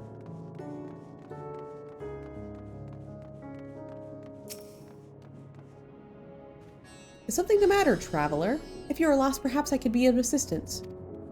Your offer is most appreciated. We are not lost, but we are in need of information. Might you know anything about the gargantuan beast that rampaged through the bazaar? I saw it all, though I wish I had not. I was going about my work, when all of a sudden a piercing scream cut through the air. I turned around, and there was a fiend, its massive body bursting through the entryway with the force of a tidal wave, and then it was gone as quickly as it came. Alright.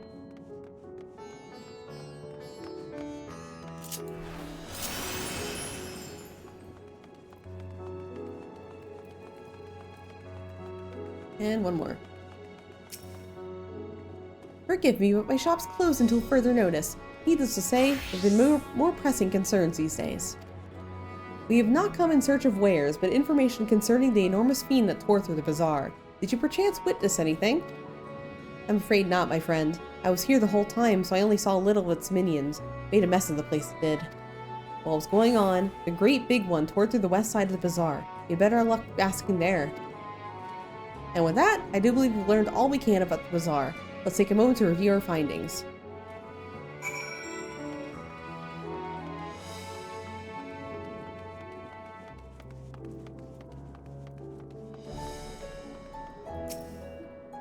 Judging by their accounts, the transformation already occurred by the time the beast reached the bazaar. It tore through the west side of the bazaar and headed towards the Aetherite Plaza. In other words, the blasphemy may have first appeared in this vicinity. That being the case, the people in the Mayhain may tell us more. Alright. Continue looking. Alert. Oh my god, is that Vel? Absolutely fun. Is that the Vel crew? The Vel crew is here. Happy birthday. Hi everybody. My name is Nur. I'm a computerized VTuber. Currently we are here with Final Fantasy XIV Endwalker. Just so people are aware, Hello, happy birthday. Oh my god, hi Vel. Thank you so much. And just so people are aware, I am in the middle of Final Fantasy XIV Endwalker. The ransom We are has been paid. Thank you so much for the 500 biddies, Laris. We are in the middle of Endwalker, so about in the level 85 quest lines.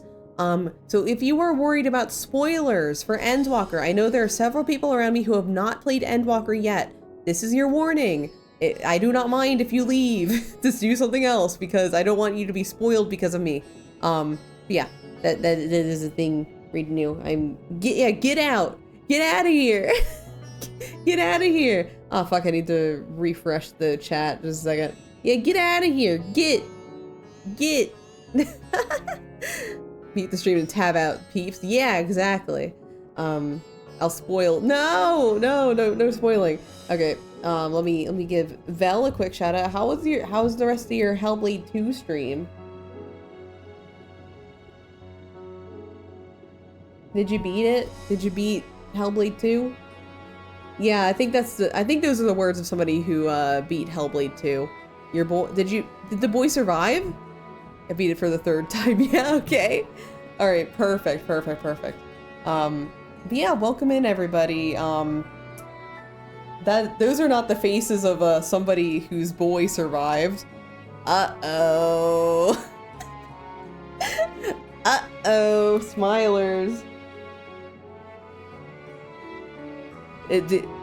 Nah, he's fine. Okay, I'm just gonna believe Soot for now. I'm just gonna believe that he's okay. And maybe Vel broke the curse. He's fine, said through sobbing tears.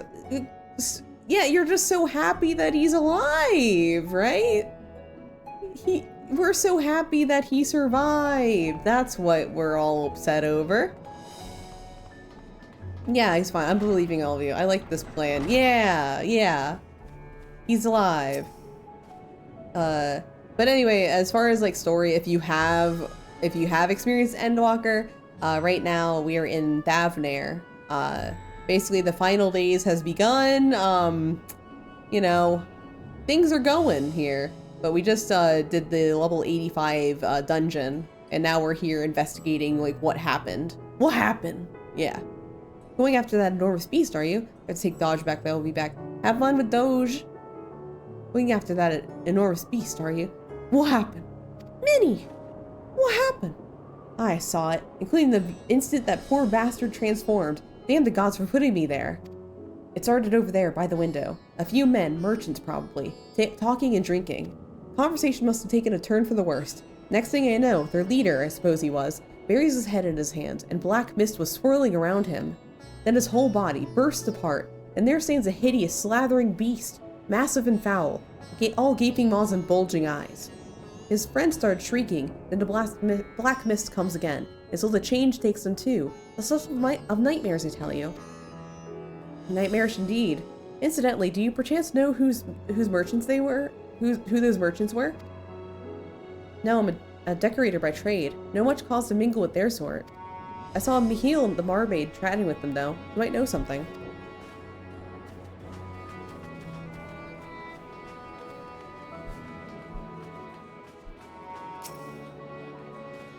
Even after repairing all the damage, it'll take a while for business to pick up again. You mean the blasphemy? That's what the Raiden have been calling it anyway.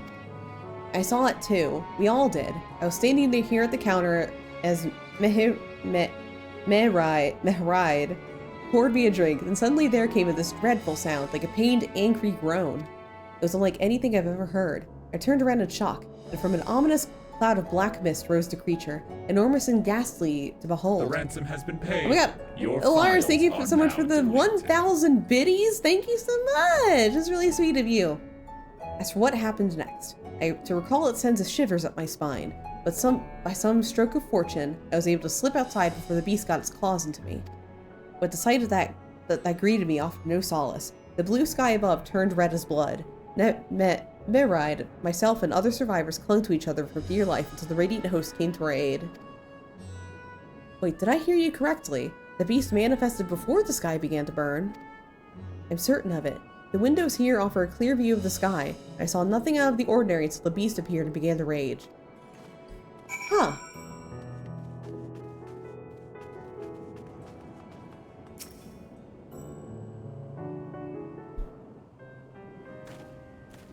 Oh, hello there. Welcome to Miride's Mahane. What can I get you? We have not come for libations, rather for information. You're a Mahil, yes? We're investigating the so-called blasphemy on the Satrap's behalf. We hear it was one of your customers, a merchant, that first underwent the transformation. What can you tell us about him? He was something of a regular here, especially of late. Khazal was his name. He ran his own consortium, dealing primarily in the exports of Thavnarian specialties.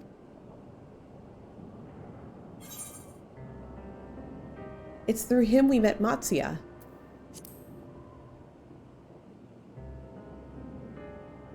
Yes, the names ring a bell. Didn't you meet them both on your first trip to Thavnar? If I recall correctly, Khazal ran a trading operation in Yehilmad, and it was there that you made Matsia's acquaintance. Yes, that is the same Khazal, no doubt. A rather successful man from what I gather. That said, it was clear they had fallen on hard times of late. Those ghastly towers popping up everywhere cannot have been good for business. Even now, with the towers gone, the collapse of the empire has led to all sorts of problems elsewhere. The market for luxuries is surely not what it once was. Trying times to be the head of a trading consortium, indeed. Khazal was a compassionate man. Even as his own business suffered, he did what he could to provide for the artisans, fishermen, and many others who counted on him to sell their wares. Indeed, that was the very topic of yesterday's meeting, as far as I could hear. Yet as they discussed matters further, Khazal's tone grew grave and grim, and that was that. Forgive me, I would not have to recall the memory if it brings you pain. If I could, I would just ask you one thing. Did you notice anything unusual about Khazal in particular? Please, anything at all. Sorry, nothing springs to mind. Perhaps someone else can help you. Khazal lived for his work, and he had no family I know of. His employees and associates knew him best, but they too were lost to us. Still, perhaps his neighbors know something I do not. I can direct you to them, if you believe it would help. What do you say?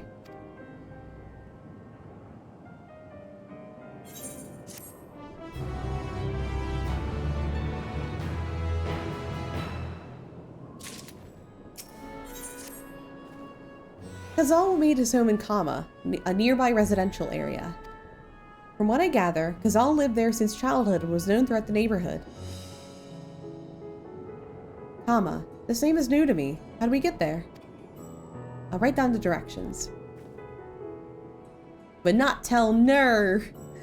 I cannot promise that you'll find what you seek there, but if nothing else, it's a start. Come, let's see where this lead takes us. Right, Graha's now accompanying us again. We can't fucking teleport because Graha's with us, god damn it. It's like my one, not happy thing about the accompaniment thing, where it's like, it's way faster to teleport somewhere, but you can't. But you can't because, like, you have to fucking learn how to walk there. Like, I could literally just teleport right here if I wanted to, but I can't. This fucking cat boy ruining the speed at which I walk. What the fuck? If I had Layford with me, I could just fly an airship up there. Wait, I thought you could? Last time I tried, I couldn't. Because I distinctly remember, like, I tried teleporting or something, and it bums me out. I had to go back. They could have fixed it though, or it was like a bug that I encountered. It could have been an early Endwalker bug. Maybe I'm on something. Oh, okay. It could have also been a bug that I encountered. I'm just not gonna risk it right now.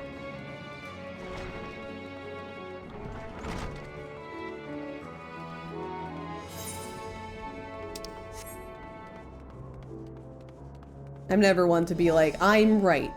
Everything I have is correct. I'm always one to be like, could have been a bug. Could have been something else.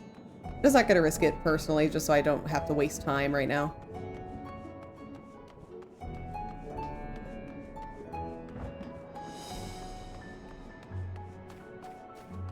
Before I am gonna, I think I got this Aether right. I do want to check first though.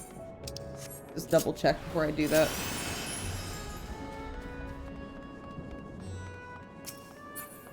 Do I have it? No, I don't. Okay, cool. Good thing I checked.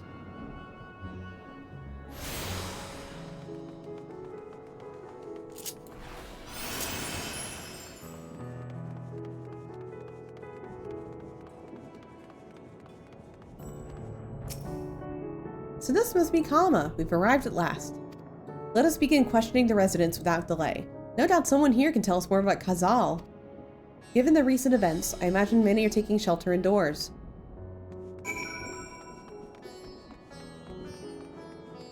Okay, let's start poking around. Khazal, you say? Yes, I've known him since he was a boy. If there's ever a man who was born to be a merchant, it was him. Always early to depart and late to return. He'd spend his days procuring the finest wares and seeking out willing customers. You could say it came to him as easy as breathing. Sadly, business was flagging of late. No surprise really with that how dangerous travel's become. He was cooped up in his house from dawn till dusk the other day, no doubt racking his brain for a way to turn his fortunes around. Then at night, I heard the door open. I looked up to see Khazal sitting on a bench, his head hung low, a man with the weight of the world on his shoulders. I see. The situation must have been dire indeed. Did you notice anything out of the ordinary? Nothing to speak of. Other than the troubles with the consortium, he was the same old Khazal, cordial and honest like always. These questions you were asking, something happened to him. He wasn't caught up in that terrible incident at the bazaar, was he? I don't travel much these days, but my daughters told me not to venture outside. Stuck here as I am, I've heard little about the bazaar going-ons. Rest assured the city is safe for now, but the situation may change without warning. I urge you, stay close to your daughter, and be prepared to take refuge should the Satrap order it.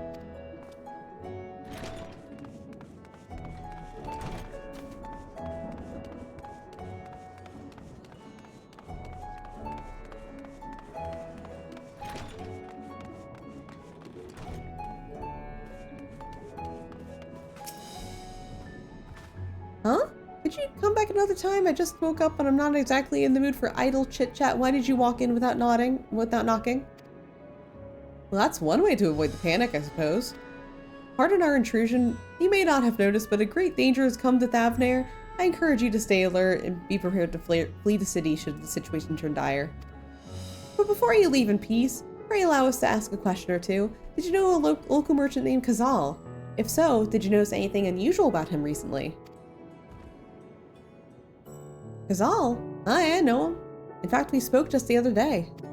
Like many others, his business was going poorly. Still, it seemed as though he'd managed to turn things around thanks to a generous offer from Ruveda Fibers, who is practically dancing in the streets. I haven't spoken to him since, but I assume it all went well. Dijna Baha may be able to tell you more, though. As I recall, he was the one who brokered the arrangement. Dijna Baha at Ruveda Fibers. Sounds promising.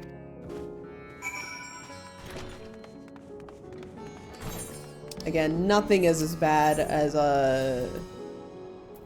Oh, I don't have a lot of these done.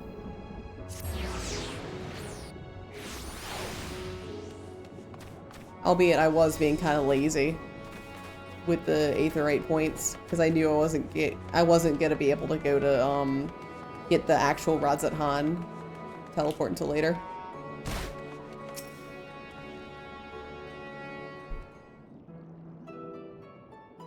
And hurry, I say, there's no time to waste.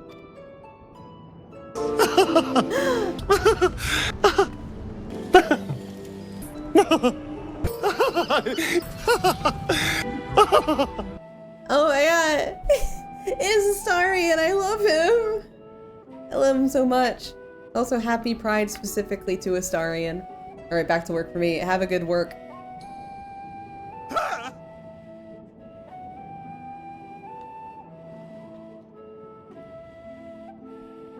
God. I love Astarion so much. Pardon me, but you are in charge of the buying and selling here, yes? We have a few questions we'd like to. I'm sorry, but I simply don't have time to chat. If you haven't noticed, we have our hands full at the moment. We must carry all of our wares and equipment to safety before those accursed beasts return. In that case, might we be of assistance? Perhaps we could speak when the job's done. Very well. You can start by helping us move our equipment. Ask for the others what to put where.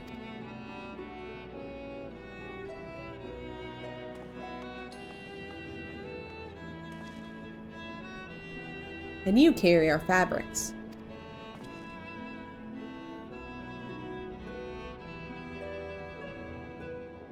Go through that door and speak with Kamala. She'll tell you the rest. Remember, these textiles are our livelihood. Handle them with care.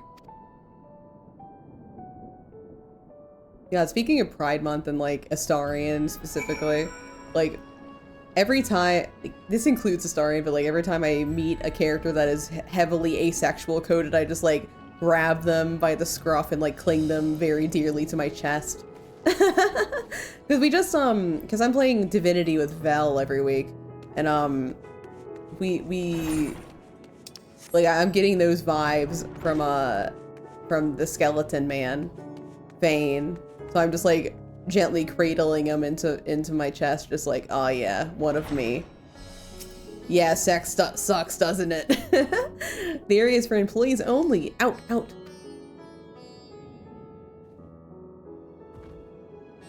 What's that? You come to help? Oh, praise be to Mindaruva.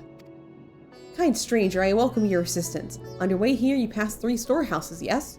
I'd like you to carry that small crate to Nabrifa by the storehouse near the hatchery. The crate of clothing is for Manhuda.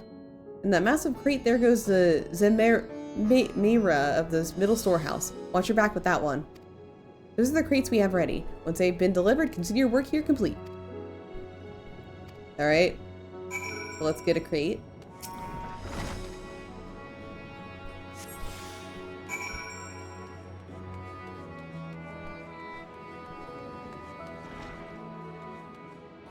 There we go.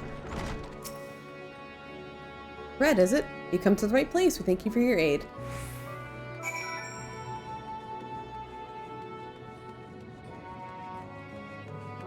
Ordinary crate.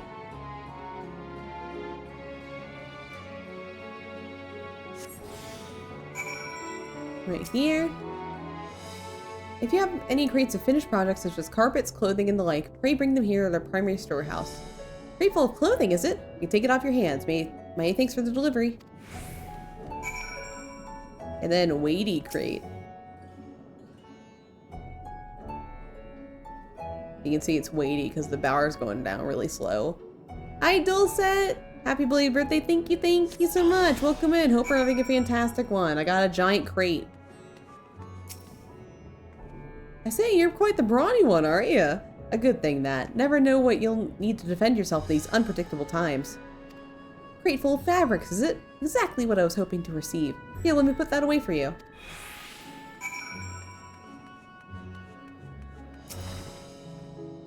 You carried all the crates to the storehouses, you say? And so quickly, too. Why, I've never seen anyone so strong. I and my associates will see to the rest, so please return to Jinda Baha and assume our work is proceeding apace. To tell the truth, we're so grateful for this distraction.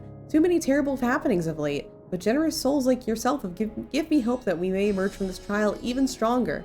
I pray we may meet again at peaceful times.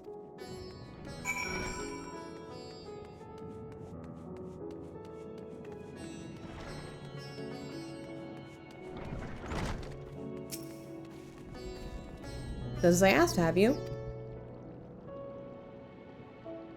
If Kamala is satisfied with your work, then so am I. You've done us a great favor, traveler.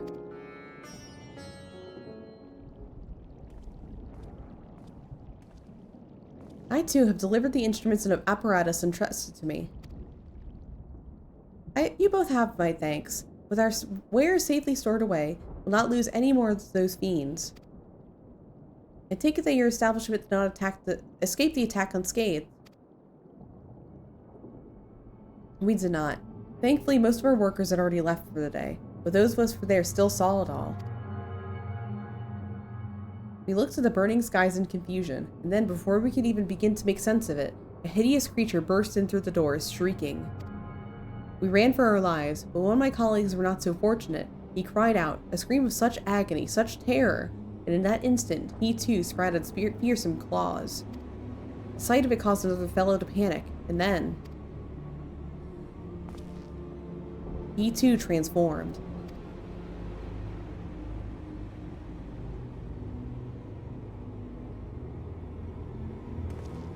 I'm sorry, was there something you wanted to ask? Indeed. You knew the merchant Khazal, did you not? I believe he had some dealings with your establishment. Khazal, I know him well. We had arranged for his consortium to deliver a large shipment of fabrics, but in the end we received a better offer, and had to return him down. I understand his business is struggling, but so is ours. Another of our most reliable trading partners agreed to transport the goods for a much smaller commission, and we'd have been fools to refuse. I felt terrible for withdrawing the offer, but you must understand we simply had no choice. He tried to put on a brave face when I delivered the news, but his dejection and despair were plain as day.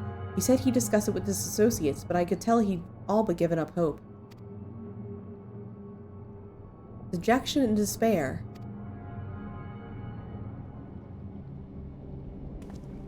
You remember what we saw in Vanaspati, yes? Soldiers and jungle dwellers are pushed to the very brink to turning into beasts one after the next. It would seem the same phenomenon occurred here. The poor craftsmen attacked by the fiends, as well as those that witnessed it, all undergoing the change. I suspect that everything began with Khazal. By all accounts, it is he who suffered the most profound and piercing despair.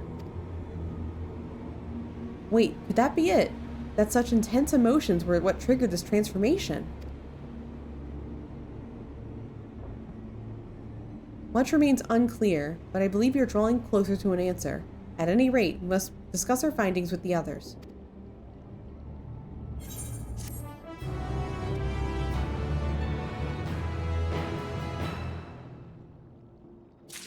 Oh, thank you for the hydrate. You told me it's your birthday for real. Time zones are weird. Happy real birthday. Yeah, it is my real birthday. Yeah, it's real birthday, not belated birthday. It's today.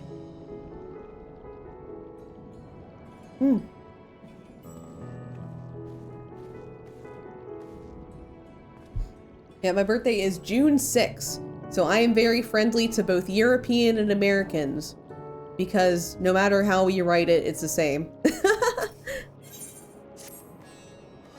We're here to reconvene with the others in front of Megaduta, or were we not? That would just be outside. With any luck, they'll have already returned with their own investigations. My friend, we must take our leave. I pray that your establishment is spared further tragedy. But remember, your lives are far more precious than anywhere's. If you are forced to flee, do so without hesitation. Favorite scene coming up. Oh, I know what scene's coming up. I know exactly what you're talking about.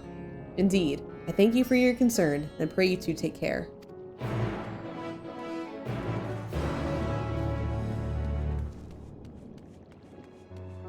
Hehehe. I can just picture like Squishy slowly inching at the edge of her seat, leaning down with great interest.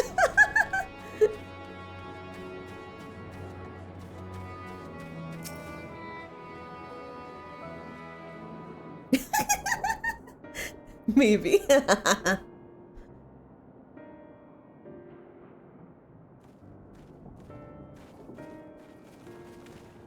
There you are. You've spoken with the survivors. Thank God we're in voice acting range. Thank God I get the rest of my fucking voice. Indeed.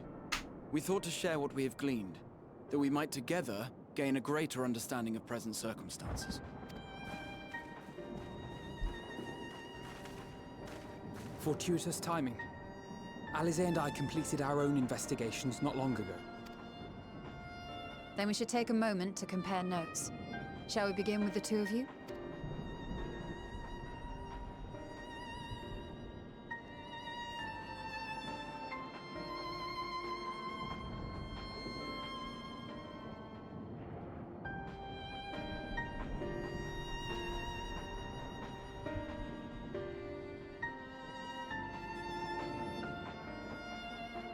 So the merchant Karzal was gravely concerned about his business in the days preceding his untimely end.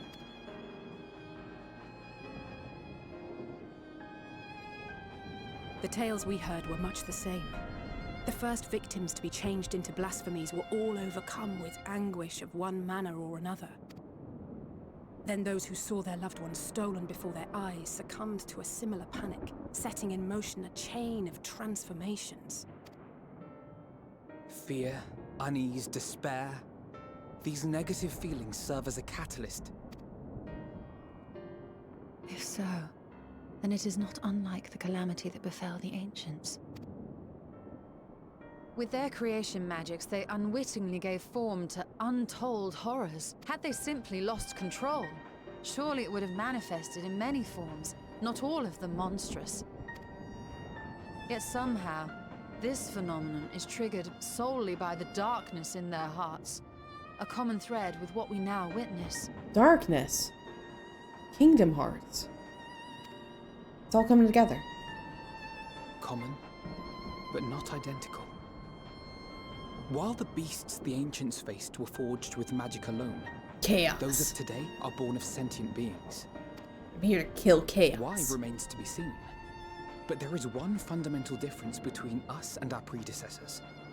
Our souls are sundered, whereas theirs were not. Perhaps that single variable makes all the difference. Kill chaos. If I may, there was another detail that troubled me. We have it on good authority that Karzal's transformation took place before the skies began to burn. What?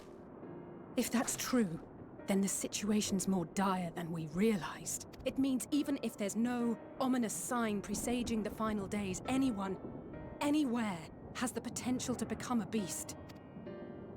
Even in lands we thought safe, even as we speak.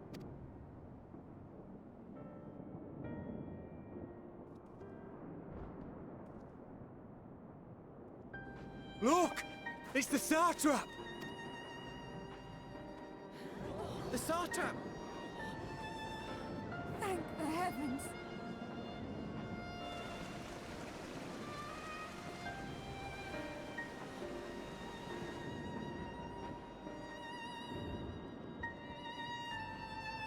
My countrymen, I am relieved and heartened to see you strong and safe. Evolution to beast is natural. Yeah. I love the Satrap too. I hope nothing happens to him. Evolved to crab. Oh my god, hi Jesus Christ. How you doing? Hope everybody has one. While the danger has not yet passed, far from it, allow me to assure you that the beasts that raged within the city walls have been exterminated to the last. Outside this sanctuary, the brave men and women of the Radiant Host and our dragon ally continue to battle our unholy foes. I pray these tidings put your minds at ease and help you calm your hearts. Have faith that we shall soon conquer this terrible trial.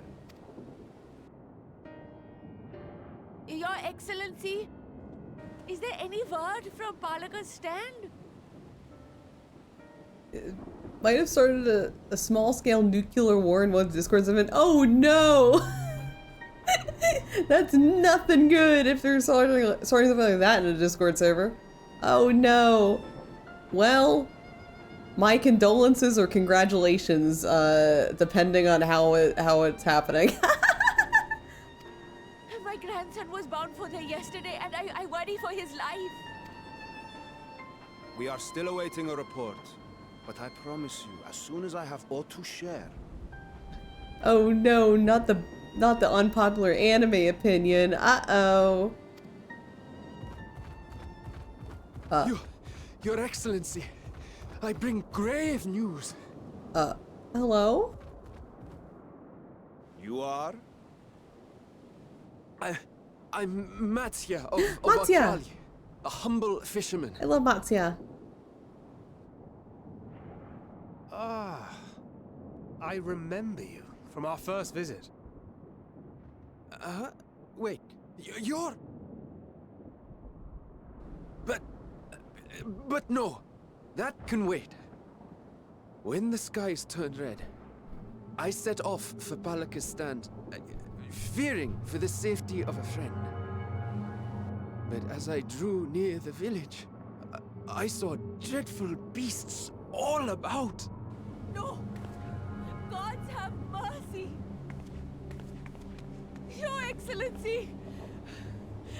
Save my grandson, I beg of you! We will spare no effort to save all we can, but you must remain calm. Calm? You tell me to be calm? You saw those beasts? They tore our bravest warriors limb from limb! What if we are too late, huh? They catch him, sink their fangs into him? The fangs! The screams! Get away from her, now!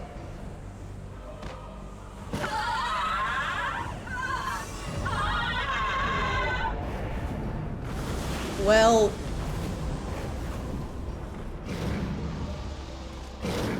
Bye, Grandma.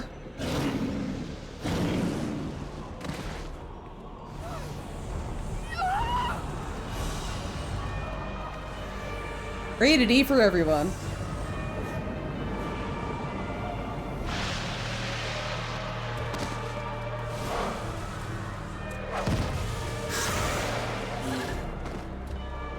Damn it! We've got to kill them before it spreads. We'll handle this. See the townspeople to safety.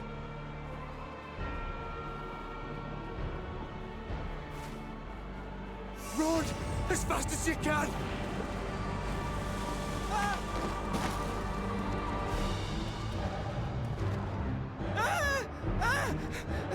No!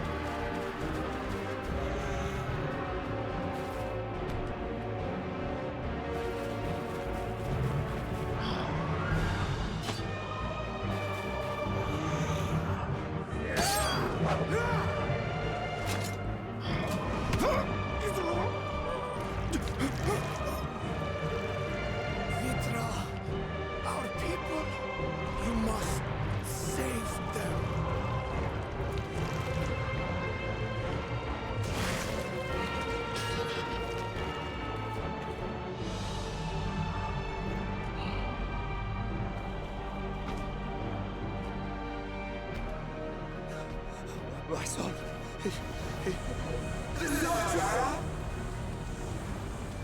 Enough. You must run.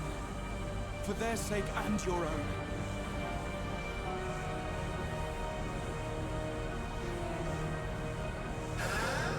Yes, you will survive. You must.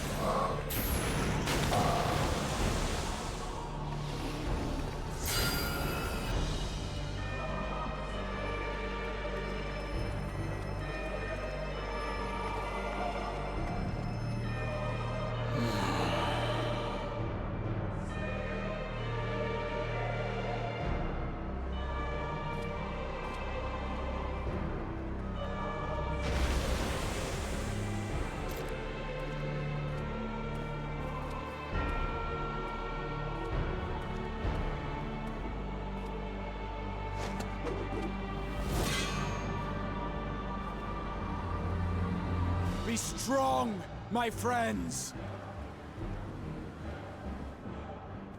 Fear not, for we will defeat these abominations!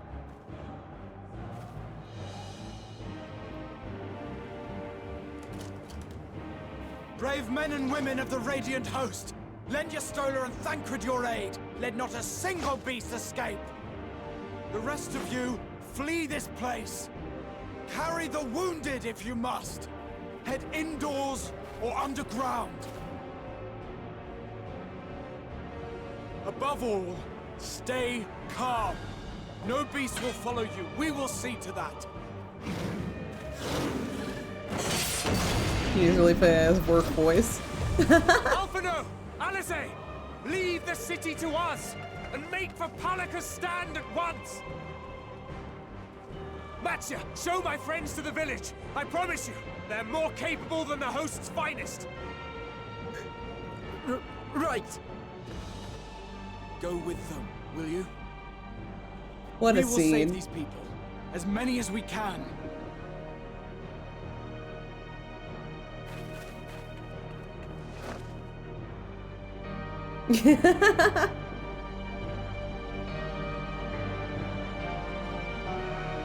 Yeah, really, like the child turning into a monster, then getting squished immediately. That's holy shit! When I first played that, I was like, "What the fuck? What the fuck?" Still kind of creeped me out in a good way. I mean, they're meant to be very creepy.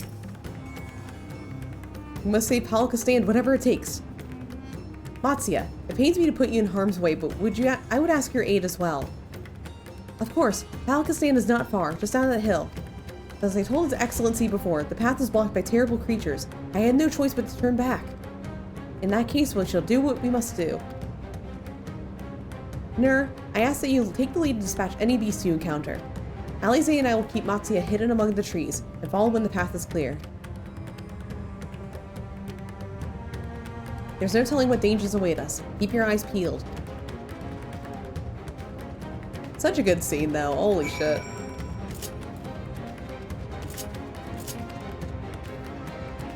It was officially the scene that changed Graha's standing in my book from Twink Bottom to Twink Switch. I mean, you're not wrong.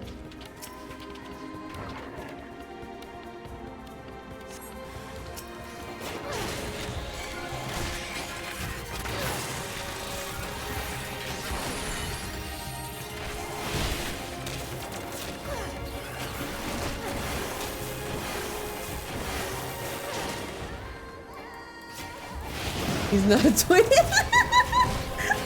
The experts come. No, the expert's here. Everyone shut up. The expert's here.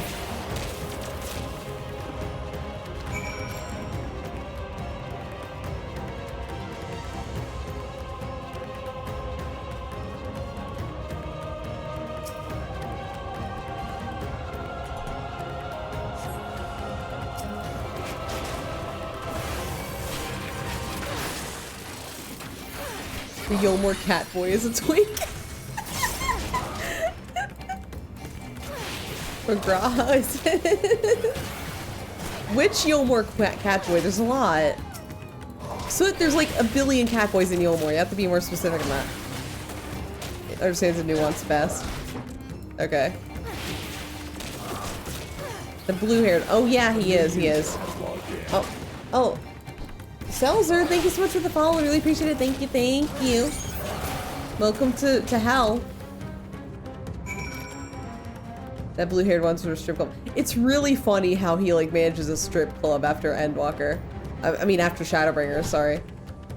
Like he just like, it's really funny in the story of Shadowbringer. He's just like, I'm gonna find my place in Yomor. I'm gonna make this the best place ever. And then he decides to run a strip club. It's really funny.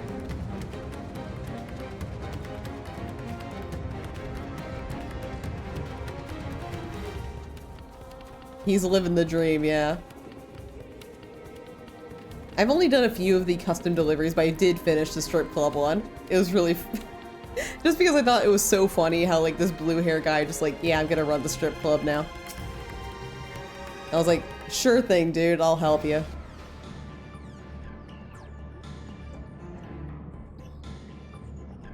It cannot be.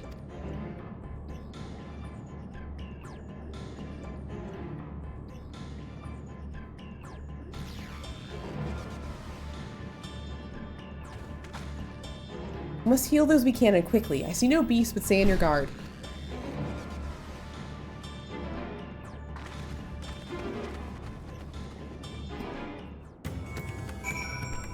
But first, let's get the teleport before I forget.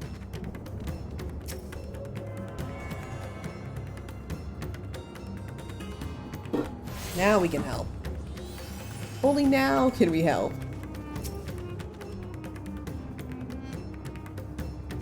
The cooling body has already begun to stiffen. The massive wound suggests the villager was gored by a terrible beast. Beehive was cool. I just wish he did more with it. I don't know. Blame the Yakuza. I blame Yakuza if I want full club managing minigame. I mean, that's kind of a tall order to ask from Final Fantasy XIV. The villager has no pulse, nor do they appear to be breathing. I want to work in the strip club, damn it. Let my warrior of light strip. Though the villager's injuries do not appear to be life-threatening, he does not respond to your efforts. His breathing grows more ragged and shallow, and his vacant eyes are those of a man who lost the will to live. Even if I wake, the nightmare goes on. No, leave me to sleep. You call out, but the man does not respond. There are plenty of mods and clubs for that kind of minigame, though. Yeah, it's true. They do have a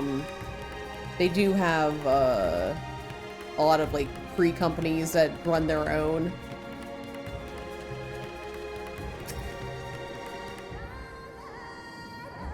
Run their own clubs, I mean. Have you come to help us? Too late, my family, my friends.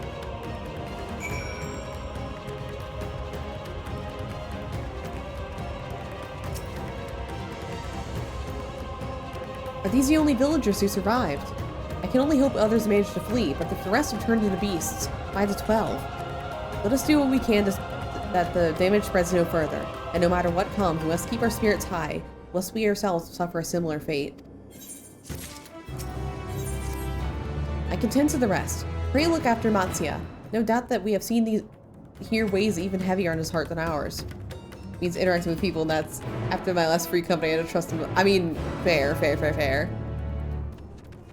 Honestly, if I have to communicate with anybody in like any capacity in Final Fantasy XIV that isn't somebody I already know, I get hives.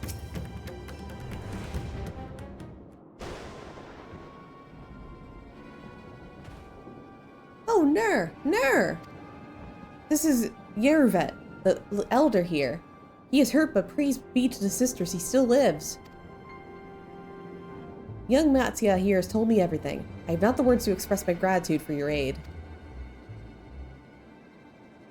When the heavens began to burn, we were afraid, but did our best to carry on as we always have done.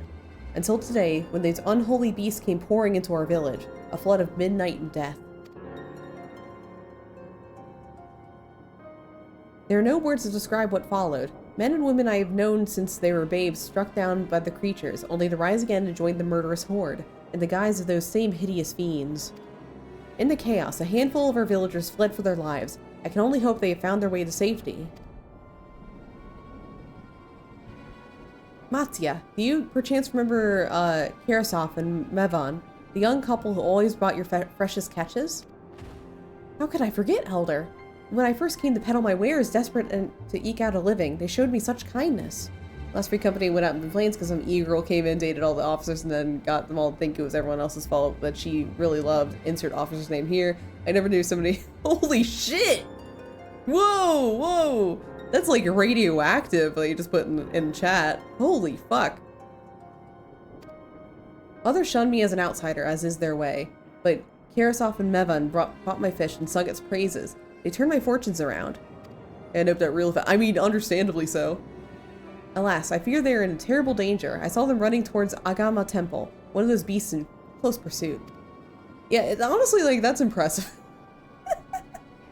If anybody can, like, grift and manipulate an entire free company, that's almost power to be feared at that. Like, holy shit. They had their child, still but a tiny babe. To elude these fiends while carrying one so young is an impossible task, surely. I beg of you, go to their aid.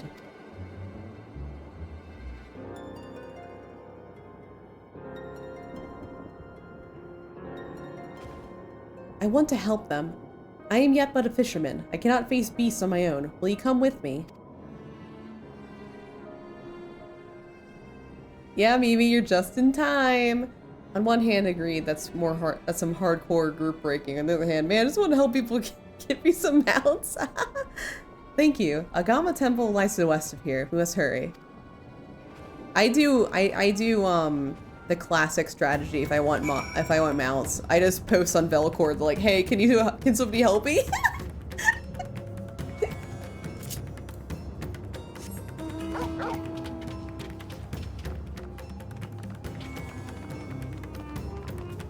And we gotta find the young couple, Mimi. Mimi, you're gonna help me. Mimi. Mimi. Please, don't leave. I need you as emotional support. Come on, let's go.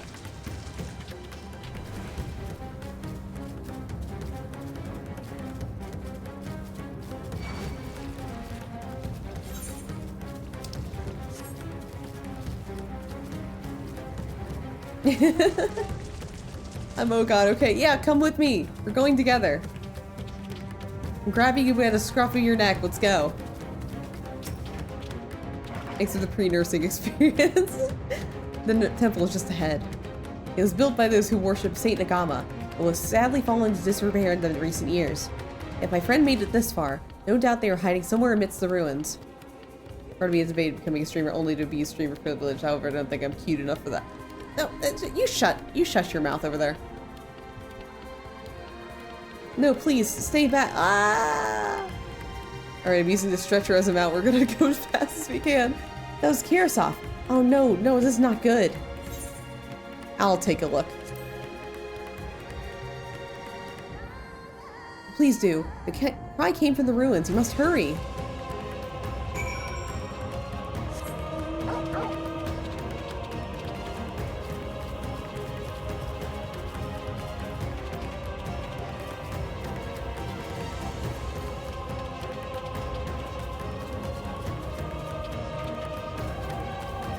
Okay.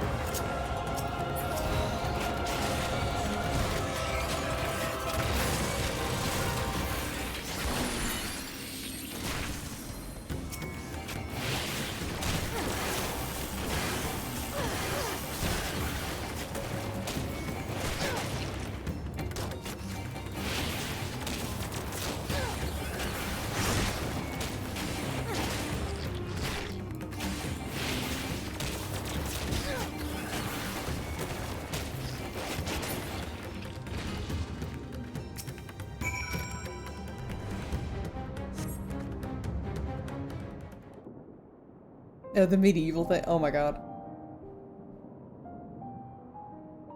The man lies motionless on the ground, bearing a grievous wound.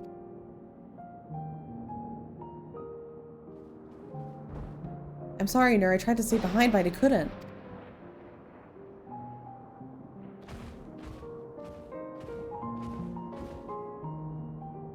No, it cannot be.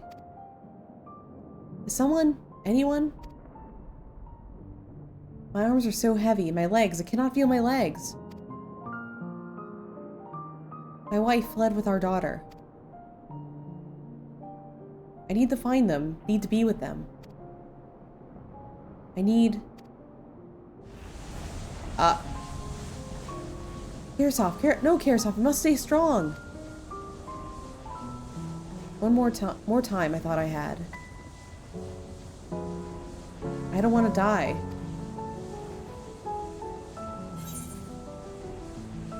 I'm drying Kirasov's tears.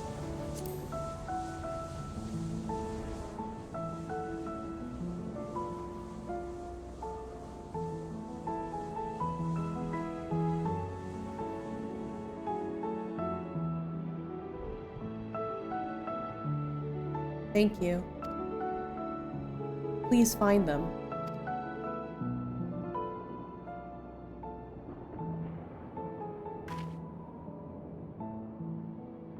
Mivan still lives, and she has their child.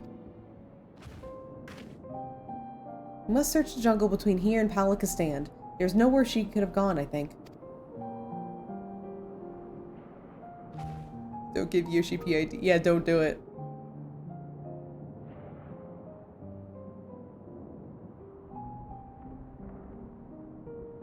Forgive me, Kirasov. Once we saved your wife and child, we will return and lay you to rest.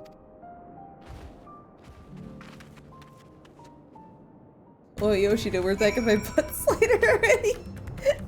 No, no.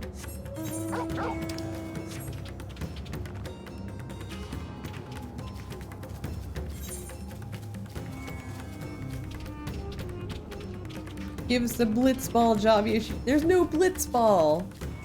No blitzball. I think they confirmed that on like the new interviews that are coming out. No blitzball.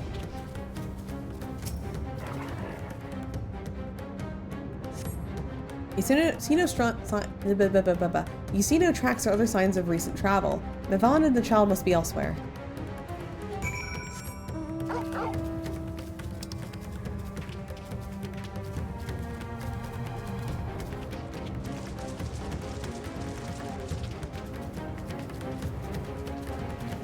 There's no Tooth Fairy, there's no Queen of England, there's Blitzball in Final Fantasy XIV. None. There's none.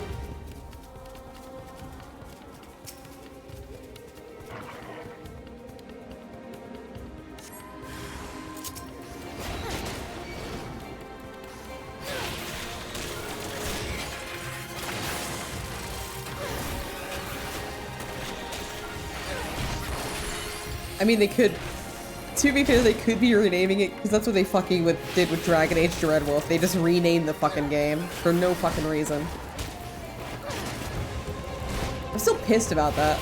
Like, I'm not pissed, I'm just confused. It's like, yeah, Dreadwolf is a good name, but what if we called it Veilguard? Isn't that a cool name that the kids will buy into?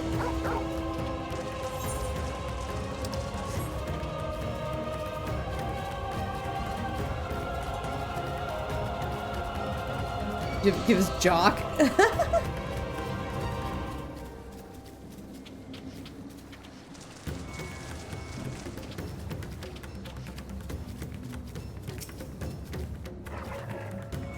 Story of Seasons changed for a good reason. EA, stop trying to rip off good brand. Yeah, stop trying to rip off Story of Seasons, EA. If Mevon and her daughter came through this area recently, see no evidence of their passage.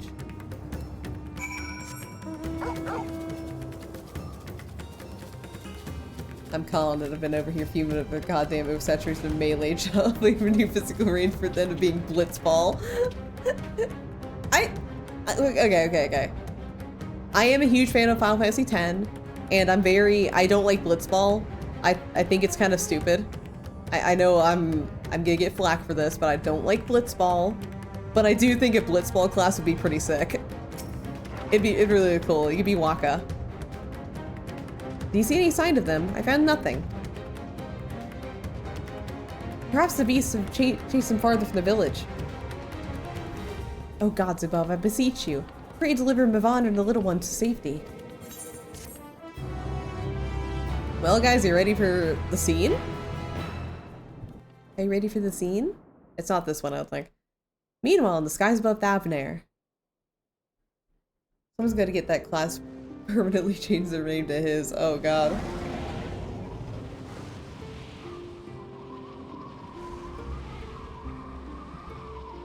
No more enemies to trouble us here.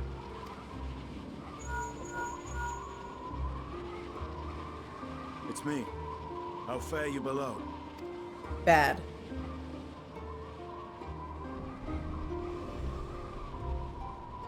Hi, Tenten. I will inform for each. Hi, Tenten. Did he come back because you sensed Destinian? Chaos and panic sweep Raz Khan, and many more have succumbed to the transformations. Amidst the fray, Ahawan fell, protecting a grief-stricken father. It's not hard to set on any new idea for new physical range, but you compare it to, you know, giant... No, actually. No, that's not lacking, actually. I'm shooting that idea down. No, actually. Because, like, the variety is good. Because, like, if it's all serious and like, I got my big sword, I'm gonna shoot things with my thing, it makes it boring. I want some variety. Yeah, I'll shoot a ball at somebody. I'll throw a volleyball at some shit, I don't care. Variety is a slice of life. It doesn't have to be all like blade circles. I need a bow and arrow. Gotta get some guns out in here. Nah. Get that shit out of here. We have a painter job. Yeah. Exactly. We can throw balls if we want to. Nah, it's fun. If you don't like it, you just don't play the class. Like, if you think it's stupid, just don't play it. It's easy.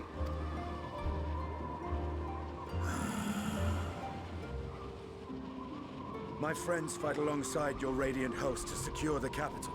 We have a job that's 6 floating guns. Or 4. It's either 4 or 6. 4 floating guns. We have a job that reads from picture books. Beasts have been sighted in Palakistan as well. We have divided our forces in hopes of quelling the threat there. Of small solace is that we now know what triggers the transformation. As my companions tell it,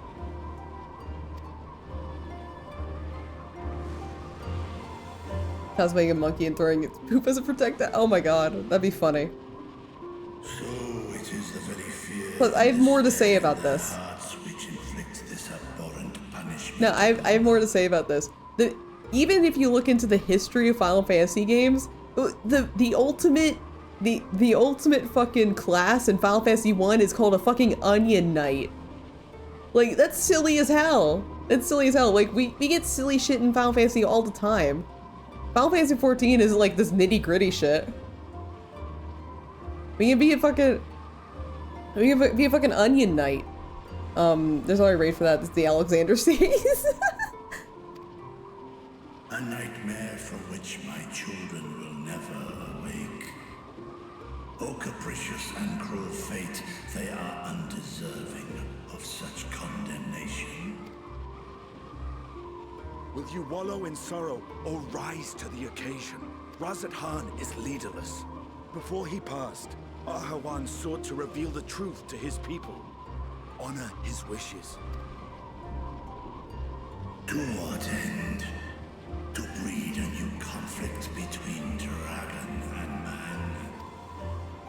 These claws could reduce thee to shreds with a touch. These jaws crush thy bones to dust. I mean, what if we're into that, Vritra? What if I'm into it? Consider that. Only through my proxy could I walk with my children.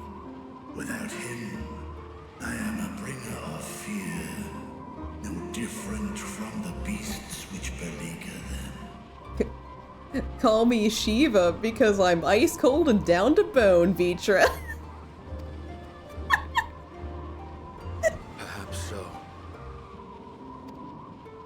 Only in death were Hraesvelgr and Shiva united. Indeed, whenever man and dragon have come together, death has ever been the inevitable result. It was our fear of your kind that sparked a nigh-endless war. Fear and hate of which Nidhogg drank deep as he laid waste to my homeland. By the way, that offers only to Vitra. Only to Vitra. Nobody else. And in turn, I took my revenge on his brood. Blood for blood, pain for pain. I thought nothing of theirs, only of mine. And yet, were the chasm between us too vast and too deep, Hraesvelgr would not have borne his sail to battle and our rescue. I'll make you hear a dragon song. Only to Vitra. Oh, we're only doing the dragon song to Vitra. He would never have entrusted a mortal champion with one of his eyes, and the dragon song war would still rage on. What? What, Check? Are you being a judgy over there? Being a little judgy Jason over here? Wow, wow. You meet a guy once in real life and then he starts judging you. Wow, wow, wow. And I would still wage a never-ending war of violence and vengeance. The future of our star be damned. I cannot speak for Ahawan's greater goals. Yet I know that he served you, served your people, long and true. Well, yeah, have sex with a dragon. I mean, true. Listen. There's like, Vitra could attempt. I let him try. Like, if anything, I'm like scientifically curious. Like, how the hell would this work? All right, let's see. In this time of unprecedented crisis, he turned to you. You could do worse than to place your trust in him. Voiced by Yuri Lowenthal. No, he isn't. No, he isn't. Shut your mouth. It will not be easy, but the future of Radzid Han hangs in the balance. It's like, hey, Vitra, Vitra. So like, we heard about Shiva boning a dragon. So we heard about this, but there was never any documentation, so we really need to like do the scientific method here and see how it goes. I do think there's a difference between being passed down magic to summon elements a little hit with the ball. Nah. I don't think it has to make sense. Even if it doesn't like make sense on paper, like they just make up shit. Dancing kills a dragon. Like fucking dancing kills a dragon. Come on. A ball can kill a dragon if dancing can. Come on. It's a video game. They can make up any excuse they want. As long as it's cool, it works.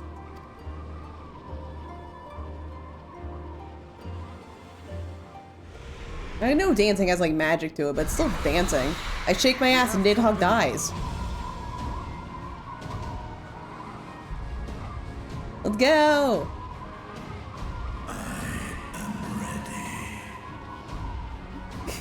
The dragon type cringe. No! The hour has come, Vritra. It's all or nothing! Alright.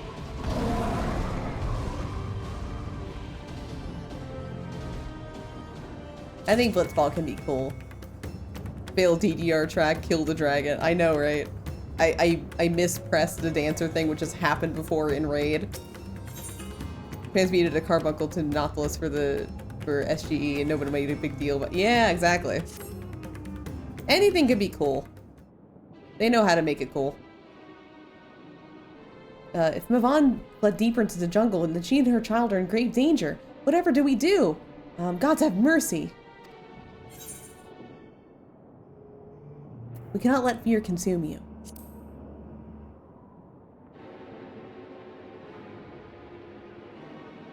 Fear consume me? What are you talking about? Simon says, your computer. Listen, sometimes I slip up. Then I too could become a beast. I understand, I think. I've seen to the wounded. How did the two of you fare? Did you find your friends?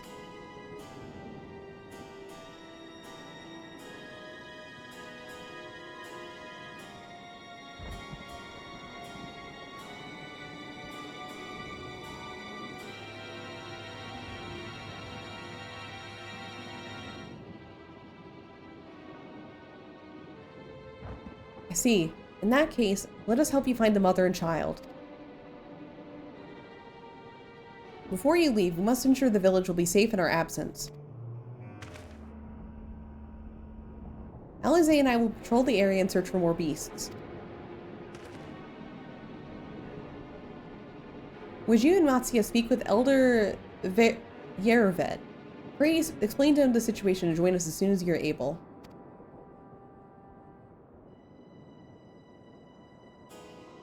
We will save Mavan and her child. We can do that much for, Karasov. Hey, let's go.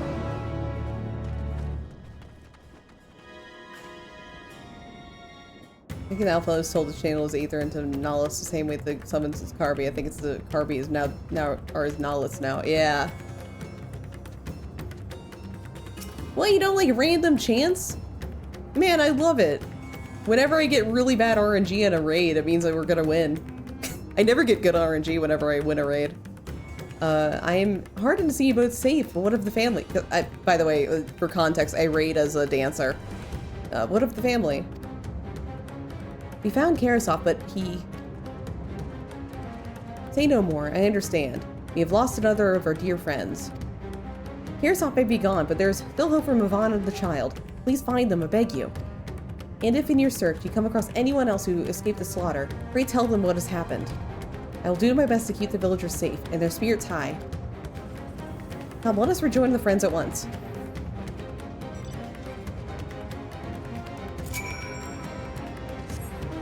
Alright, let's go.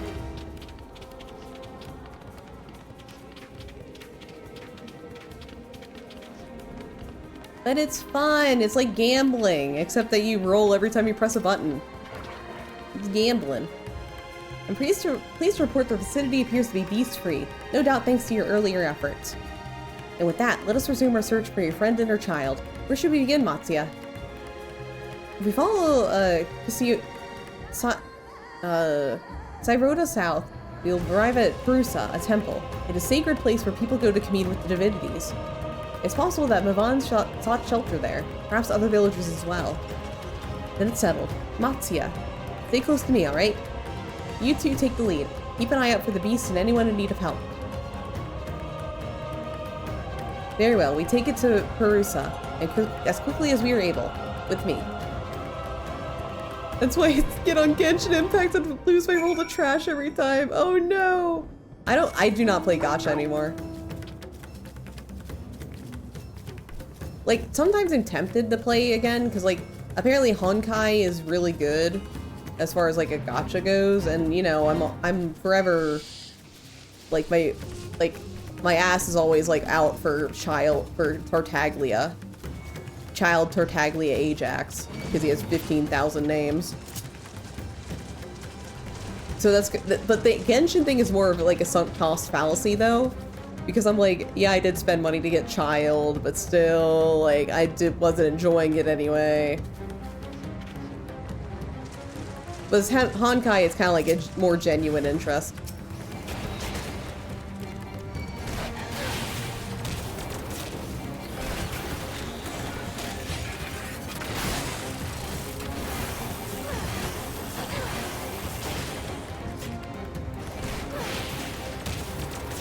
Paybell's gacha, yeah. I mean, good. Honestly, the only way to win gacha is not playing. But unfortunately, some of them have good stories now. Every day I think about Tales of Christoria, which was a gacha that failed, by the way. It didn't like last longer than like a year and a half. But the story was excellent. But they just like put it in a gacha because, I don't know, they're stupid. Like, the story could have easily gone into, like, a console, like, solo experience, but they're like, nah, it's gonna be a gacha because we're stupid. It's so easy to think, oh, it's just, I know.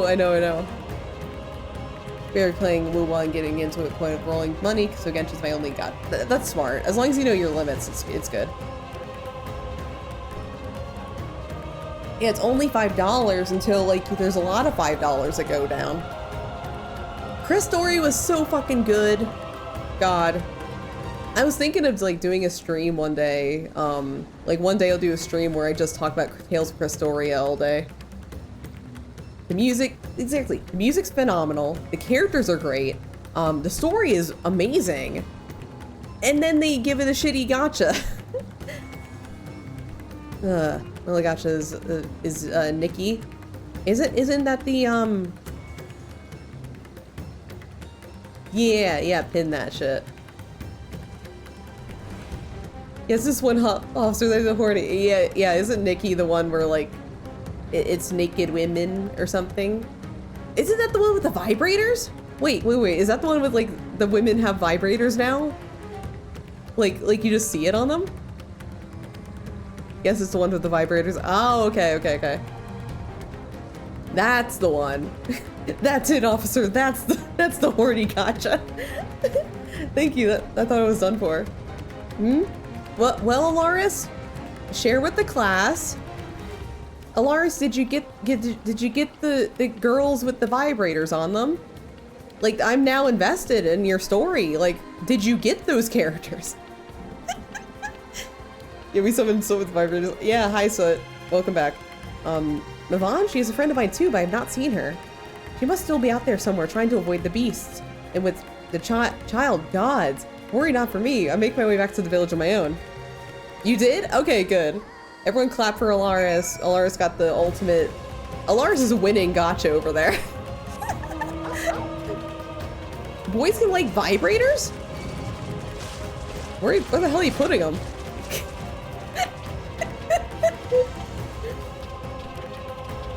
Nikki is pushing it.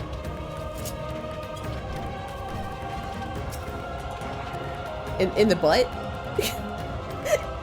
No, wait. Harissa lies just up ahead, but something terrible has happened. The beasts have come, and many have already been killed. Alphino and Alize have gone to do what they can. There are so many. More than I could count. You must be ready. There are many places to vibrate. Okay. I'm interested to know. As a certified horny deviant, there's a time and a place, because damn, Nikki. I mean, like, the people, obviously it's successful for some reason. We already know what that reason is, though.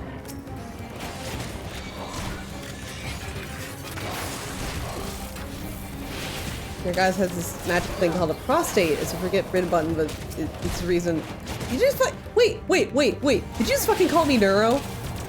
Did you just fucking call me Neuro?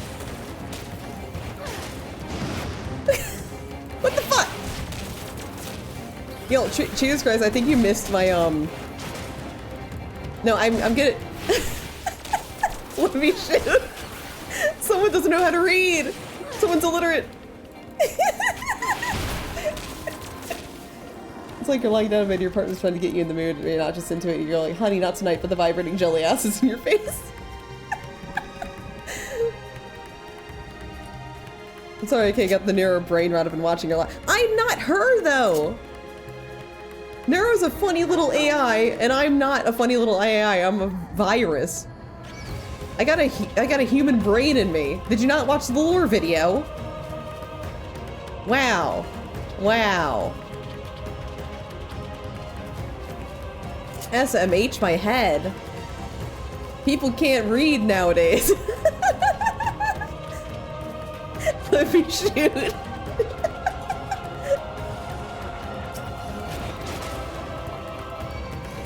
Vel can do whatever she wants over there.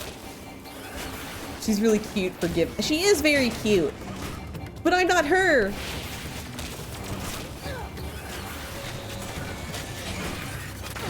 There isn't. Wow. Oh my god. Vel shot.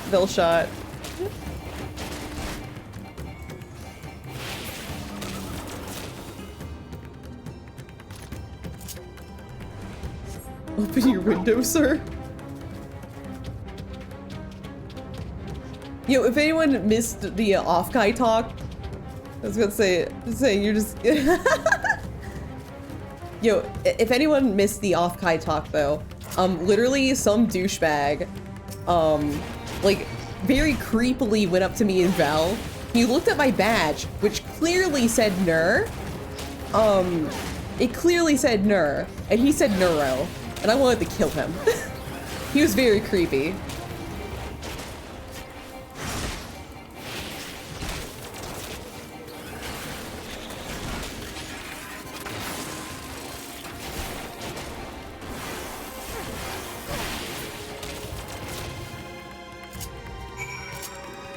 Yeah. Oh, maybe did you not hear the story? You didn't hear it. We're not at the... Yeah, he was a freak. He was a freak. Maybe did you miss the story? I will tell it again. Yeah, Vel just shot twice. Sorry, I was doing my... Oh yeah, you were examining. Nerd from now on, close enough. I mean, it's better than Neuro. Maybe. But, well, I know the scene's gonna start playing at this point, but basically, me and Vel were like by a very secluded area of the Off-Kai convention, by the elevators, where not a lot of people are at. Vel like drew a diagram and some shit on her stream. I don't have the spoons to make a diagram right now. But basically, yeah, we're all nerds. So we don't know where this guy came from. Like, he just like spawned out of nowhere. Because like we did not see him like walking into that area. But this really tall guy with like a long beard and like brown hair just like appears in front of us and says, "Hello, are you female fans of VTubers?" And it was like, we were sitting there just like, I guess? And yeah, literally from another dimension, like asks us, oh, are you female fans of VTubers? And we're just like, yeah. And I'm putting it on my controller real quick, just so I can like start waving my arms. You can't see it, but I'm waving my arms around. But so we're just like, yeah, I guess we are. I guess I heard the retelling of the story and he said female fans. Yeah, are you female fans of VTubers? Yeah, he's a freak. So then like he's like, hey, I'm a media. I'm part of the media. Can I ask you a few questions? And both me and Vel are just kind of like, okay. Meanwhile, alarm bells are ringing in my head because I have studied journalism. Like, I was originally intending to be a journalist. So he did not have a notebook out. He did not have a recorder out to record our questions. So his ass was fucking lying, for one thing. And so then Soot was stomping back. So yeah, Soot had like walked ahead of us, so he wasn't with us when he initially approached us. Also, which media? Exactly, you're just like, I'm with the media. It's like, okay, dude, full of shit.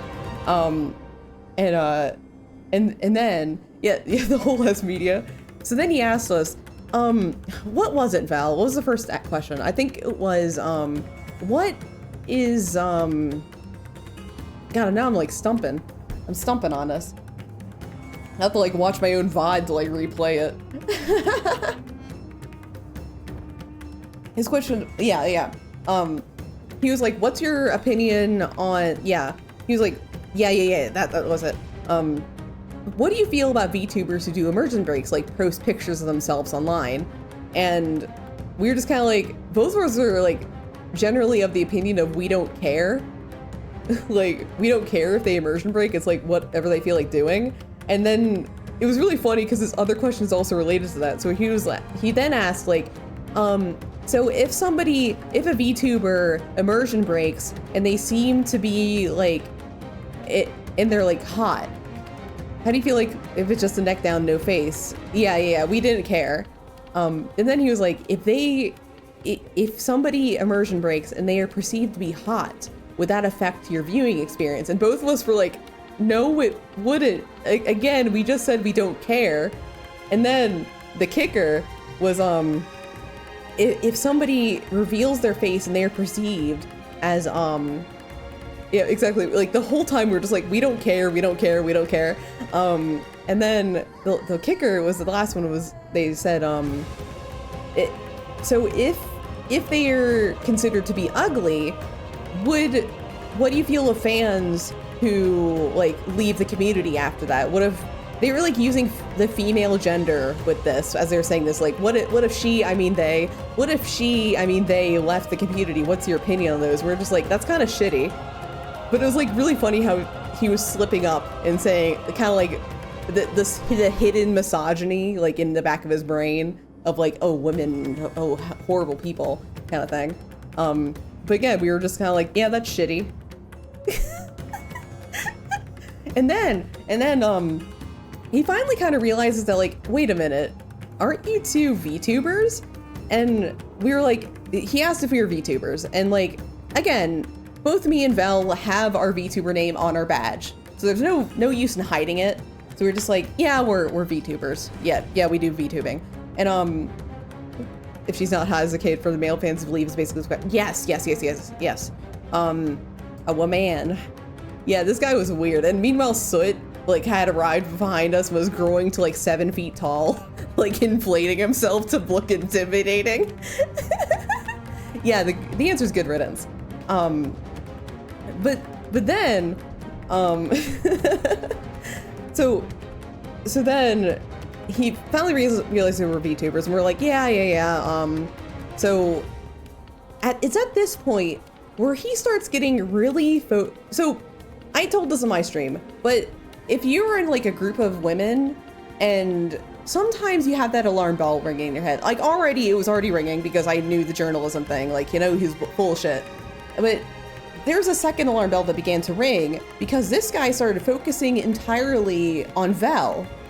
And that like really rang an alarm bell in my head, just like, oh, he's being really creepy. Like, yeah, blaring sirens, red flashing lights. So like basically he started like focusing specifically on Vel and basically treating it as if he was asking her questions rather than the two of us. I was kind of like, okay, this is getting really bad. Like it is clear who his target is now, and that this is not good. I should have just pinged. What the fuck, Val? Bear's here? What the fuck? This fucking jump scare. but my wife is super hot IRL. It's true. Deploy tactical pocket sand. Yeah. So like basically he like asked us like, okay, what are your VTubers? And I think Vel talked first, and she was like, yeah, I'm Vel Crow. I'm a Crow VTuber. And like he's like, you're a Crow VTuber, right? I think I messaged you. And Vel, like, so few people DM Vel that it's kind of like memorable if somebody does. So like Vel was like, no, you haven't. You haven't DM'd me. And he was like, no, I swear I DM'd a Crow VTuber. And Vel was like, no. And you know, like if Vel says she didn't get a DM, I believe her. It's just like, no, you haven't. But he was like insisting on it, and he was like pulling up her Twitter on his phone. Meanwhile, as he's pulling up the Twitter, he asked us another question saying like, so what do you do about fans who get a little too parasocial, like a little too creepy? So I answered first. I said like, yeah, I banned them. And Vel was just like, yeah, she shoots questions and asks questions. She shoots first and asks questions later. Like I banned if someone's creepy. If someone's giving me bad vibes, like I ban them. I don't care. And then the question turns to Vel of, hey, what do you do if somebody's being creepy? Deadass. I watched this fucking happen. So Vel just answers, I make fun of them. I humiliate them live on stream. Deadass. This guy exits out of her Twitter with no following. and apparently Soot saw this guy's man's face fall. Like there was a change in him when he knew that he was going to be humiliated live on stream. It was so fucking funny. Like I saw the Twitter on the phone, Soot fucking saw his expression. It was so funny. He got the fear and confidence in him. And like when I noticed this, I was like, I even laid into it. I was just like, yeah, she destroys them on stream. Like she destroys them and then bans. Like I was just like leaning into it, just like, you do not want to mess with us. Get out while you still can. It's even a fraction of Vel's courage. I mean, but at that time, Soot was like 8 foot tall behind us, so we weren't worried about anything.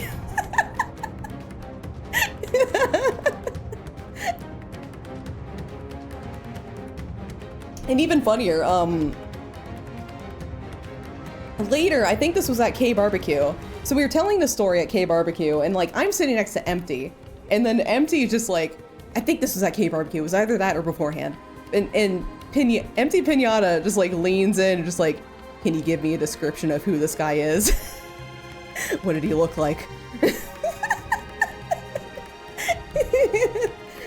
So we're like, oh yeah, we'll give you the information. It was so funny. Like we knew we had Off-Kai on the case because Empty was doing security at the convention. So like, you know, if Empty was asking, we knew something was going on. It was really funny. Anyway, that's the neuro story. Oh wait, I forgot to even say what this is how we got into it. So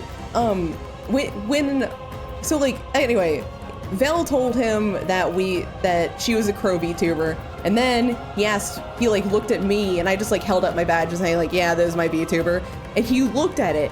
So my badge fucking says Ner. He reads out neuro, and I wanted to destroy that man in that second. I was like, wow, looks like you're creepy and illiterate. No wonder you're not writing things down. You can't even read, bitch. Anyway, that's how we got to that story. That's how we got it. That does sound hilarious. It's also the classic example. I'm hesitant to go to cons. Shit can get weird too fast. As long as you're with people, and as long as you're with people, like always stay in a group. Especially if you're in an who's a mistake, forgive you. I forgive you. I forgive you. He gave me an opportunity to tell the story again, which is always nice. But yeah, that was the con story. It was so funny though. But anyway, that day I learned that Soot can grow to 8 foot tall if he needs to. It's very important to know. But anyway, I'm a frequent convention goer. Like admittedly, I have been to a convention by myself before. Like I went entirely on my lonesome, and I didn't have any problems there. It's just that you have to be very aware of your surroundings and also like know where you can go if you need help. Like example, if you had any problems at Offkai and someone was being creepy to you, I guarantee you, I felt very safe conversing with anybody in staff. Everyone's staff is very on top of keeping things very safe. So, like if you ever, like, I guarantee that Offkai is a very safe convention. The staff are phenomenal.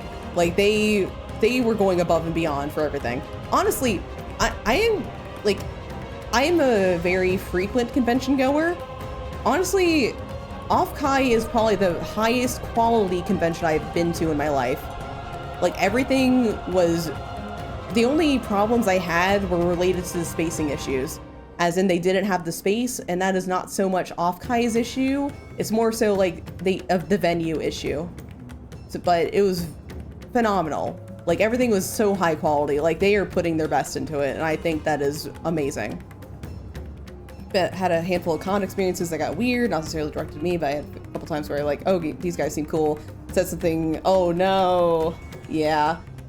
Oh, Javelin, thank you so much. Thank you for coming in. Thank you for the birthday wishes. Hi, welcome in, welcome in. Hope you're having a fantastic one. Anyway, let's, now that we're done telling that horrifying story, let's get into a horrifying cutscene. Am I right, fellas? Let's go. There you are. How fare the others? Or is this not the cutscene? I see. You've seen to all the beasts in sight? In that case, let's have everyone gathered in front of the temple.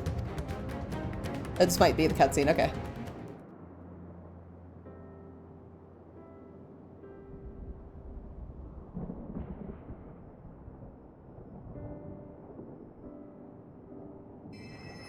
Courage, friend.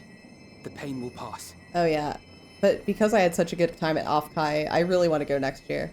I never like putting guarantees on anything that I haven't already established as a yearly convention for me, but I do really want to go again. As in, I will start budgeting for it, but no guarantees yet. If Vel goes, I'll go. Has anyone seen Mervyn? I'm just calling bringing the nachos. Ooh, nachos. Nice.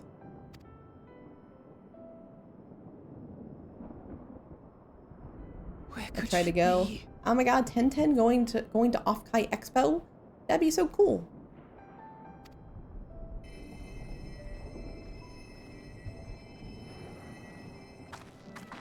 Buys out a lawn booth. Oh my god. 1010 goes and immediately goes bankrupt. And made certain no villagers are still in hiding. I legit looked at my college calendar to see if I'd be able to go this year. Oh my god, Mimi? Mimi at Offkai? Be so cool. Good work.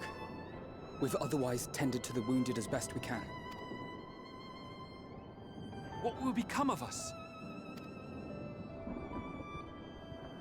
Help is on the way, surely. We may have to abandon our homes now, but we will return someday. But where can we go? Is anywhere even safe? No. That I cannot say. Well, I can. Nowhere's safe. Run all you like, but there's no escaping these things. And even if I could, it's too late for my family.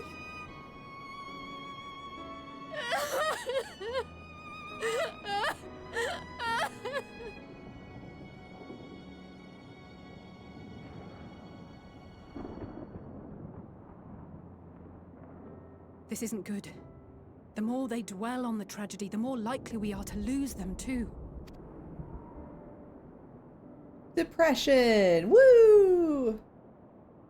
My friends, this is a place of worship. I love Matsuya. Matsuya's great. One of my favorites of the original Endwalker characters. Should your heart quake with sadness, cast your mind to the heavens and remember the teachings of the old gods. Did they not implore us to stand fast when waves of sorrow break against our shores?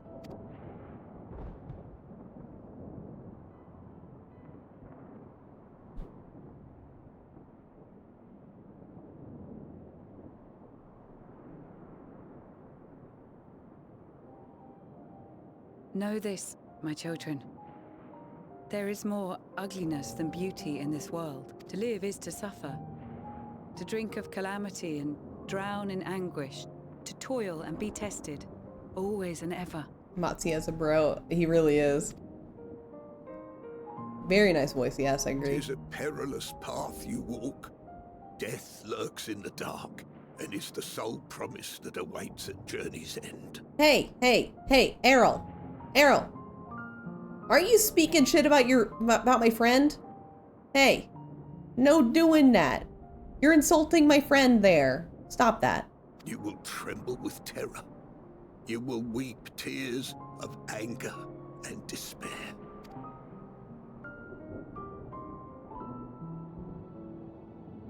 I don't like it when my friends are insulted. Stop that. See your life for what it is. Then Down, boy. you see how the hardships make you strong.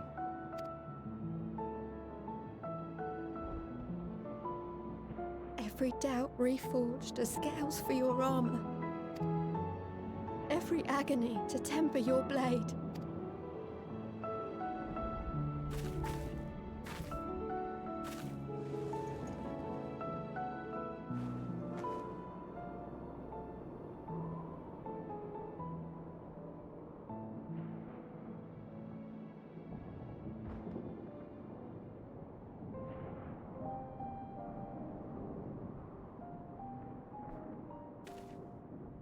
Yeah, I love cheese.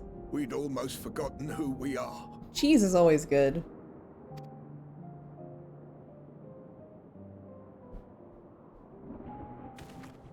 My undying gratitude to you as well, my friends.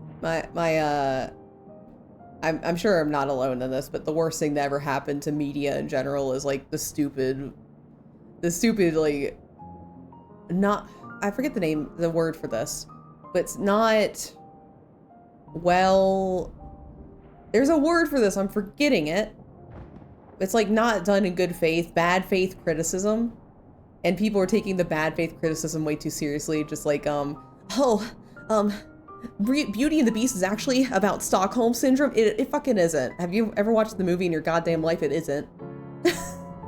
But now, like, people are just like, oh, we gotta make sure that nobody says anything bad about our movies. We gotta overthink this a little bit. We gotta remove the cheese because people criticize cheese. It's bad. It's bad all around. You were searching for Mevon? No? We must return home. I pray you help the boy find his friend. Gladly. We dispatched what beasts we could, but the roads are still dangerous. Stay together and go in safety.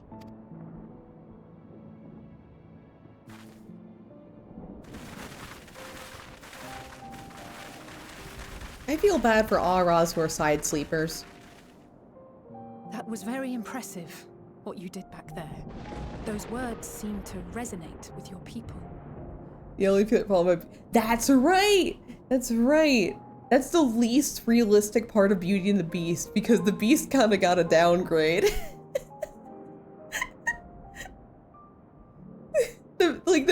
The Beast's human form is kinda, it's not as good, not as good. That's her face when she see, like, she was literally squinting, just like, what the fuck is it? Oh, it's the guy. I mean, I still love him, but ooh. Yeah, he's pretty mid. They should. They were the first spoken unto our ancestors by the divinity of legend. I'm easily upset. and fish are wont to flee a temperamental hand. So I recite the teachings over and over to calm myself. I love Matsuya. Oh no, he's white. And inspiring to hear. Though I imagine they were born of great misfortune. They are born of life. There's as much bad as good in it. More, many would attest. All the more reason to appreciate the good when you can. I won't argue with that.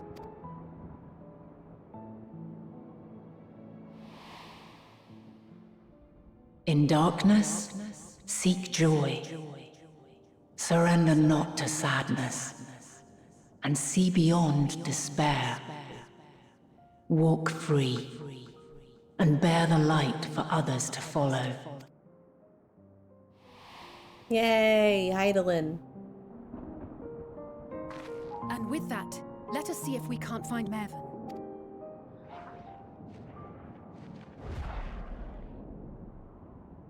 Did you see? That beast was chasing someone.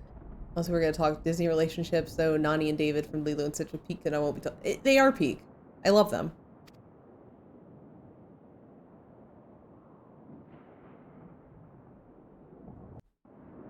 Lilo and Stitch, honestly, peak. It's really good.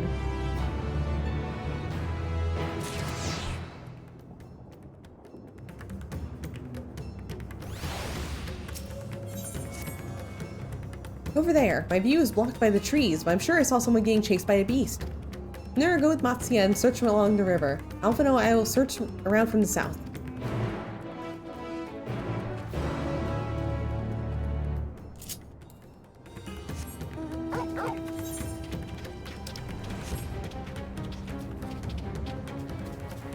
Lilo and Stitch is so good.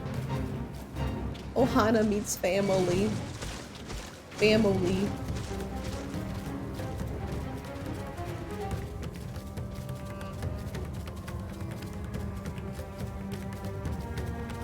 Family means no one gets left behind. What?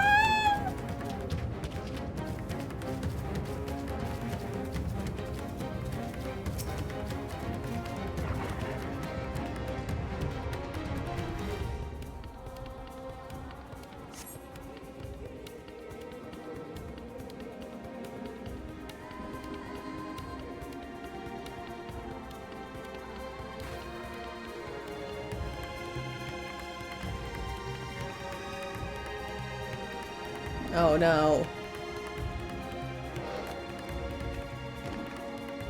That's her!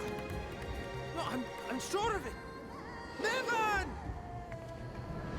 Don't, please!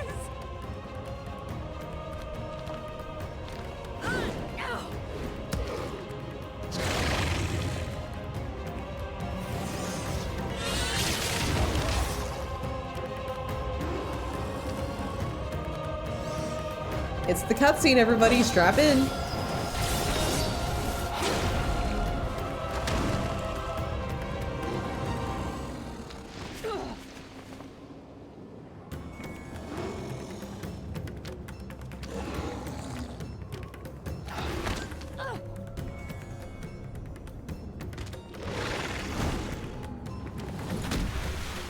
No! God have mercy!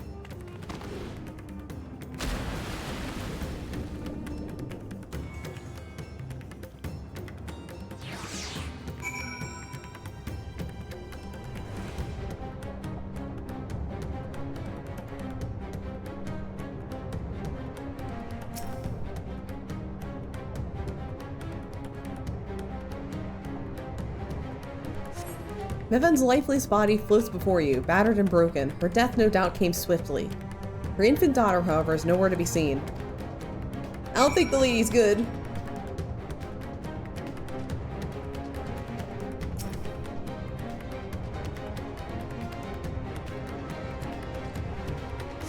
You take the babe into your arms. If she yet lives, you cannot tell, but she will surely not survive unless you carry her to the surface at once.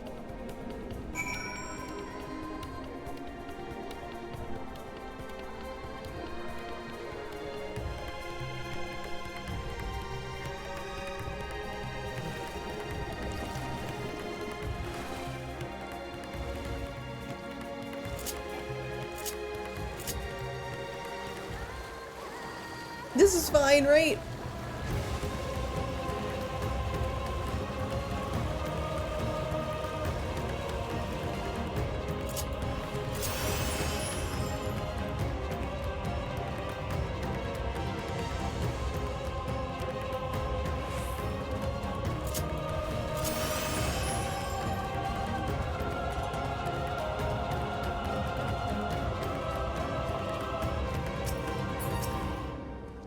Did you find Mevin and a child?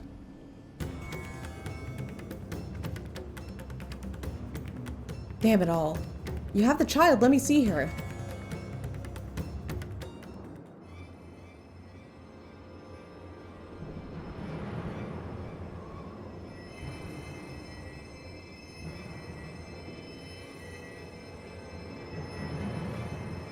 Just a baby. She's so cold, Alphino. The child is alert, and I see no wounds, and yet she grows weaker. My spells can do no more. What she needs is a change of clothes and a warm bed. We must hurry back.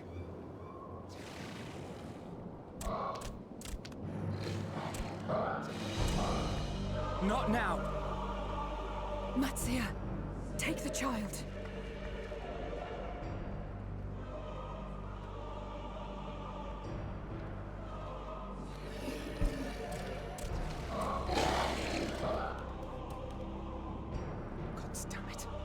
It appears we've made enough noise to be heard for miles around. More will be upon us ere long. We make our stand here. Matsia, can you take her back to the village? But the child, all by myself. You can't be serious. The beasts will follow you home unless we stop them here. And so we shall. Be strong, Matsia. Her life is in your hands. Right. I can do it. I know you can. We'll keep them busy, Matsia. Go! Quickly!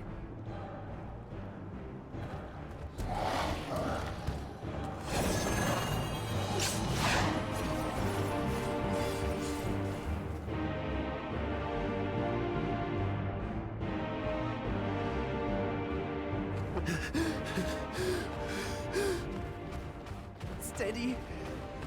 You know the way.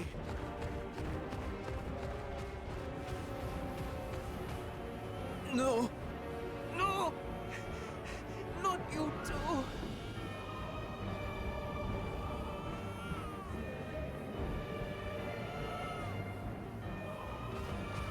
Don't be afraid. Don't be afraid! To live is to suffer, to drink of calamity. It is a perilous path.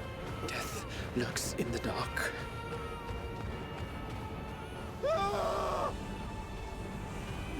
No! I'm not afraid! I'm not afraid!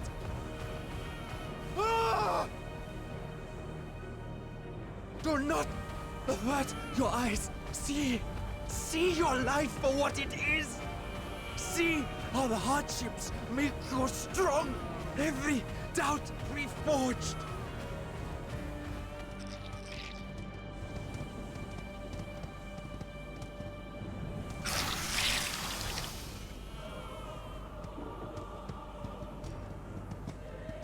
Every agony.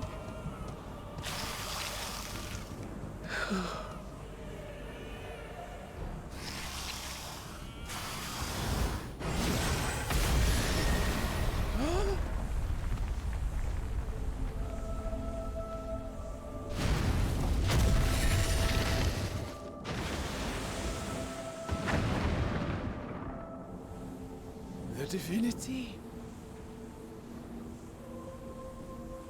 Nay, but one who would deliver thee just the same.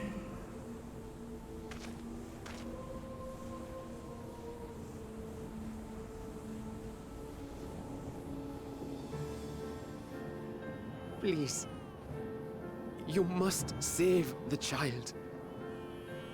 She is all that remains of Mevan and Grasef. Please.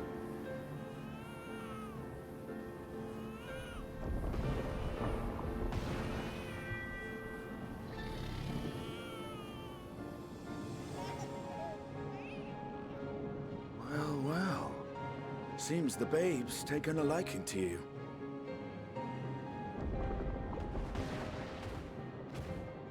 Thou art strong, little one. Let us convey thee to thy home.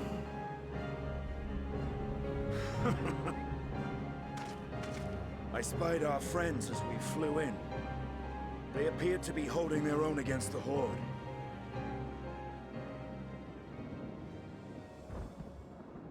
Good scene, good movie. Still going, but good movie.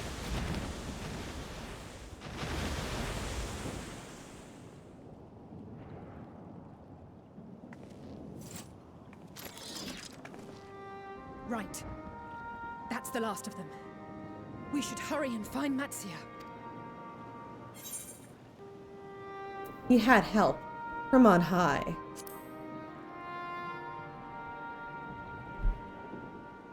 What, like divine aid? Yeah. A fine battle it must have been. Shame I missed it. If this is a Dragon Guard Yoko-Taro movie fighting up. Oh my god, yeah. It was you who came to Matia's aid. It's true though. Yoko-Taro is fucked up. I was only along for the ride. Vritra was the one who saw the boy was in need. The two are headed back to the village. Where the worm will honor Ahiwan's wishes and finally reveal himself to his people.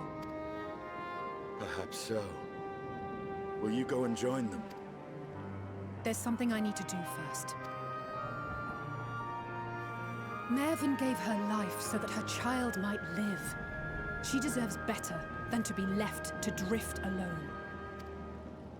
She deserves to be laid to rest beside her husband at least.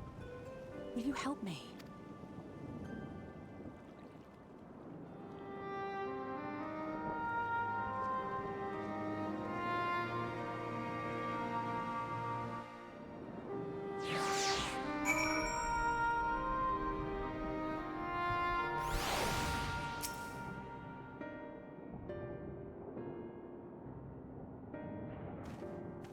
We've done what we can. It is for the villagers of Palakistan to perform the funeral rites.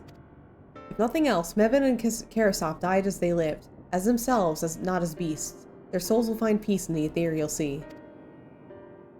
To think the day would come when even the smallest of solaces would be this comforting. You're ready then? In that case, let's head to Palakistan. No doubt Vitra is waiting for us.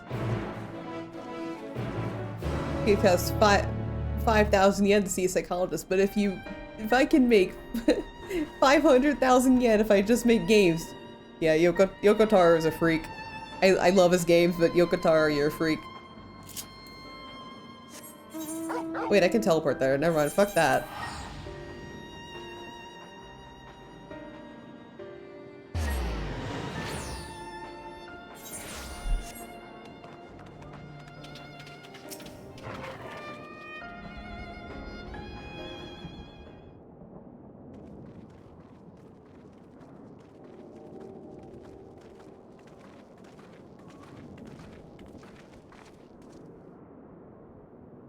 Rest easy, for all is well here.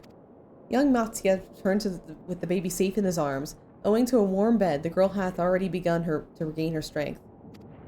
I got it for a second to get... Are we slandering Yoko-Taro, so can I get on it? I mean, we're just saying he's a freak. Because he is, and I love him. I love his games. Yes, joyously received was word of the mother and father's fate, as well as that of the transformed neighbors. How many children of Thabner must we lose to this calamity? Mothers and fathers, brothers and sisters, sons and daughters, every death another void that can never be filled. I made gacha game with important near lore and shut that down after 3 years, Taro. I mean, yep. I do respect, like, Whenever I think of like Yokotaro stuff, I always think of the Chad Yokotaro versus the the loser Death Stranding guy. What's his name? Kojima? Chad Yokotaro in Nerd Kojima, because Kojima's just like, this woman needs to be shirtless, like have as much skin showing as possible, because she breathes through her skin, so it's actually very important that she does this. It's lore accurate, guys, believe me. And meanwhile, Yokotaro just like, Tubi shows ass because I like ass. Massive respect for Yokotaro, like man, just own up to it.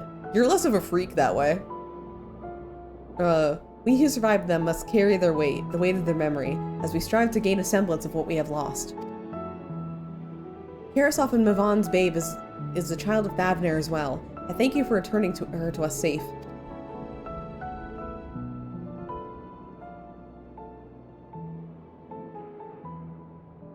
Oh, most great and merciful worm! I have not the words to express my gratitude. They say that if it were not for you, brave Nazi and the child would have been lost to us forever.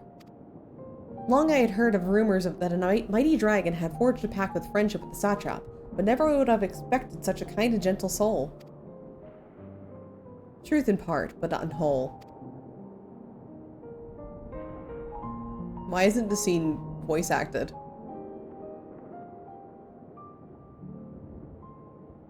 I am Vritra, and for years uncounted hath this isle served as mine abode. An isle I have ruled over a satrap, with Ahewan as my loyal servant. Well, why isn't this voice acted? Yokotaro, I mean not Yokotaro, Yoshi P? Hello? Are my ears to be believed? You were the true satrap all along.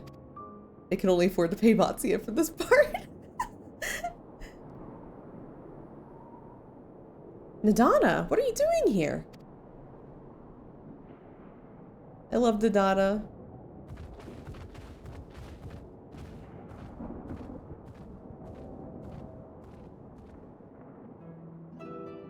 Was the Nier raid the only one to give us a cool glam? I really like the new Alliance raid series, but the rewards felt kind of lacking. I mean, all of the Alliance raids give kind of like cool looking outfits. I think the Ivalice raids also gave like Final Fantasy, was it 12? Final Fantasy 12 themed glams. So that's cool as long as you're like willing to do Ivalice, which nobody likes because Ivalice sucks. So they aren't the only ones. I heard from the Radiant they had gone to help the people of Palakistan in their time of need. And so I and several of my colleagues from the Great Work came to offer our services. The alchemists have already brewed up some potions for Maven's daughter. But enough about us. You and your role are the far greater enigma. If you were the true satrap all along, could it be that young Varshan was created to serve as your emissary? Thou didst suspect the boy was but a simulacrum. A rumor has circulated for many years about the High Crucible that our most skilled alchemists were once commissioned by the satrap's family in secret to fashion a mammoth indistinguishable from a living boy. Looking at Varshana with that knowledge, I simply put two and two together.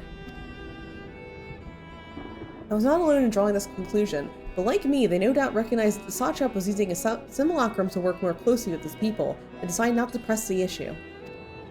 I had always assumed one of Ahewan's associates was manipulating it from afar, though the truth is indeed far more surprising. It is an honor to meet you in the flesh, Master Vritra. Will you allow me to express my gratitude? If you had not believed in and given unto us your scales, I do not know where we would be. Thank you from the bottom of my heart. 'Twas thou and thy fellow alchemists that fashioned means to unmake the towers. You were the saviors of not only Razat Han, but the star. Far too kind you are, Master Vritra, but the star yet wants for salvation. Once more, will my colleagues and I commit the knowledge and resources at our disposal to the mission of aiding the people in this their darkest hour. Would seem this place is in good hands. I would return to see how Razat Han fares. What will you do, Scions? I love Matsuya and Nadana. They're like two of my favorite characters in the expansion. I think they're both great. I love them. I worry for the survivors we had at Perusa. Shall I pay them a visit before making our way back? I've been seeing the media tour stuff. I've not been looking, actually. Like, I've seen, like, stuff pop around, but I haven't been actively, like, looking at it. In that case, might I ask a favor? Nothing too burdensome, I promise. This way.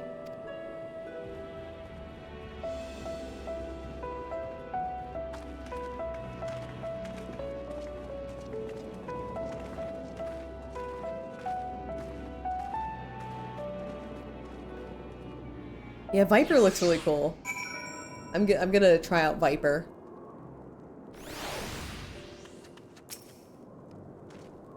Needs to simmer just a bit longer, I'd say. In the meantime, I was hoping I might ask you a few questions. The red sky, these terrible beasts. What in the name of the sisters is happening here in Thavnair? I just know no blitzball. Oh my, that's rather a lot to take in. Which we knew. Yeah. It would seem the situation is even more grave than we suspected. Thank you, my friend. My colleagues and I will use your knowledge to see what I can to further our own research.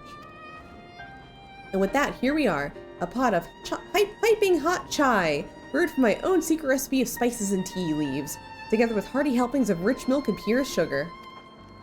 I've made enough for everyone in the village. Might I trouble you to deliver a few cups? The drink has medicinal properties, then. Not in the least. The ingredients are quite ordinary. It's so very tasty, though, and has a way of lifting the spirits. The spicy aroma and distinctive sweetness of chai is a simple, everyday pleasure on our island. Perhaps the best medicine is the simplest. A lovely sentiment, Nadana. By all means, allow us to assist. Oh my god, the nightmare. I use that gif a lot. The nightmare. Like, it's always on my brain. While you lot distribute hot beverages, I'll do a sweep for errant beasts to slay. Far less arduous tasks, no doubt. When you've finished, look to me in the wakeful Tirana.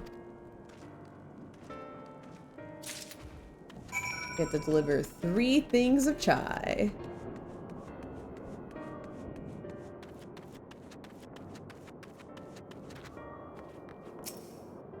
Huh? Wait, I know you. You're the one who saved us from those beasts back in the temple. Were it not for you, well, let's not even think about that. At times like this, we mustn't dwell on what might have been, but look to our future. But what future awaits us? How can Razat Han hope to recover from this? Most of my friends are gone. I don't know where to turn.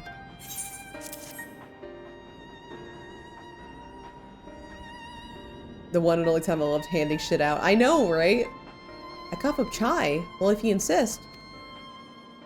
Ah, that aroma has a way of clearing the mind. Come to think of it, we've faced our fair share of trials in the past as well. No matter how hard the times, we always come together as a people united. One day at a time, one step at a time, for all of us any can do. Yes, back to work, once I finish this cup. Thank you.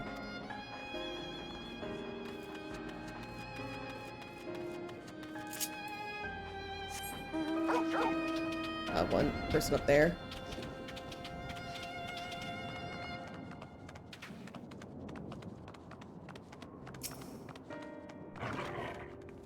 I'm sorry, I just want to be left alone.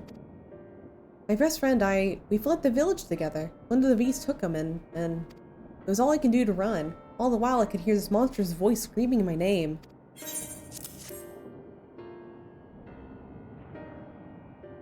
Huh? This is for me? Ah, we used to drink chai together often. Shared stories over steaming cups after a hard day's work. Thank you, my friend. The pain may never pass, but I must press on all the same. For his memory, for we who must remember.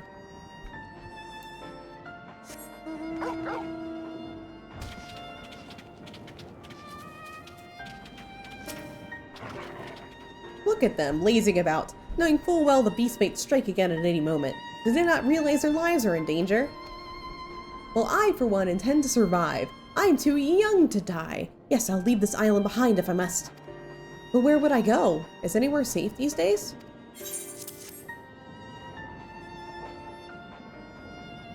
A cup of chai? Can't you see I have more important things to worry about?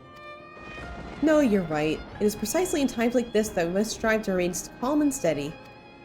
I do believe I'll visit the Elder and see what needs to be done. If there's any way I can aid my village and my friends, I'll do it.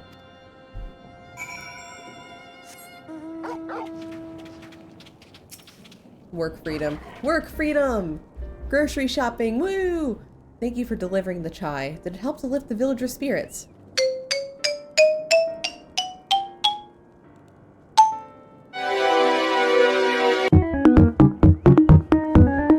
Thank you for the stick bug. The child was a stick bug. No! That is heartening to hear indeed. The final days show no signs of abating, but it is all the more reason we must try and keep our composure. Our lives have been forever changed. The people who have lost will never return to us. These tragedies long weigh in our hearts. But we have the capacity to live with our suffering, to carry on the agony until we too join fallen in death. But it is not a surrender, but a recognition. It is only in acceptance that we find the strength to move forward.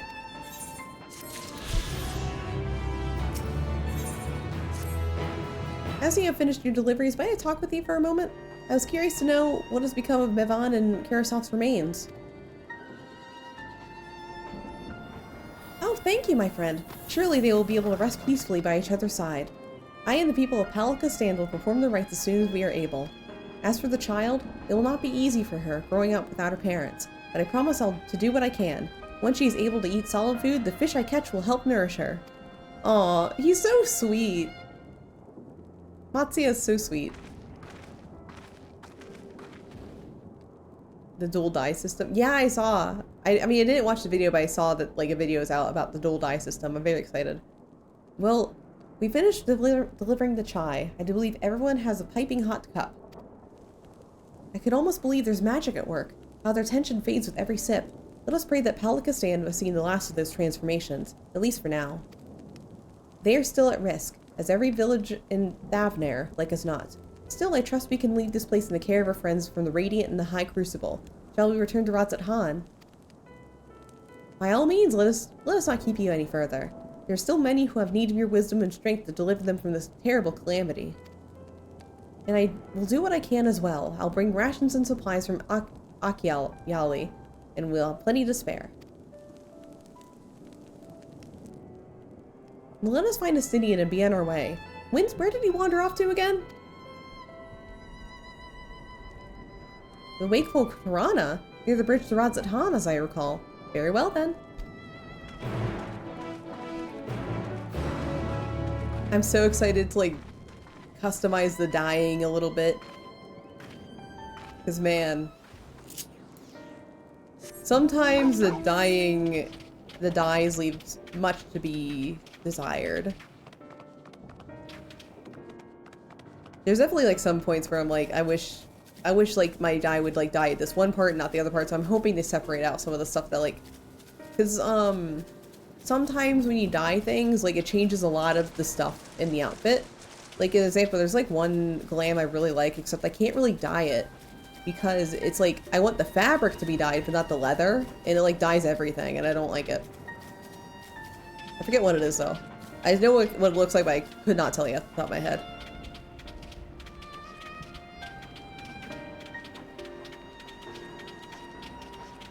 Hi, Stydian.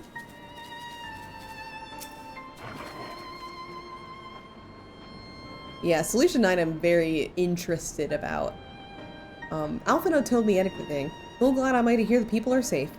Likewise, you'll be pleased to know I have found no evidence of lingering beasts in the jungle and ruins. It would seem you have finished off the last of them. Trying times yet lie ahead for the people of Thavnair. Fortunately, they have a wise and benevolent Satrap to shepherd them through. Speaking of which, I received word from Thancred not a short while ago. He awaits our return to the city in Alzdal's path. Come. In public? Okay.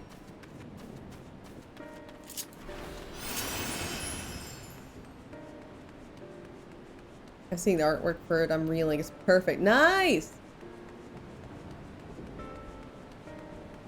I can't wait to take a bunch of like modern day glams.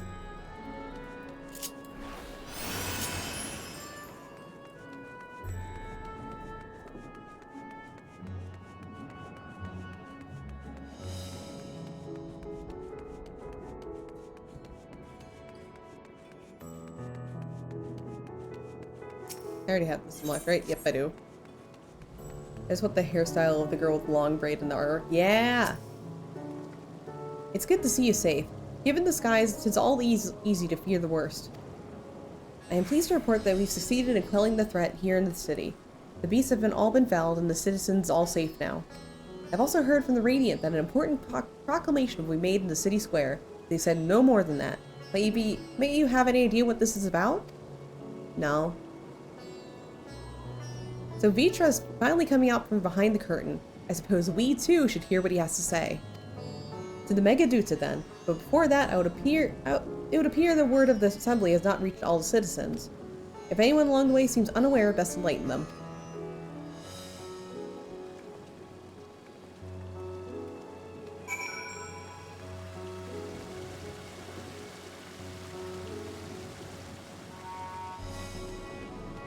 I mean, as far as hairstyles go, like, I've basically been using the same, like, before Dawn Trail, because I am actually changing my, I'm changing my hairstyle for Dawn Trail, but I was using the same for years. I'm very stubborn. I like my short, like my short, blue-haired women. Are the beasts all gone? I've been hiding and I've been too scared to go out and look. Oh, that's a relief. I thought one of those beasts was gonna eat me. I wonder where Varshan is. He's our slowest runner, so I hope he got away. He could be with the other people in the palace. Maybe I'll see him in the square.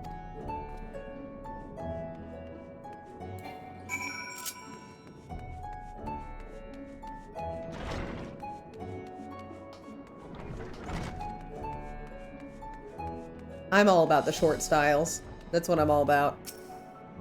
Leave me be, please. I swear to you, my flesh tastes absolutely terrible. Oh gods, what are you doing scaring me like that? If we're not quiet, those beasts will find us. The square, you say?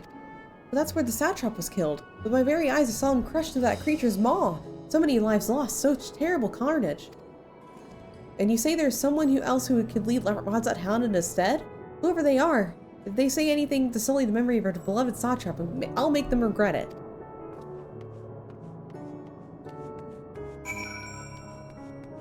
Me playing VR and watching other people complain about lack of style. It's true. It's true. One day you'll have the variety, Vel. One day.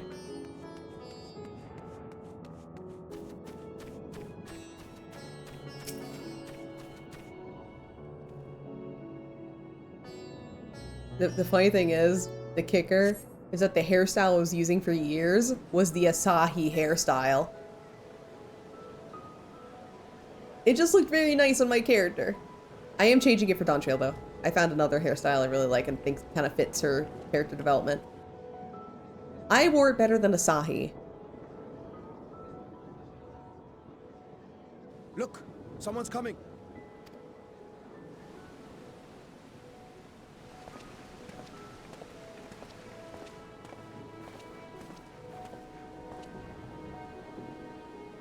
People of Razathan, it warms my heart to see so many brave, resilient souls before me.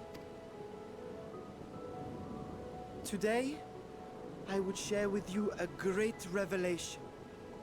But before I do, I must make a humble request. Do not be alarmed, nor avert your eyes. See the one I unveil for who he is, and know that he means you no harm.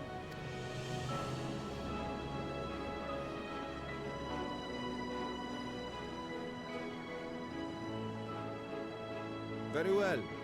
I dare say it can't be worse than the horrors we've already seen. Many thanks.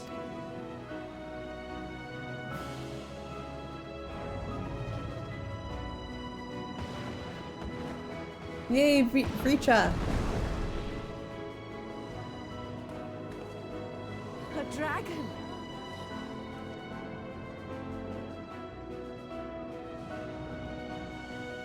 Wow!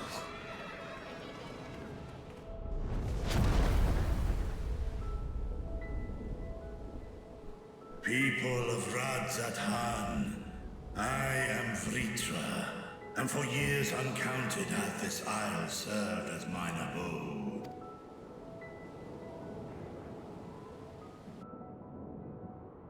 Tis as the satrap's ally I am known.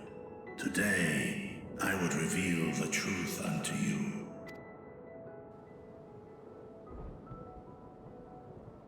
Let us hope they accept him.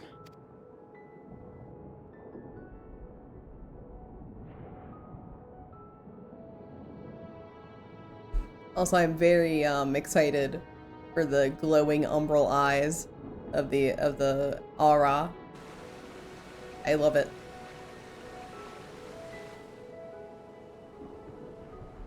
If I am hearing this right, you were the satrap all along?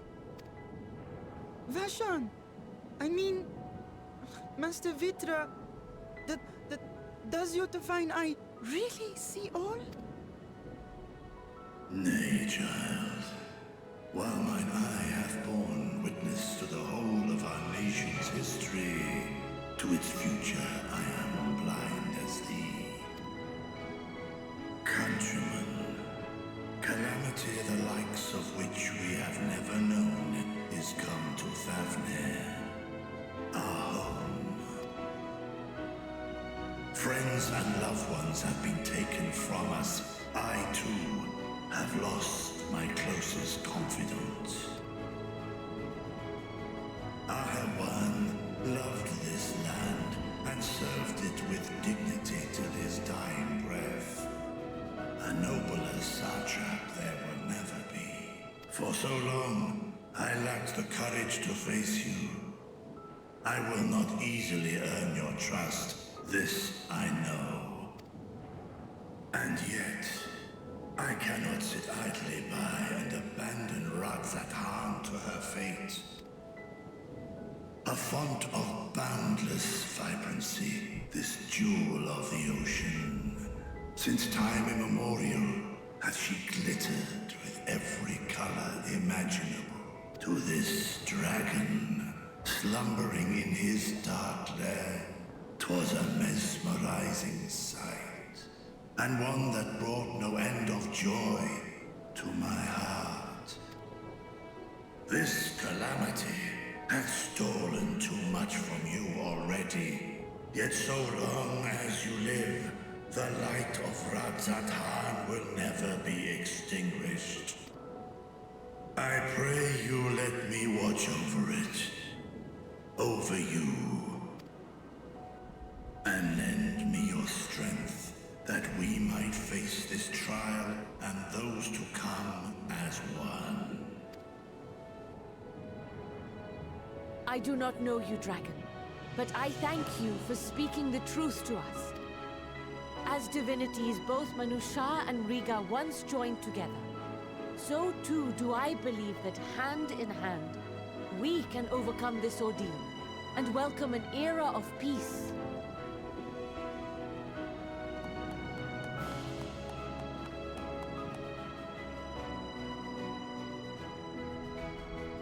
A sight that would have surely brought a smile to Azael's face. Azael! Stop.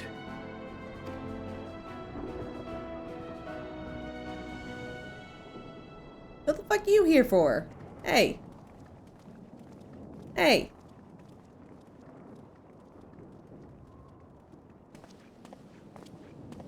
Excuse me, but I must speak with the satrap at once. Oh my god, hi Azza. How you doing? Father. Perfect fantastic one. Why is Happy born Miss Nerd? Thank you. You have suffered dearly of late, yet you must endeavor to look beyond these losses to the future you yet have. On behalf of the Forum of Sharlayan, I come with a proposal by which you, the people of Radzathan, might be saved. I say again, I must speak with your satrap. I beseech you, take me to him with all possible haste. I am satrap here. Speak thy proposal.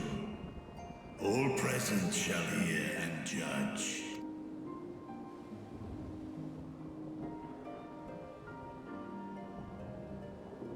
If I have given offense, then I apologize. First, allow me to share with you what knowledge we have of the phenomenon responsible for your woes. The final days. 'Tis an affliction of stagnancy and rot, sown into the currents of the star. Though the first prominent manifestation was here, in Thavnir, it will invariably spread to every corner of the world. The Forum was forewarned of this apocalypse several centuries ago. Thenceforth, My predecessors sought to prepare for the end times in the only conceivable fashion, by securing a means of escape.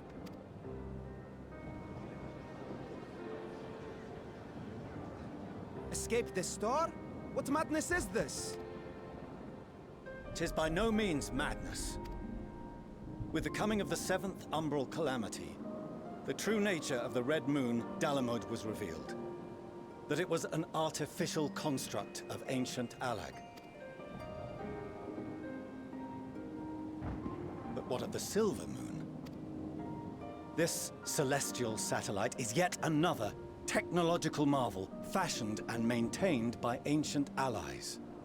A ship that will sail the heavens and deliver our people from destruction. And by our people, I speak not only of Sharlayan. We mean to save every man, woman, and child it is within our power to save. Including you, our dear friends of Radzat Han. Recent events necessitate adjustments be made, and quickly, but we can and will escort you safely to the moon. Yeah, the space Bible, let's go!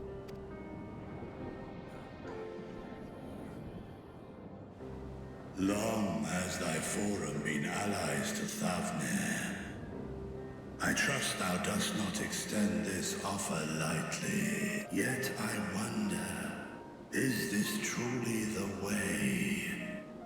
Is there a future to be built for us beyond this star our father deemed the last bastion of hope?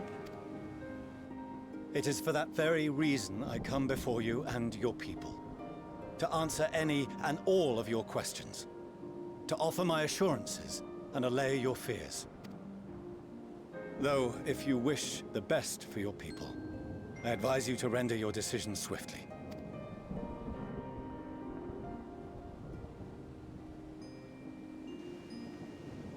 Show our friends to Megaduta. They are to be received as honored guests.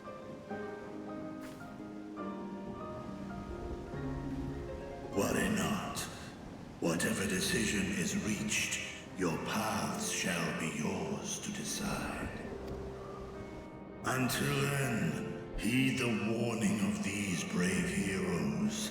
Guard your hearts against fear and despair, for it is within such fertile soil that the seeds of blasphemy find purchase.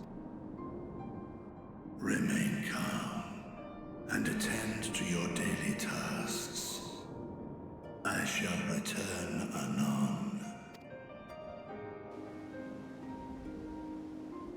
We'll do as you say, Master Vitra. We believe in you.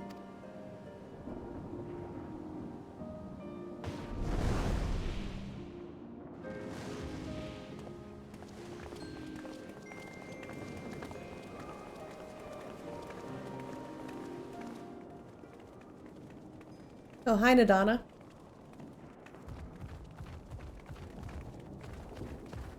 Oh, you're still here. What a relief. Nidana, what's the matter? Has something happened at Palaka's stand? Oh, no, not that I know of. I just hope to hear your thoughts on a theory of mine. All who undergo the transformation are drained of their ether, yes? What is it then that gives these beasts the strength to carry on as they do? Logically, they must be drawing upon an alternate form of vital energy. That put me in mind of our earlier conversation, when I tried to explain the essence which many confuse with ether. Akasha. Yes, I remember. The unseen gift bestowed from on high. An energy influenced solely by emotion. Yes, yes. In this instance, negative ones set Akasha into motion, thereby infusing the beasts with vitality. I posit this as the mechanism by which the beasts are born and sustained. Ah, do you still have that flower? Yeah, my mood ring. Oh. Welp. Bye, mood ring. If we accept that it once shone bright by drawing upon Akasha, influenced by the thoughts of those nearby, then fear, terror, despair, negative emotions so powerful as to suffocate it, permeated the air in this place. You must be very careful. The forces which drive the final days may be beyond our ability to perceive. Yeah, the mood flower's gone now.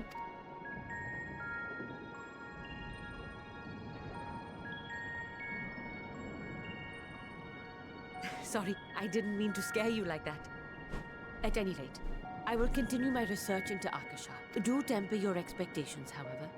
There are sadly few detailed studies upon which I may draw. Formulating a new theory as you have is itself no small feat. I wish you well in your endeavors, and pray you take care. Thank you. You stay safe as well, yes? Till next we meet. And we will meet again.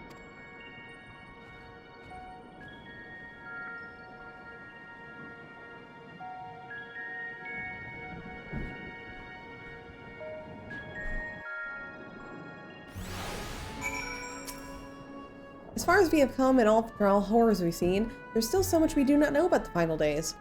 Could it be as Nadana said, that the cause of this phenomenon is beyond our comprehension? And if so, are we powerless to forestall it?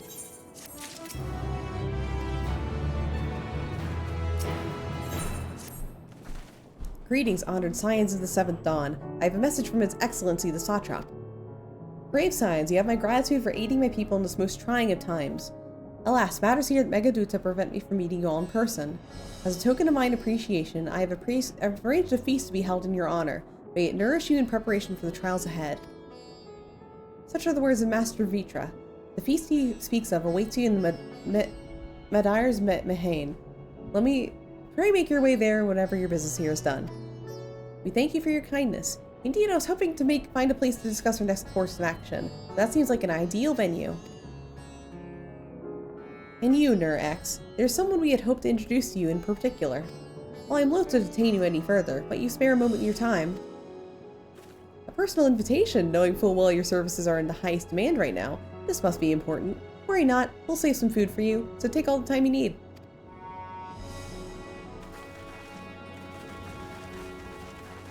Thank you, friend. Whenever you're ready, please join me in the Aetheryte Plaza. I shall go on ahead. Okay. So let's head over to the Aetheryte Plaza. I think I know what happens here. I think we're about to, like, unlock the role quests for Endwalker, which we won't do. They're not required. They're more like bonus stories that kind of add, like, a little more, you get to learn a little bit more about how, like, certain city-states are operating, because all of them are, like, all of them are based off of different city-states that we've visited before. So, like, one's about Ishgard, one's about Alamigo, one's about Doma. I think when I first played Endwalker, mine was like, I was playing Machinist, so I went to Doma. Access to the Aetheryte you see there has been restricted to a select few ever since the tower first appeared. We sincerely apologize for the inconvenience, but it was deemed too dangerous to prevent free movement of visitors at a time of emergency, a risk we could not take. Did you do the ones for Shadowbringers? I did not do them on stream, just because timing was getting a little tight with Dawn Trail approaching so soon. But I did, personally, I've done all of them. For this playthrough, I did the ranged one. In light of recent events, however, the Satraps decided that such restrictions will only hinder our efforts to combat the final days. As such, I would encourage you to attune with the Aetheryte before proceeding along the corridor. Alright. Let's attune after forever.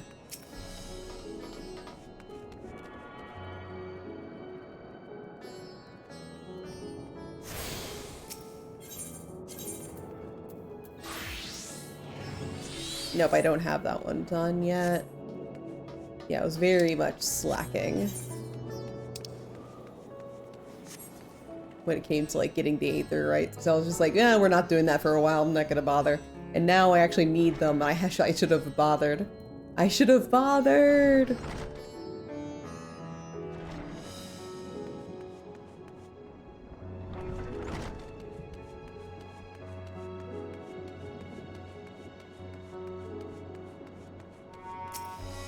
so let me grab this first.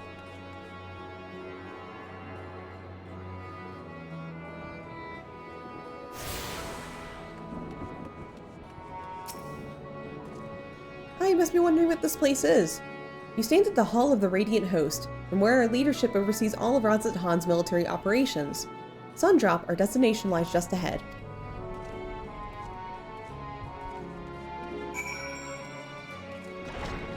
So, the Shadowbringers ones are required, but this one isn't. So I'm not doing them at all for this, this one. Welcome to the Sundrop. Without further ado, allow me to introduce you to...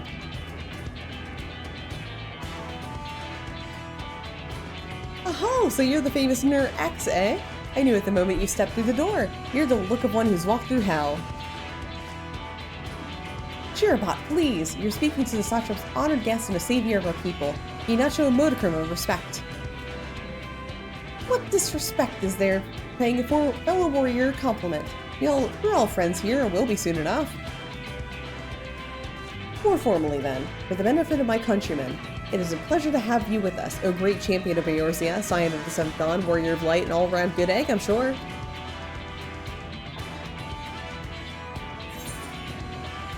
Talk of eggs reminds me I'm late for dinner. Wife. Wife coded. Ha ha ha, a woman after my own heart. I like that. Don't you worry, I'll keep it short. Here's just the thing or two we'd like you to remember. First of all, about the room you're staying in now. Radzat Han welcomes delegates from other lands to oversee trade and diplomatic dealings. Then there are military matters to discuss, which is why all these officers are stationed here in the Sundrop. I imagine you're more than familiar with each of the nations they represent, yes? We've got representatives from Dolma,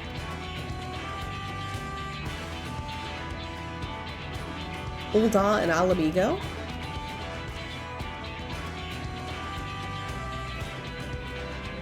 Limsa Laminsa,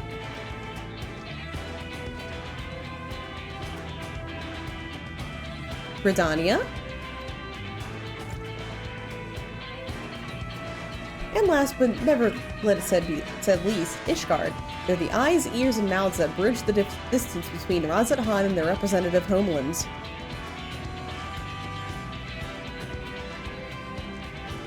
We've used this brief respite to share the details of our plight with our overseas counterparts. And wouldn't you know it, all the leaders requested a few words from you specifically. You're a woman in high demand, eh? And so, would you mind regaling us with your own account?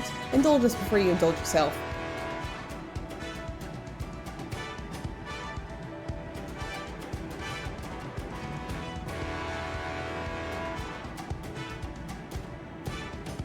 I thank you for the report. The conditions under which men are turned into beasts, the etheric anomalies you have observed, it's given us much to consider.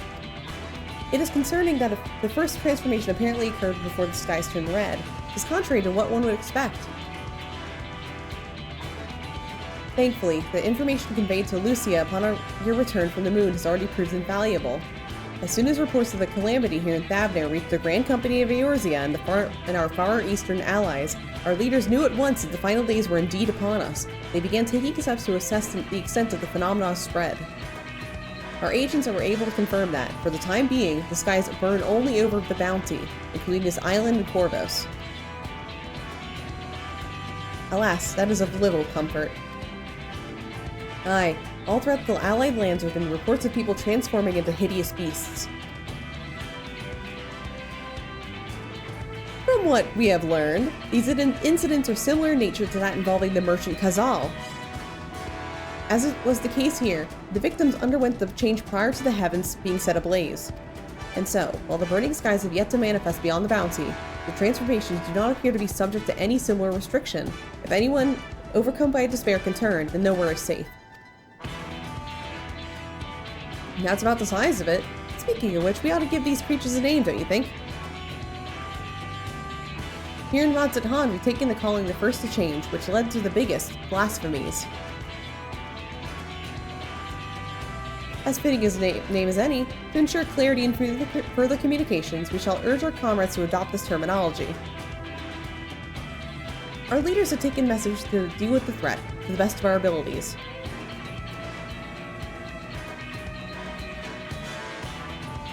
Aye, each nation has assembled their own groups of elite soldiers to put down these so-called blasphemies and their spawn as when they appear.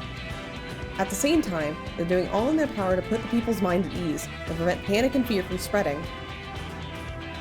That said, brave souls with the strength and fortitude to fell these terrible fiends are not so easily found. And just so, it is for that very reason we turn to you. Pray lend us your strength, and help us slay the blasphemies that plague our homelands.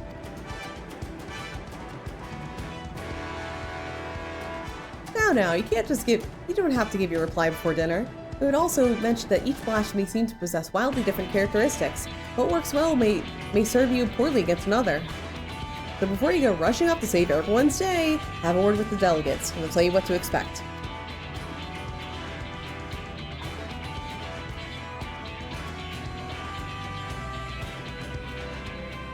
And with that, I do believe our friend here has a feast to attend. Spare a thought for us while you're tucking it into all that fine cuisine, eh? Alright, so these are the role quests. Again, these are not required, so we are not doing them today.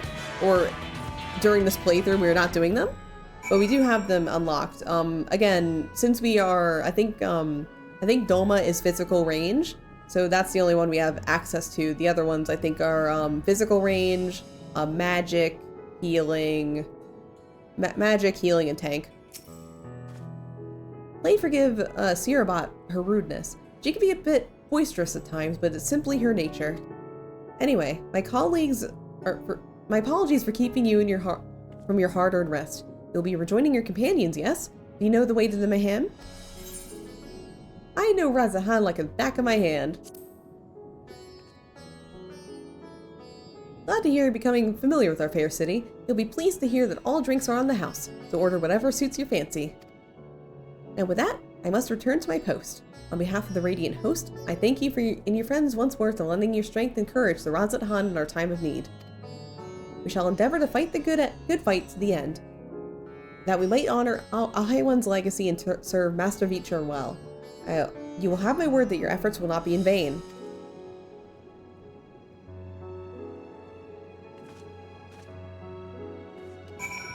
Alright, so let's go to dinner.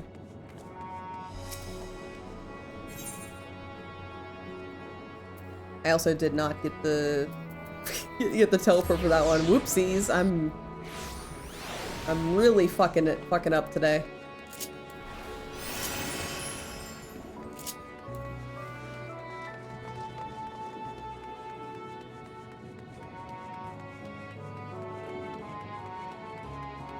Yeah.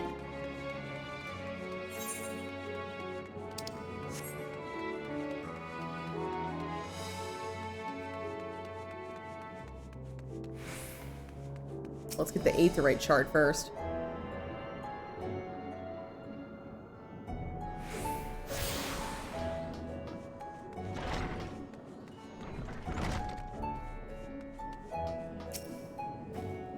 Welcome. When the Satrap asked us to entertain a party of honored guests, I was wondering who it might be. This is a lovely surprise to say the least. By the way, I've heard about Kazal from your friend Grahatia. I understand there is nothing that can be done, but I was heartened to hear he meant us no harm. I cannot thank you enough for dispatching the beasts. As a small token of our thanks, your food and drink tonight are Madura's treat. Speaking of which, what may I start you off with? A glass of your finest local spirits.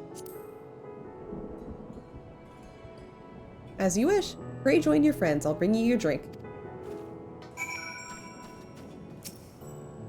Welcome back. Whatever did the Radiant want with you, pray tell? Oh my god, Epic! Hi, welcome in! Hope you're having a fantastic one. Our allies have sent military delegates. That's news to me. Mind sharing the details? Happy birthday, thank you! Oh, the song's playing.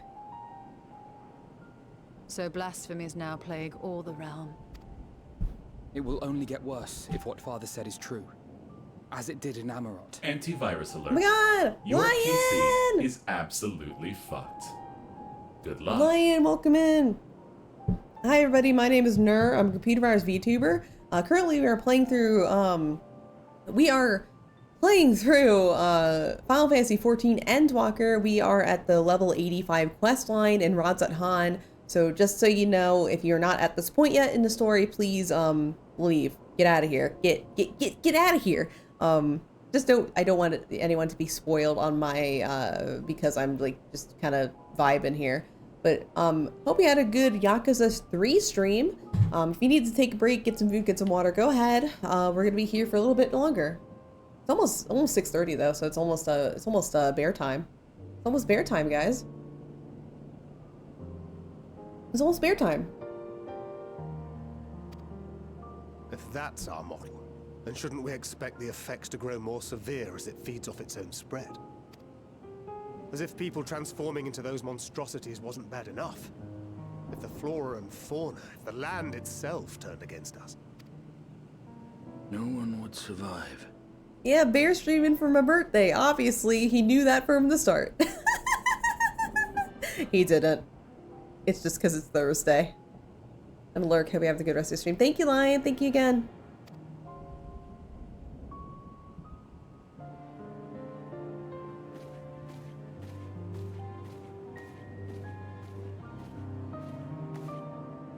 Here's your order, friend.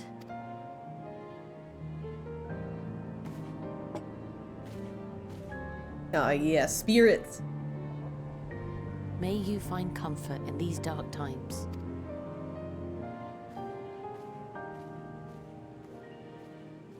Yeah, the drink PTSD, just like, what's in Where it? do we go from here?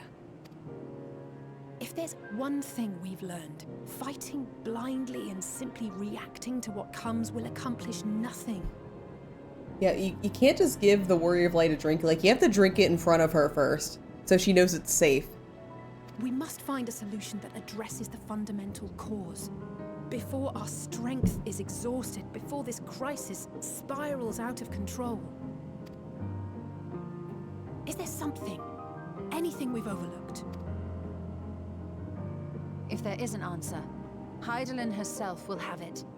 'Twas she who bound Zodiac and forestalled the final days. Alas, we have heard naught from her since the Tower of Babel. Whether she cannot or will not speak, I can only speculate. Even the flower she gave us is no more.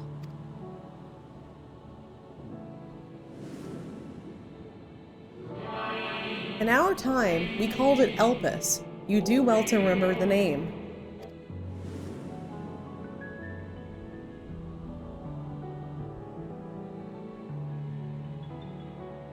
So advised the Watcher. What could be the significance of that name? It is entirely unfamiliar to me. To me as well. It meant something to the ancients, though. In our time. Most surely.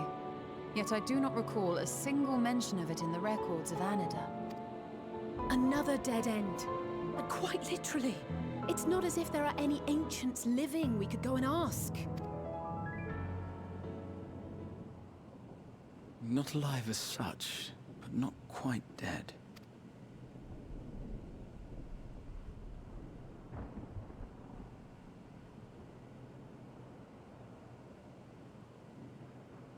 Elidibus.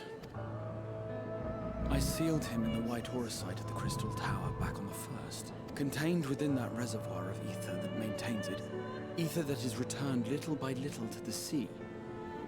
Naught may remain of his soul. However, if part of it lingers, we might be able to speak with him there. I know we can no longer make that journey, but you, my friend, still can. It's worth a try.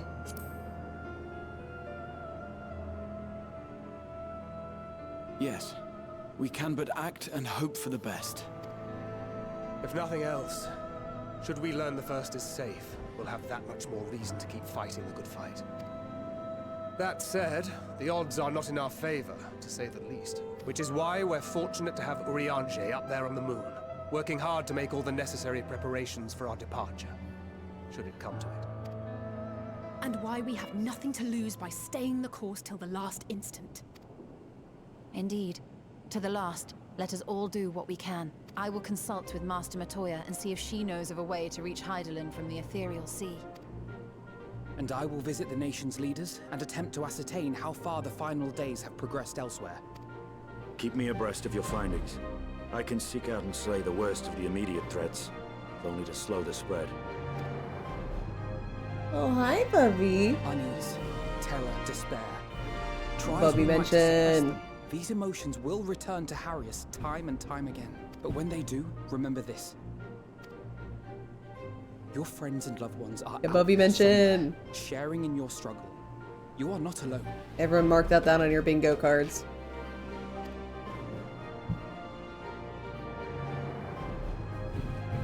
So ends the brief respite before the next revelation.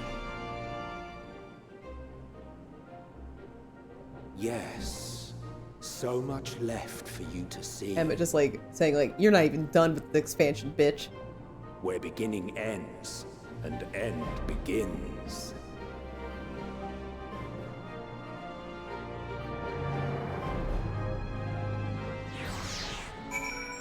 Thank you, Emmett. Now then, is there anything we forgot to mention? Are your arms and armor in good order?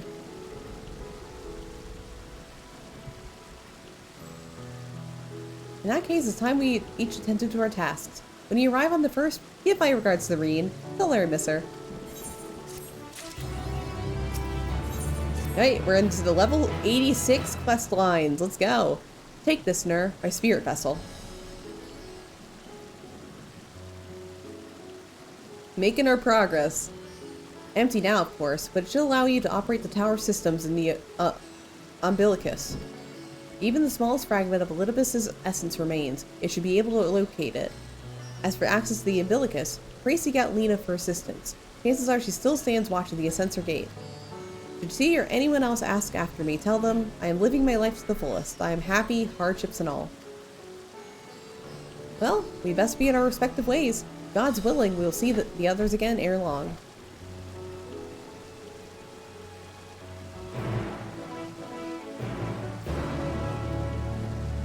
Alright, let's go to the Crystarium.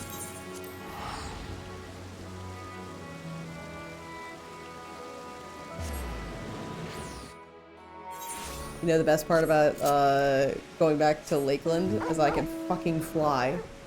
It's amazing. Just a second, guys.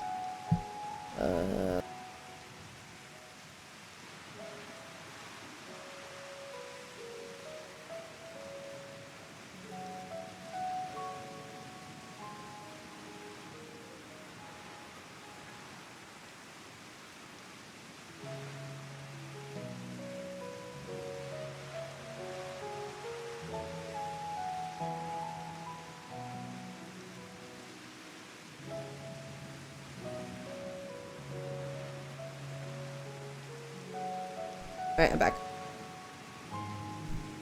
Bilkis, ah yes, I shall go forth into the womb.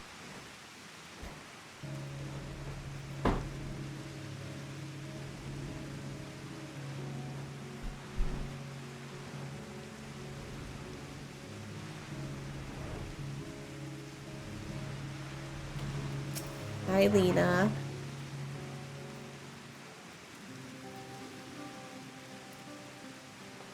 No, you have returned.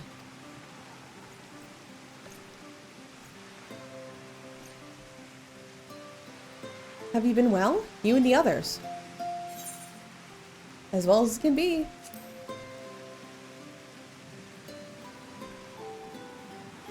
Well, glad I'm able to hear that. I trust my lord is enjoying himself.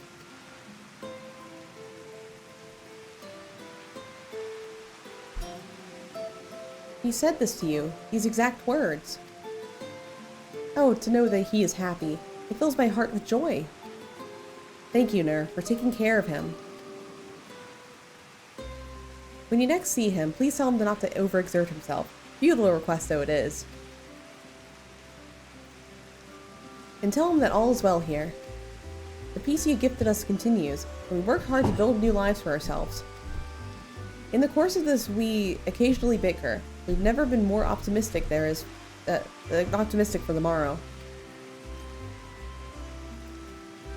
If I had to mention one dilemma, it would be the question of our governance. Even as we speak, debate wages on how we should run the city in the Exarch's absence. Most are of mind that the Settlement Council should continue to oversee the general running of Crystarium, while the representatives are elected to determine policy and handle diplomacy. Thus, nothing is set in stone, but however we choose to proceed, we will not replace our lord. No one could.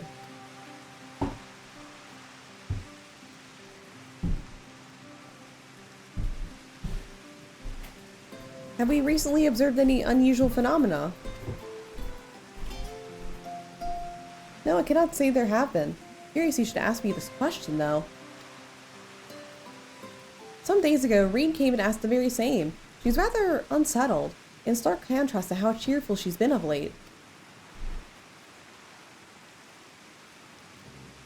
Reen has been dedicating herself to the restoration of the empty, you see. Though it will take many long years, the goal seemed to have given her a newfound sense of purpose and fulfillment. So when I saw her in a state of such worry, I couldn't help but feel worried in turn, especially since she wouldn't tell me what troubled her. I dare say she would be more willing to confide in you. May I ask that you broach the subject with her?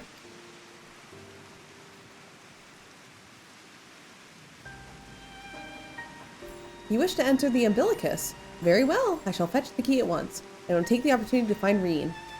Please wait for me in the city, in front of the Cabinet of Curiosity, shall we say. I will be along as soon as I can.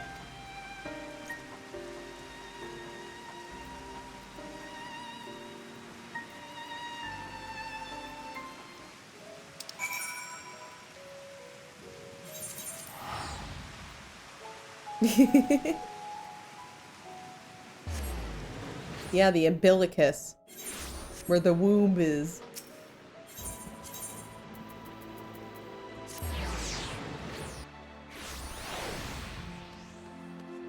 Alright, let's wait around. Okay, the following events can't be skipped.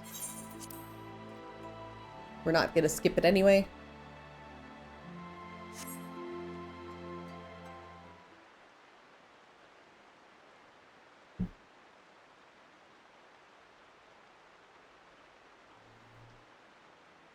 I hate these first-person scenes. I don't know if I'm probably the only one of this. Oh, do my old eyes deceive? Is that truly Nur?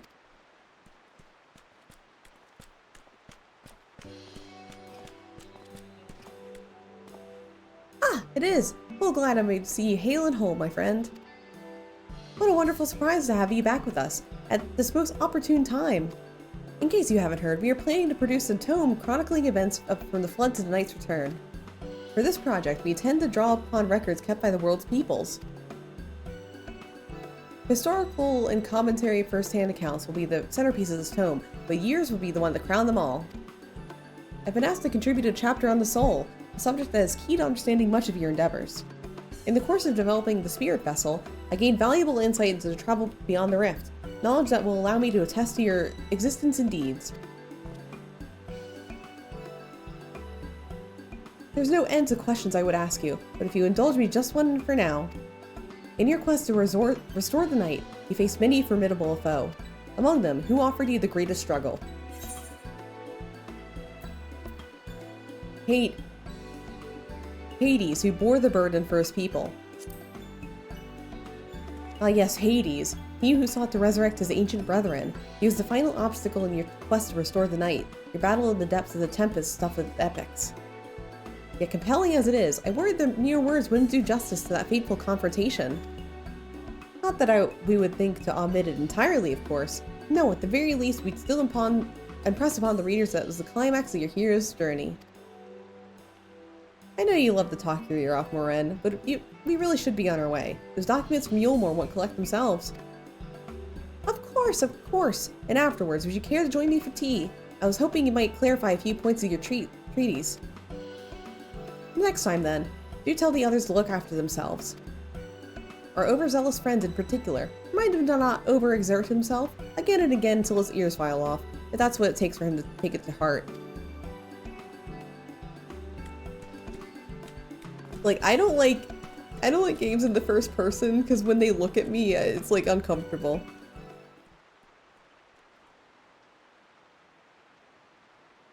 So like these first person ones are just like, oh no, don't look at me. Is that the Warrior of Darkness? Kingdom Hearts? It's her, it's really her. What are you doing? If you're going into battle, I can give you some medicine. I made it myself. They're looking to your soul. I don't like it. That's not Riki. You'd only give her a stomachache. We've come to see Maren to get his advice. One of the guard finally agreed to teach us how to fight, but first we need to choose a fighting style. Well, I know I want to be a mage. Arkil isn't sure. Magic isn't my only thing. Isn't really my thing, so I'm thinking of taking up the axe, or the sword, maybe the bow. These all seem alright, but it's hard to decide, so I thought I'd ask Maren. He knows about a lot of things. He isn't here? Aww. Oh, why don't you have the Warrior of Darkness choose for you? No, don't look at me like that, Alaris. What do you think suits Arkil best? Axe, sword, or bow? Fighting and hunting both, the bow. The bow. If you took up the bow, you could just like... Ray, the Warrior of Light.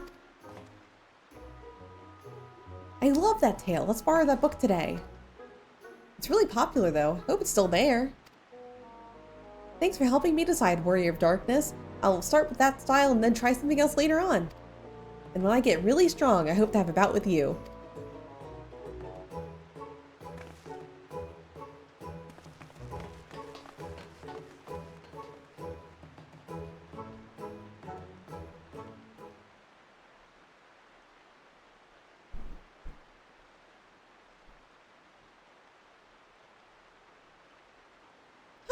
Such fun she's been having basking in the adoration of musty old bookworms and wide-eyed younglings. But does she spare thought for me? Of course not. I waited and waited and waited. She won't do so much as acknowledge the presence of a beautiful branch, even though they're right here. Such a heartless thing her sapling is, cold and cruel and heartless.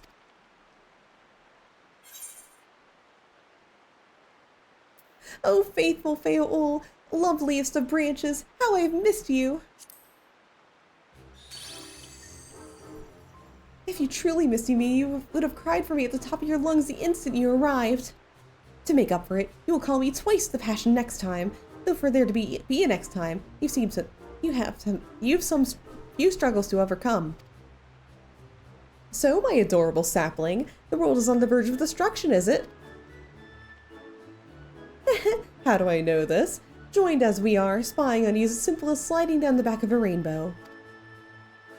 Would that I could aid you on this quest, but the fate of we fair folk is bound to that of the star. Whither it goes, so too shall we follow. Such is our way. The most I could do for you is spare you the pain by gifting you the sweetest of eternal dreams. But if escape's not to your liking, then you must struggle with your fellow mortals. Etoble. Ah, but there are ones you're waiting for. I wonder what manner of conclusion awaits at the tale's end.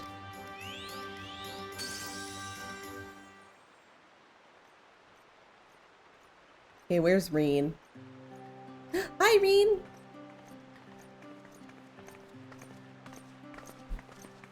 My apologies for the delay. Nur, it's so wonderful to see you again. You doubtless have much catching up to do, but I shall leave you to it. I've taken the liberty of unlocking the umbilicus, so you may enter at your leisure.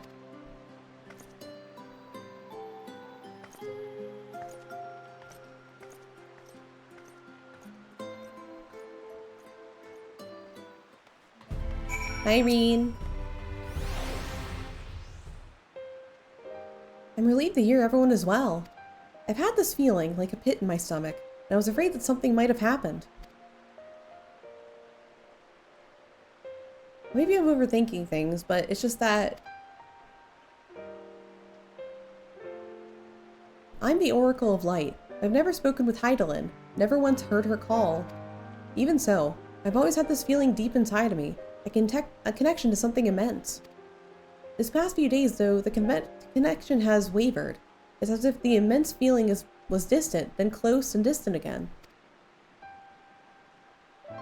And then, the other night, I was jolted awake by the feeling it had been completely severed. Wanting some fresh air, I went to open the window, and to my horror, the sky was ablaze, like during the star shower.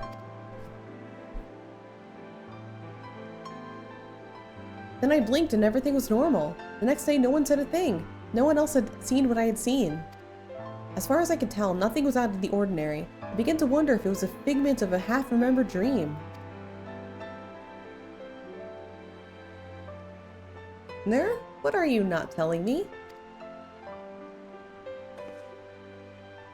I have to know, please. Doesn't matter how terrible it is.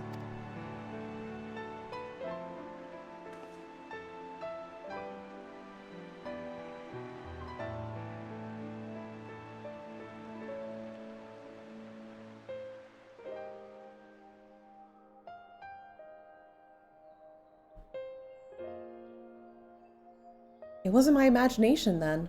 The doom we witnessed in Amarat has come again. I can't believe it. Like I told you before, all is well here in the First. So don't worry about us, please. Look only to the threat before you.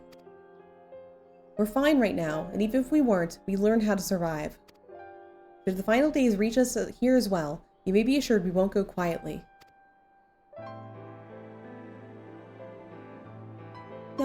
No, we'll hold on until you can find a way to save all of our worlds. As long as you continue your fight, so too will we, united in purpose beneath a blazing sky.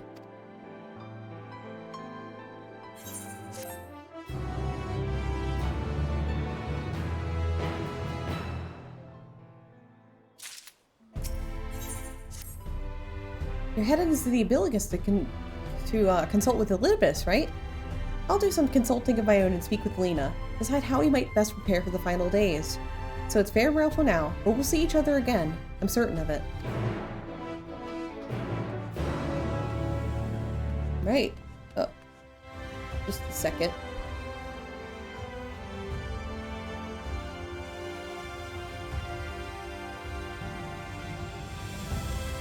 Okay. Whenever I get a text message, my phone lights up, so I'm like, oh fuck, I got a text. I gotta check it.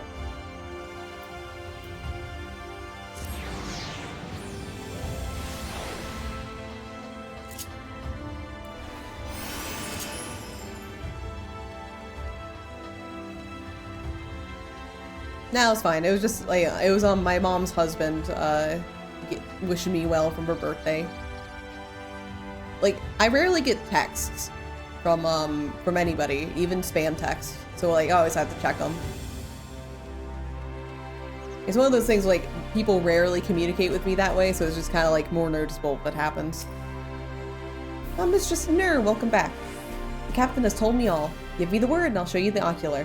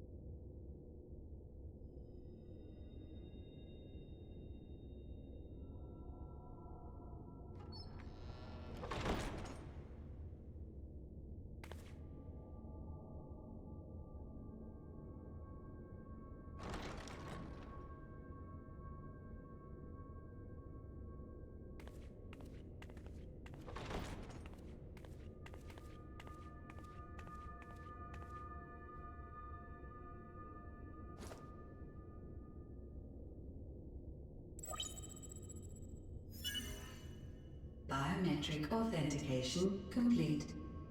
Please state your business.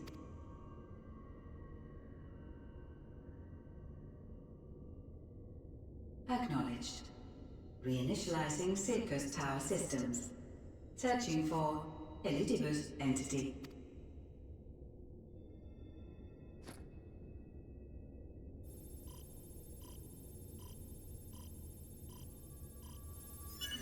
Target located in subterranean core power accumulator.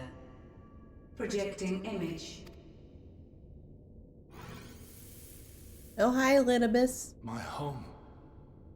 My friends. No more than a dream.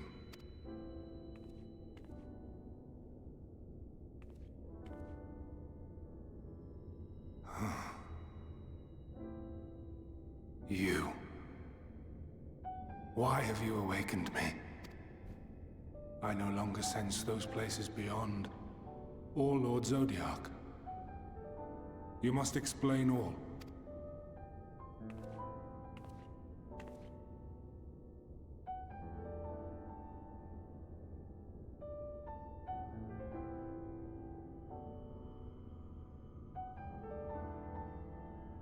So, he is fallen, and my brethren's souls returned to the star.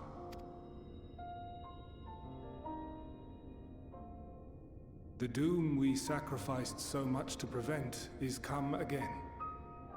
Old burdens now yours to bear. But if this is Fandaniel's design, then I, as Elidibus, have a duty to fulfill. Your unsolicited act has restored to me some few memories of the convocation. Such knowledge as I have, I will share. Thank you.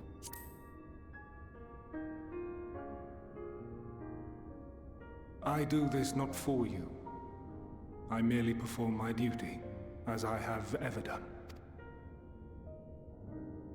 Where to begin? Ah, the end. Your understanding of what caused the final days is consistent with our own. The decay first took root where the currents were weakest. Yes, a conclusion drawn by him, Fandaniel. Not the him of here and now, but as I knew him, long, long ago. Having shed light upon the phenomenon, he dedicated himself to devising a countermeasure. Were it not for his knowledge of the Celestial, we would never have made the connection, and thence forestalled the final days. And though he inherited that noble soul, how different this last incarnation, so consumed by self-loathing and hate.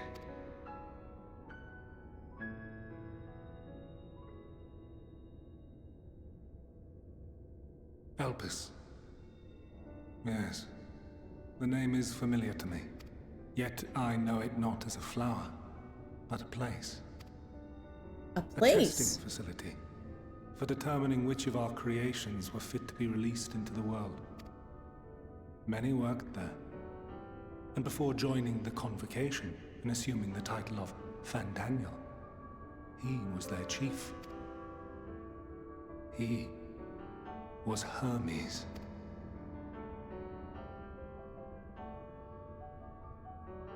That is all I know. The crystals tell little of the lives the 14 led prior to their induction. Elpis itself would tell even less. Nary a ruin has survived.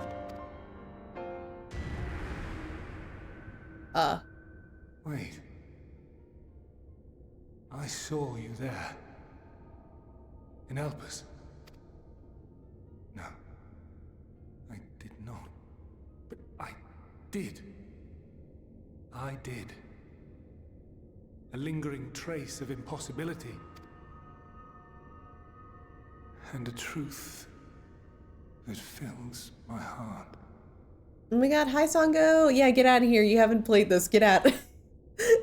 Heavy spoilers incoming. Thank you so much. Welcome in.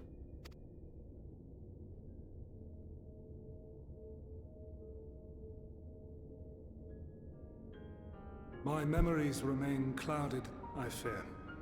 However, they have revealed to me one possible course. You must travel to Elpis, to the time when Hermes served as its chief. In glimpsing the Exarch's memories, not only did I make his summoning magic mine own, I also mastered the workings of this tower, which, having absorbed my empowered essence, now harbors an abundance of energy. As such, I believe I can deliver you unto the past, unto that place and that precise moment. Given the eons that must be traversed, the gateway will not be fully formed. Your form will be less tangible still than those warriors of light I had summoned. In all likelihood, none will be able to see or hear you. Yet even should you manage to interact with others, you will be unable to effect meaningful change.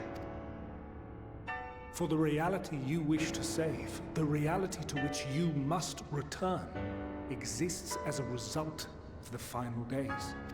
You cannot reshape the past to undo the tragedies of the present. Cannot unmake the sorrow and suffering fated to come. In full knowledge of this, will you still entrust your life to your foe and make the journey?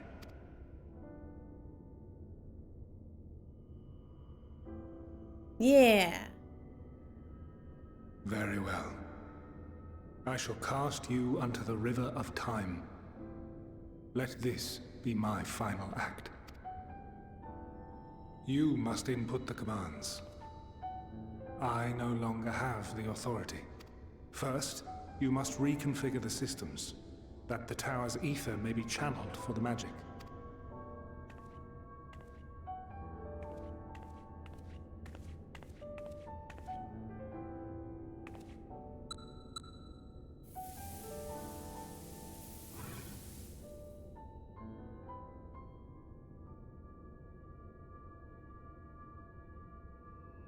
The preparations are complete. The gateway will soon open. Return at once to the ocular.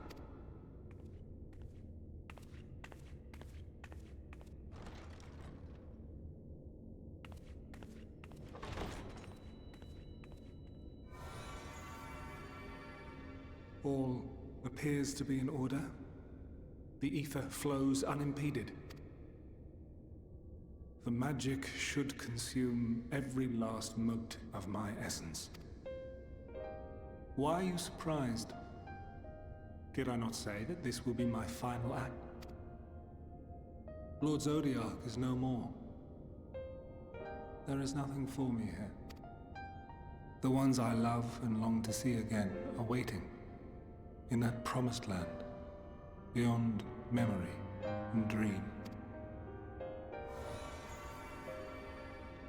Now go, warrior of light. Go, and do not look back.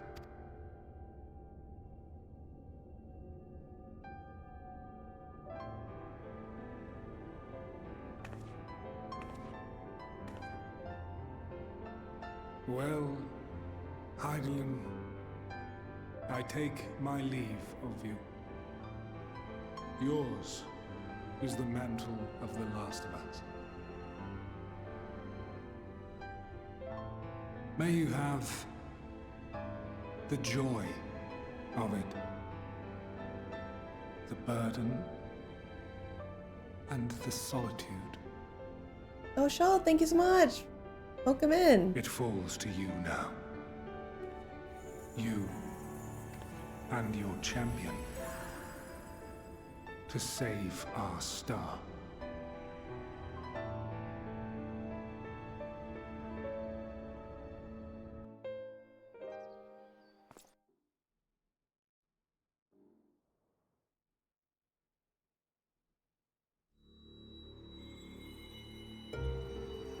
There we go again. Man, this cutscene's long. Usually they warn you before these long ones. Bear's online, right? Can somebody check if Bear's online? I'm gonna raid after we're wrapped up.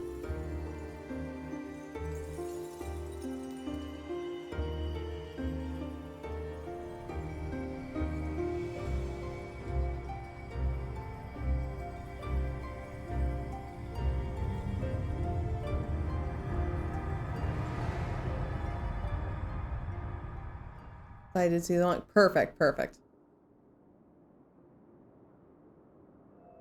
That's really long. I mean, it's my birthday. It's That's what I wanted to do today.